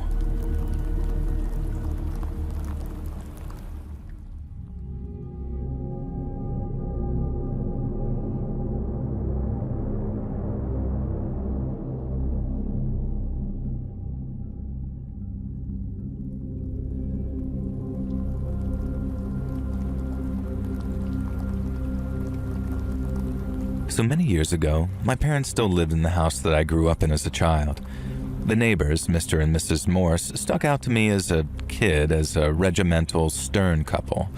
Now, Mr. Morris was the type of man you can only describe as blustering, and Mrs. Morris was sort of like a human square, with a bowl haircut and a mustache almost as bushy as her husband.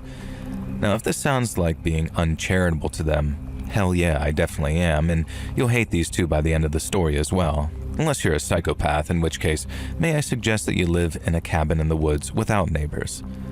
The Morrises were sternly friendly with my parents, while me and my siblings grew up. They had this son, August, who was in the Scouts with my elderly brother Barry, and he was sort of like a mini version of his father. Bossy, always demanding to be the leader of the activities, and would become quietly red-faced angry if things didn't go his way. Us kids in the neighborhood had a nickname behind his back, and that of a certain Austrian dictator that I don't think you're allowed to say on YouTube, but let's just say that he's someone that you will not see very often. Now anyway, the son isn't the point here. He was sent off to military boarding school at some point during high school, and the wild thing is that he bragged about asking to be sent there. And so we just grew up around the Morrises, who were pretty stern but polite and mostly just sort of kept to themselves. Occasionally they'd complain if our music was too loud or if we had a barbecue that ran past 9 p.m. And if any of mine or my siblings' balls went into the neighbor's garden or over the boundary hedge, well, you could kiss that goodbye. They would return it, but they would puncture it. My dad asked them why they did this once, and they claimed that the balls always hit some sharp object in their garden, and there was nothing they could do about it. What, was their garden made of spiked pits or something? Now, eventually my brother Barry moved out for college, and then a couple of years later so did I, and then a couple of years after that, Andy moved out to go traveling. And that just left my parents and our much, much younger sibling Sammy, who was only 10 when I was 20. Now one day, my mom FaceTimed me in tears telling me that they were being taken to court by the Morrises. And when I got her to calm down and Dad joined the call, they explained that they'd received a legal letter from the neighbors explaining that our boundary hedge had been encroaching on their land for years, and that my family owed them over $400,000 in reparations for lost revenue for use of the land as expansion for an unspecified business. Now, the reason they called me first was because I was studying law at the time. Immediately, this rang a million alarm bells in my head, and I asked them what distance the hedge was supposedly encroaching on the neighbor's land, and they very meekly told me 1 inch. And I asked them to scan the letter and send it over. I did some research, called a few friends, and discovered that, much as I suspected, the law firm representing the Morrises not only was not reputable, but in fact, entirely imaginary. The Morrises had invented their own law firm and sent a fake threatening letter. And my biggest confusion was why. It was obvious that my parents wouldn't just pay $400,000 without seeking legal counsel. And the answer came a couple of days later when a second letter from the fraudulent law firm arrived.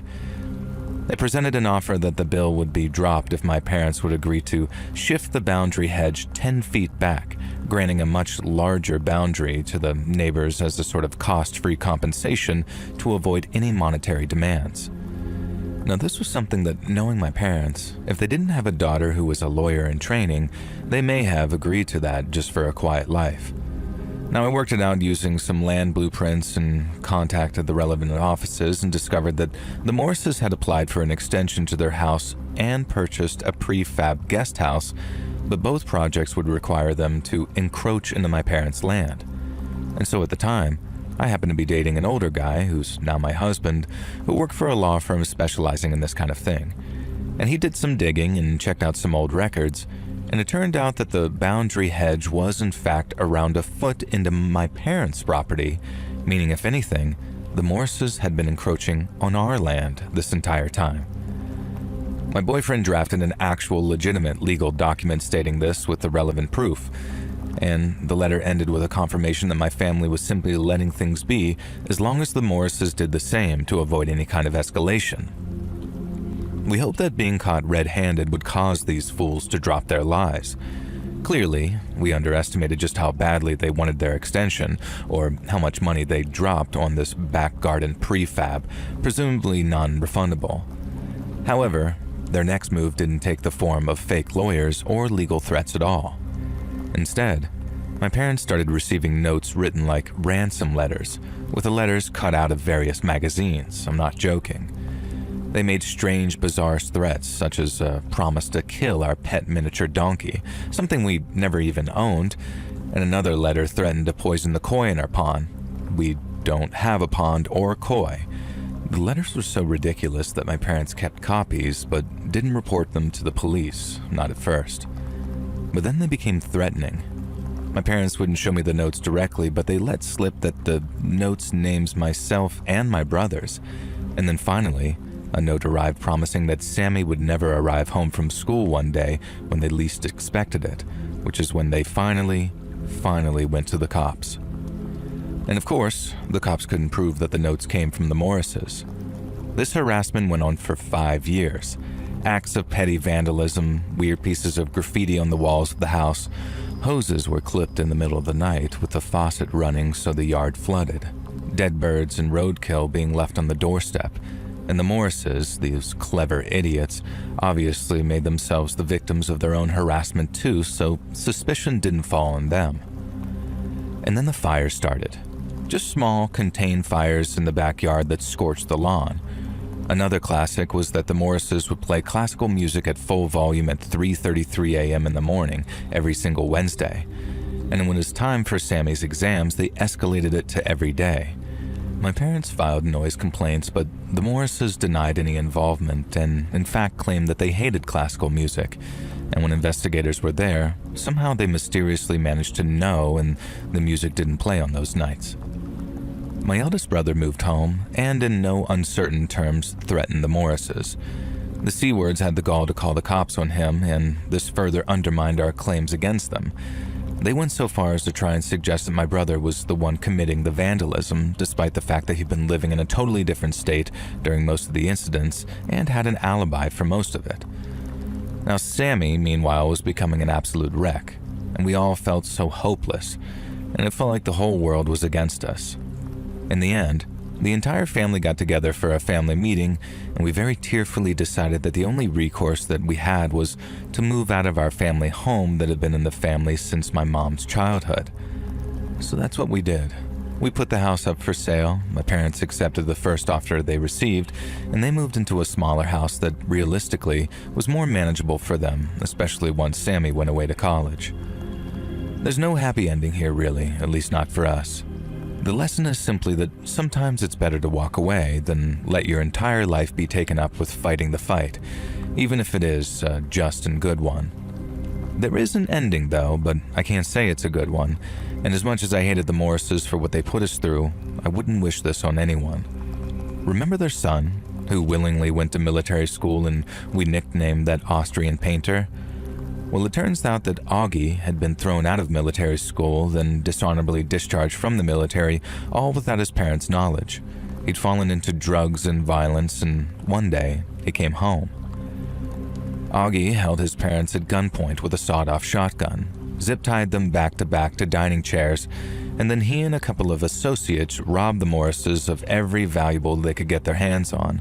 And then, as a parting gift, with the butt of that sawed-off, he shattered both of his father's kneecaps. Nobody knows what caused Augie to hate his parents so much. It's probably not hard to guess, but when he was caught, he kept quiet. And he was caught a few days later as he admitted to what he'd done, but not why he'd done it. He was sent to prison for quite a few years, and Mrs. Morris died shortly after, poetically said to have died of a broken heart. Mr. Morris spent the rest of his years in a hospice, unable to walk, and also never uttered a single word again since that night.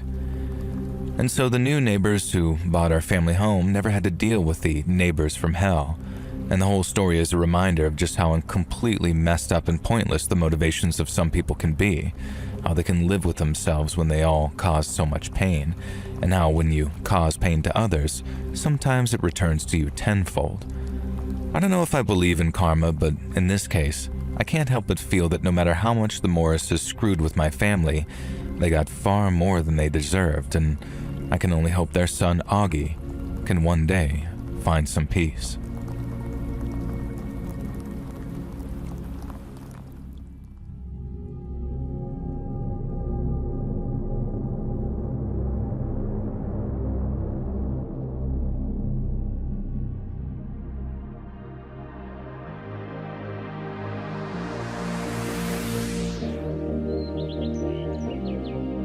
Hey friends, thanks for listening.